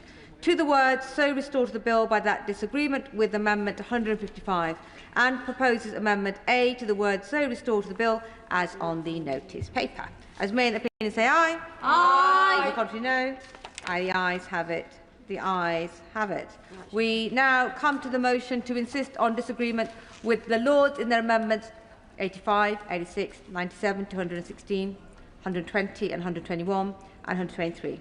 It sits on its amendments to 123C to 123H and 123J to 123K in lieu, and to propose amendments A to E in lieu as on the notice paper. I call the Minister to move the motion formally. The question is that this House insists on disagreement with the Lords in their amendments 85, 86, 97 to 116, 120, 121 and 123. Insists on its amendments 123C to 123H and 123J to 123K in lieu, and proposes amendments A to E in lieu as on the notice paper. As many as that opinion say aye. Aye. No. The ayes have it. The ayes have it. That concludes consideration of the Lord's message on the English Devolution and Community Empowerment Bill. A point of order, Michael. Thank you, Madam Deputy Speaker. Last week I tabled a written question to the Foreign Secretary asking whether Jonathan Powell was subject to scrutiny vetting before or after he was appointed as the Prime Minister's Special Envoy on the Chagos negotiations. I have not yet received a response. Given that Morgan McSweeney appeared to tell the Foreign Affairs Select Committee this morning that the vetting process only began after Powell was later appointed as National Security Advisor, how can I secure an official answer from the Foreign Office to this basic question before Parliament prorogues? I know that the honourable member is diligent in getting answers on behalf of his constituents and will no doubt explore every avenue to get that answer. And for the Treasury front bench, it is only appropriate that backbench MPs are able to get responses in due time on behalf of their constituents. No doubt they have heard, and no doubt the honourable member has got his words on the record. If the front benches wish to shuffle over, this is the time to do so.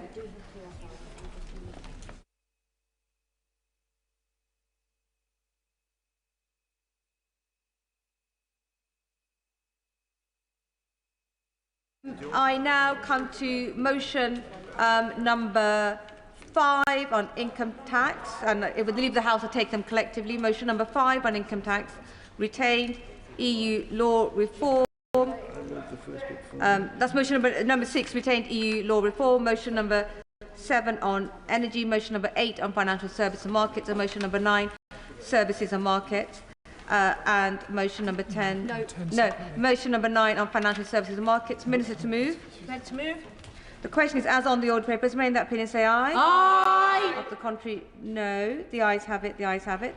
And now come to motion number 10 on retained EU law reform. Minister to move. I beg to move. The question is as on the order papers. May that opinion say aye. Aye. Of the contrary, no. Aye. Division. Clear the lobby. Thank you.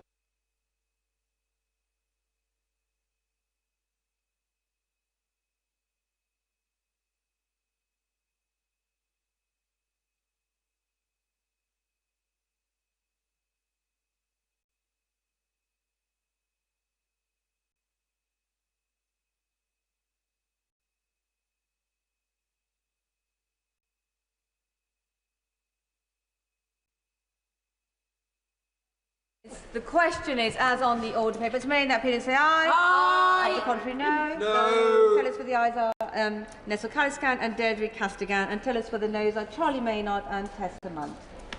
Happy.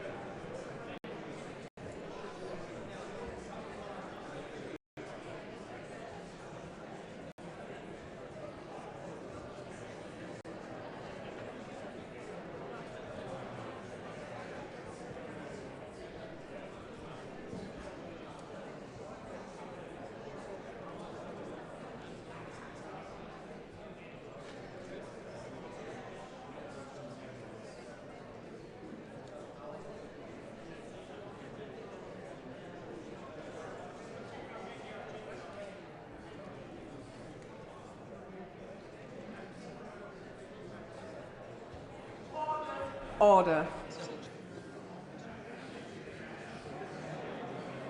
The ayes to the right, 308. The noes to the left, 81.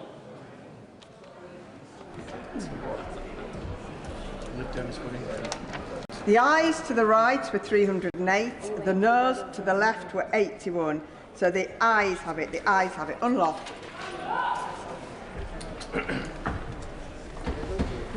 We now come to motion number 11 on immigration and asylum. Minister to move. I beg to move. The question is, as on the order paper, as many as are of that opinion to say aye. Aye. Of the contrary, no. No.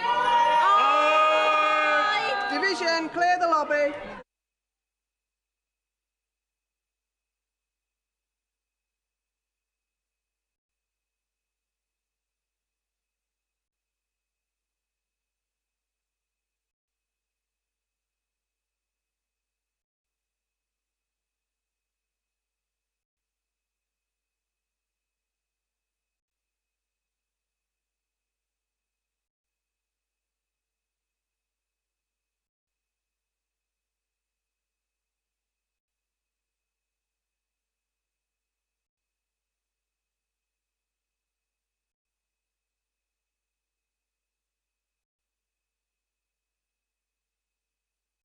The question is, as on the order paper, as many as are of that opinion say aye. Aye.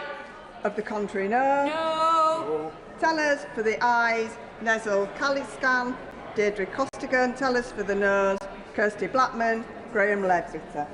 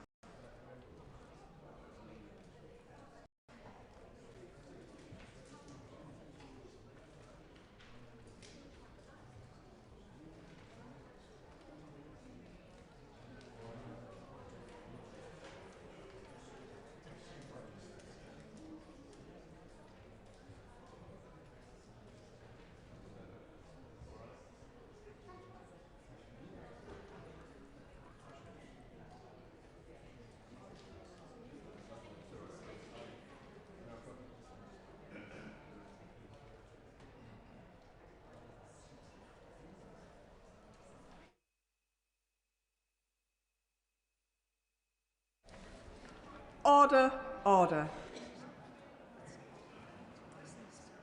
The ayes to the right, 304. The noes to the left, 28.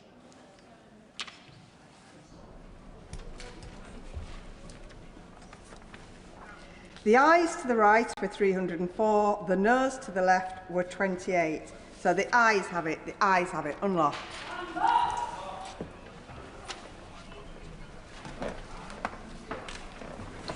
Motions number 12 on land, motion number 13 on electricity, motion number 14 on tribunals and inquiries, motion number 15 on excise. Minister to move. I beg to move. The question is, as on the order paper, as many as are of that opinion say aye. Aye. Of the contrary, no. I think the ayes have it, the ayes have it. We now come to motion number 16 on business of the House today. Minister to move. The question is the business of the House today motion as on the order paper. As many as of that opinion say aye. Aye. Of the contrary, no. I think the ayes have it, the ayes have it. We now come to motion number 17 on select committee statements, with which it will be convenient to consider motions 18 to 21 on the backbench business committee and select committee chair elections. I call the Minister to move. Shadow Leader of the House. Thank you, Madam Deputy Speaker. I brought forward a number of motions today in order to facilitate recent recommendations of both the backbench business committee and the procedure committee. I thank both committees for their recent reports on these matters, and I will briefly address each motion. Honourable members should note that the explanatory notes are also available in the vote office. First, select committee statements. Currently, for a select committee statement to be made, it must be made within 5 sitting days of publication of the report or announcement of the inquiry. The Backbench Business Committee recommended in its 15th anniversary report that the Select Committee statements under Standing Order number 22D should instead be allowed to take place 10 sitting days after publication of the report or announcement of an inquiry. Select Committee statements have increased in popularity in recent years, and the Government agreed with the Committee in their recommendation, and therefore the motion asks the House to amend the Standing Order to enact this change. Madam Deputy Speaker, turning to the motions relating to the operation of the Backbench Business Committee, both the Backbench Business Committee in its 15th anniversary report and the Procedure Committee in its report on elections in the House of Commons proposed that members and chair of the Backbench Business Committee should be elected in line with all other elected select committees, that is, for the whole Parliament rather than each session. While the Backbench Business Committee does have unique powers in scheduling business on the floor of the House, the Government recognises that the operation of the committee is well established and that the reappointment of the committee at the beginning of each session can cause delays to the scheduling of backbench business. The Government therefore has accepted this recommendation, and the relevant motions bring forward proposals to make this change ahead of the next session with a few consequential changes.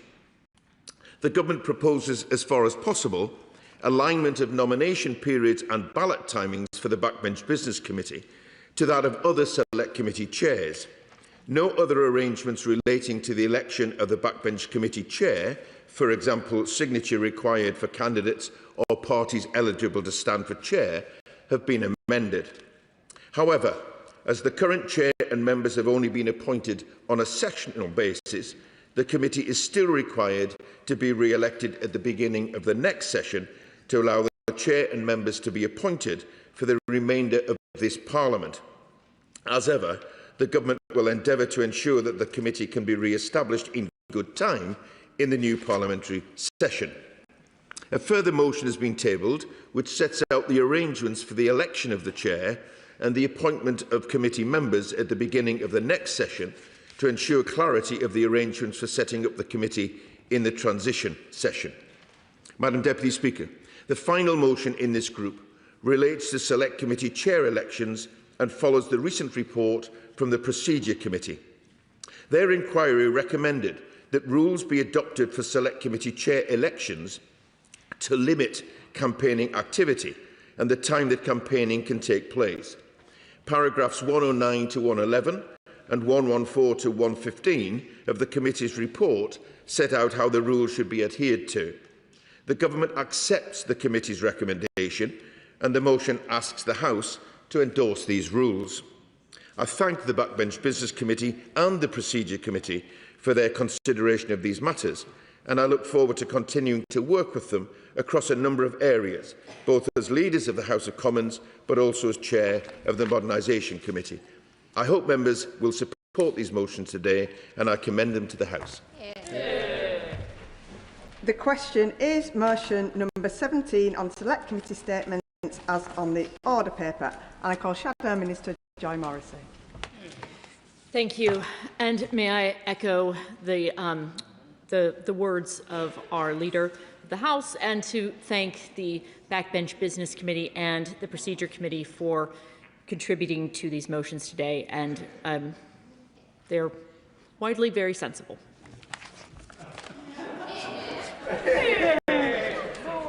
I call Chair of the Procedure Committee, Kat Smith.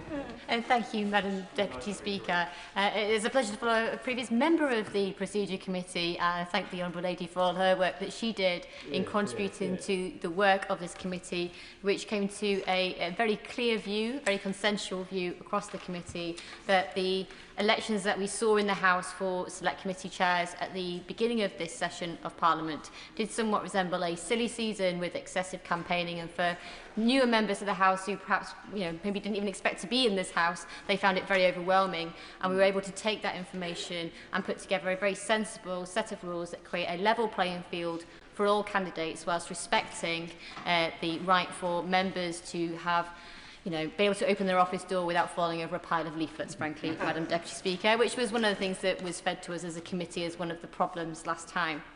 And I hope that the change to the election of the chair of the Backbench Business Committee to be in line with other Select Committee chairs will be able to bring that in line, and shows the Backbench Business Committee is a Select Committee in the same way as other Select Committees are in this House.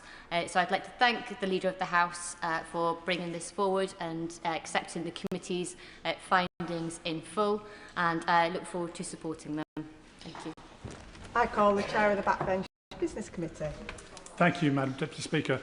And I'd like to thank the Leader of the House for listening to the Backbench Business Committee and the Procedure Committee and bringing forward these long overdue amendments. I have to say, when the Backbench Business Committee was inaugurated, when I was first elected to this House in 2010, the government of the day refused to listen to those on the backbenches who said, why is this position having to be elected every session?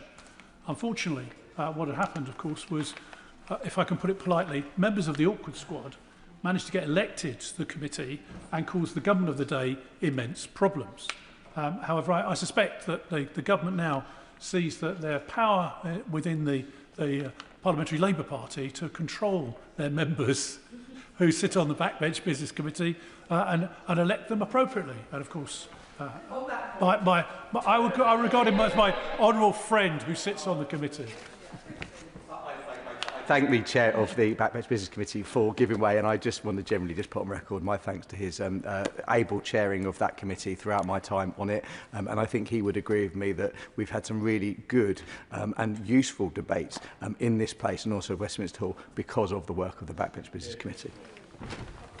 The honourable member for that intervention, and clearly I'd like to thank all the members of the Backbench Business Committee for the excellent work they've done over the last year and a half, effectively, in bringing forward debates, ensuring that members on all sides get the opportunity to debate the issues that they want to debate rather than what the government wants to debate, which sometimes can be embarrassing for the government. We know that. However, that is the will of the committee. And indeed, it has been a pleasure to oversee that work.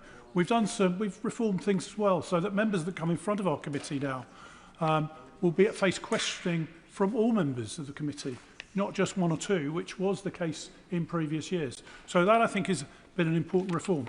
In terms of the changes that the Leader is putting forward, I just point out the consequences of this. The Select Committee statements have been coming forward to the committee on or requests for Select Committee statements on a regular basis. Because of pressure on the Chamber, we've had to push some of them into Westminster Hall, which limits the amount of time in Westminster Hall. Now, this will give the committee in future flexibility on when the committee allocates these select committee statements in the House. And I think that is to the benefit of all select committees. So it's something we recommended, I warmly welcome. Indeed, the other issue, of course, is the election of the committee. Now, I'm working out what's likely to happen in the next session. It's likely that there'll be at least one day, possibly more days, when the government will have to put on general debates in the Chamber, which have not been committed by the Backbench Business Committee because we won't have been reformed or reconstituted in time. As the leader knows, I've written to him with a list of debates that members want to debate, so he can choose from some of those, I hope, to make sure that the will of backbenchers is heard, and those, particularly those who have been waiting for some time, will get the opportunity. It does mean that it brings the Backbench Business Committee in line with other select committees, and so the chairman and the committee will be elected at the beginning of Parliament and serve for the duration of Parliament unless the parties decide to remove members of the committee. And indeed the chairman, of course, will serve for the duration of Parliament, which is, once again, I think, sensible and a good move. I hope, of course, that members will see the wisdom of re-electing me as chairman of the Backbench Committee when we return after state opening. But that's for another day, Madam Deputy Speaker. Equally, I think it's extremely welcome the change of rules, which obviously came from the Procedure Committee, on how the lobbying and process of elections will take place for Select Committee Chairman at the beginning of Parliament. We all are used to the fact of being fighting each other in the election, suddenly arriving back in Parliament to be greeted as long-lost friends when somebody is standing for election for a Select Committee chairmanship, which I think that's reasonable. But what has not been reasonable has been the literal deluge of papers and other lobbying that's taken place, and particularly use of the email system on behalf of candidates. I think most of us got fed up with it a long time ago. So this is a very sensible reform. So in closing, Madam Deputy Speaker, I'd like to thank the leader for listening to what we had to say and acting upon it, as we asked him to do, and bring forward these motions, albeit literally at the last minute before we prorogate, but nevertheless, it's welcome nonetheless. House. Indeed, Madam Deputy Speaker. Firstly, can I thank all members for their contribution to today's debate, and thank the Shadow Minister for her kind words, and I agree with her that these changes are, as she said, eminently sensible. The Chair of Procedure Committee, Madam Deputy Speaker, does a fantastic job, and we work very closely together with her and with her committee and our Modernisation Committee. And I thank her and all of the members for all of the important work that they do. In welcoming the changes to campaigning, I think that it will be to the relief of members to know that once we're into the campaigning season, there is campaigning, but there are limits as to what they can do. So I thank you for that. Again, that is eminently sensible. The Chair of the Backbench Business Committee posed the question, why are there different rules? And suggested it might be because of the awkward squad on his side. I couldn't possibly comment on that, but I do remember those days. And I have to say, in the good job that he does, it's less awkward and more respected. I did say to him that I would bring forward these motions, and I have done. And as for his final remarks, better late than never, I suppose, in that sense. But I do thank him and his committee for the important work that they do. And again, they work closely with modernisation, and we will be taking forward a piece of work on how we spend our time in this particular chamber. And I think that there are lessons that we can learn from people like the Honourable Gentleman and the experience that he brings. But let me finish on this point. I am clear in the changes that we make, including if they need to be made to backbench business time or indeed petitions, that I want to be seen as a champion of the rights of backbenchers in this place. It is really important that they have the opportunity to have their voices heard, and long may that continue. So I hope that members will support these motions today, and I commend them to the House. The question is motion number 17 on select committee statements as on the order paper. As many as are of that opinion say aye. Aye. Of the contrary, no. I think the ayes have it. The ayes have it. We now come to motion number 18 on the backbench business committee. I call the Minister to move formally. The question is motion number 18 on the backbench business committee as on the order paper. As many as are of that opinion say aye. Aye. Of the contrary, no. I think the ayes have it. The ayes have it. We now come to motion number 19 on consequential amendments arising from the backbench business committee motion. I call the Minister to move formally. Move formally. The question is motion number 19 on consequential amendments arising from the backbench business committee motion. As many as are of, as on the order paper, as many as are of that opinion say aye. Aye. Of the contrary, no. I think the ayes have it. The ayes have it. We now come to motion number 20 on backbench business committee election of chair and nomination of members in the 2026 to 2027 session. I call the Minister to move formally. Move formally. The question is motion number 20 on backbench business committee election of chair and nomination of members in the 2026 to 2027 session as on the order paper. As many as are of that opinion say aye. Aye. The contrary, no. I think the ayes have it. The ayes have it. We now come to motion number 21 on select committee chair elections. I call the Minister to move formally. Move formally. The question is motion number 21 on select committee chair elections as on the order paper. As many as are of that opinion say aye. Aye. Of the contrary, no. I think the ayes have it. The ayes have it. The House will now suspend pending the arrival of Lord's messages. I will cause the division bells to ring 5 minutes before the sitting resumes.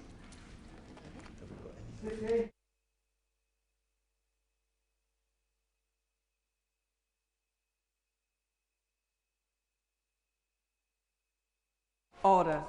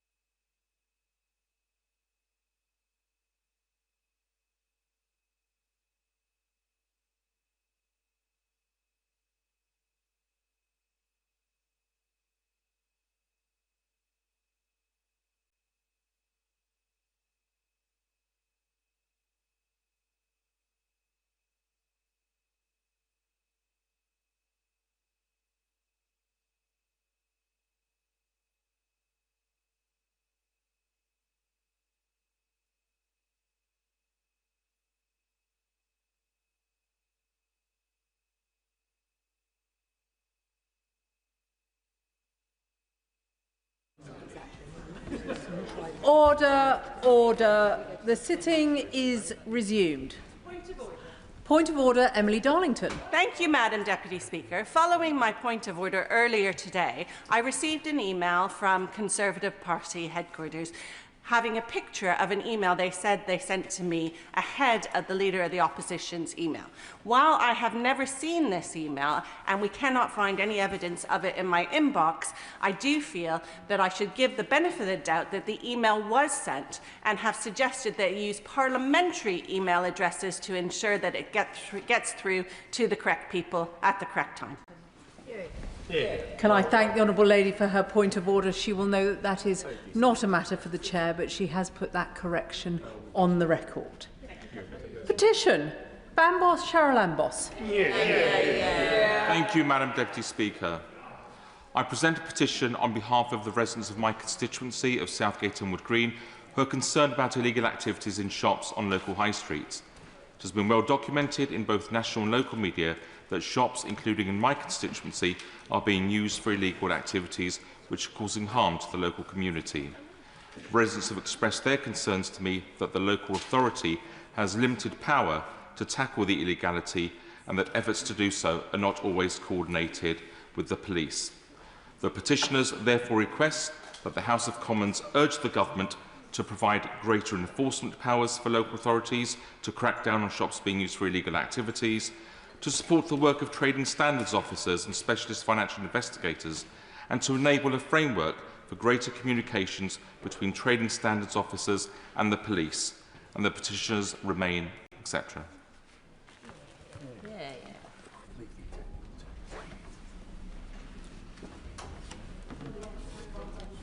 Thank you. Petition, use of shops for illegal activities. Petition. Mims Davis. Thank you, Madam Deputy Speaker, and I rise to present this petition on behalf of 116 of the constituents from East Grinstead, Uckfield and the villages, and a further 87 online who have signed online. Madam Deputy Speaker, my constituents suffered unprecedented and unacceptable water outages in January. Whilst nothing will compensate my constituents for a week of no running water, at least there has been recompense for householders. That is not the case for local businesses who have lost thousands of pounds of trade and income. Both myself and the East Grinstead Business Association are clear more must be done for our small businesses in the town and the affected villages. The prayer of the petition is as follows. The petitions of the residents of East Grinstead and Uckfield declare that the recent South East water outages have had a particular effect on businesses in the constituency of East Grinstead and Uckfield. Further declares that compensation offered to date is not adequate, and further declares that compensation can be paid to landlords in cases where landlords pay the water bill.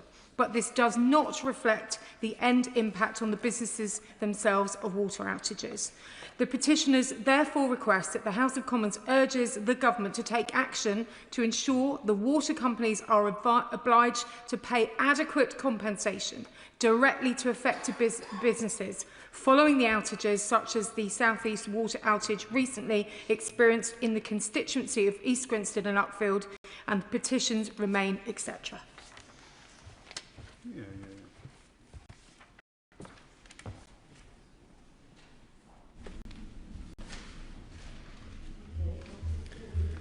Thank you. Petition, compensation following South East water outages.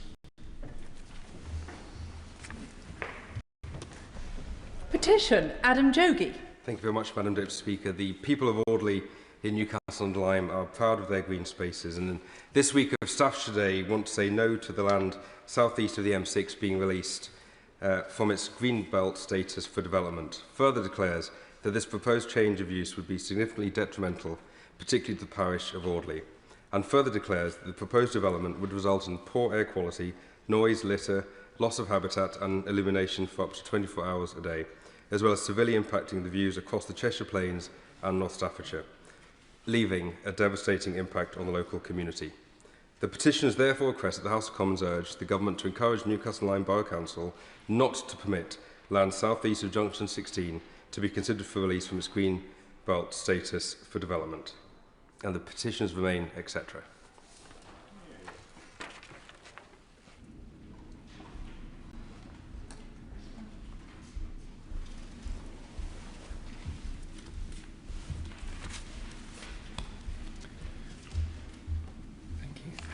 Petition Newcastle under Lyme Greenbelt.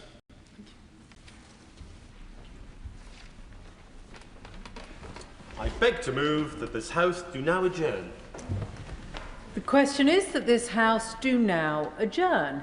Lee Anderson. Yeah. Thank you, Madam Deputy Speaker. The reason I'm here in this chamber tonight speaking on HMOs is because I've been contacted by hundreds of families in Ashfield over the past 6 years to raise their serious concerns about the impact HMOs are having on my community. Anybody can set up an HMO overnight, no qualifications, no training, no checks. All they need is a few £1,000s in the bank, get a mortgage, go and buy a cheap house somewhere in the Midlands or in the North or in places like Ashfield, buy up a cheap terraced house, turn it into an HMO. But this leads to thousands of unscrupulous investors who live hundreds of miles away from places like Ashfield, buying up properties and filling them with people, quite frankly, that I don't want living in my community. People who are criminals, people who are out thieving overnight, people who are creating antisocial behaviour. They're filling our streets full of wrong-uns. And then the local politicians, the police, the councillors sit there scratching their heads, asking themselves why crime is on the up in that area. I will give way. Can I thank the honourable gentleman for allowing me to intervene? Does he agree with me that local authorities such as Lib Dem controlled Three Rivers District Council in my constituency of South West Hertfordshire should be issuing things like Article 4 directions in order to protect our areas from a proliferation of HMOs? I thank the honourable member for his intervention. I do agree with the Article 4 legislation used to put HMOs through the planning process at local councils. It's something that I've forced my local council to do, but unfortunately they're only doing it in certain areas. I like to see it across the whole constituency. I will give way. Madam Jogi. Thank you, Madam Speaker. I'm grateful to the gentleman for giving way, and I thank him for securing this debate, and congratulate him on that. I wonder if he'd agree with me, and indeed the honourable member from Hertfordshire, that that should also apply to the Conservative-run council in Newcastle under Lyme, who should be applying Section 4 sooner rather than later. Lee Anderson. I thank the honourable member for his intervention. I think that's a matter for local councils to decide upon. I know in my area HMOs are a big problem, and I'm glad that they've used Article 4 in certain areas. I'd like to see it rolled out to the whole constituency. But I get back to my point, Madam Deputy Speaker, that we have druggies, criminals, wrong-uns, living sometimes 6 at a time in one small house, on streets that were once considered a good place to live. And the decent folk who can afford to leave these streets are leaving in their droves. The problem there is that the investors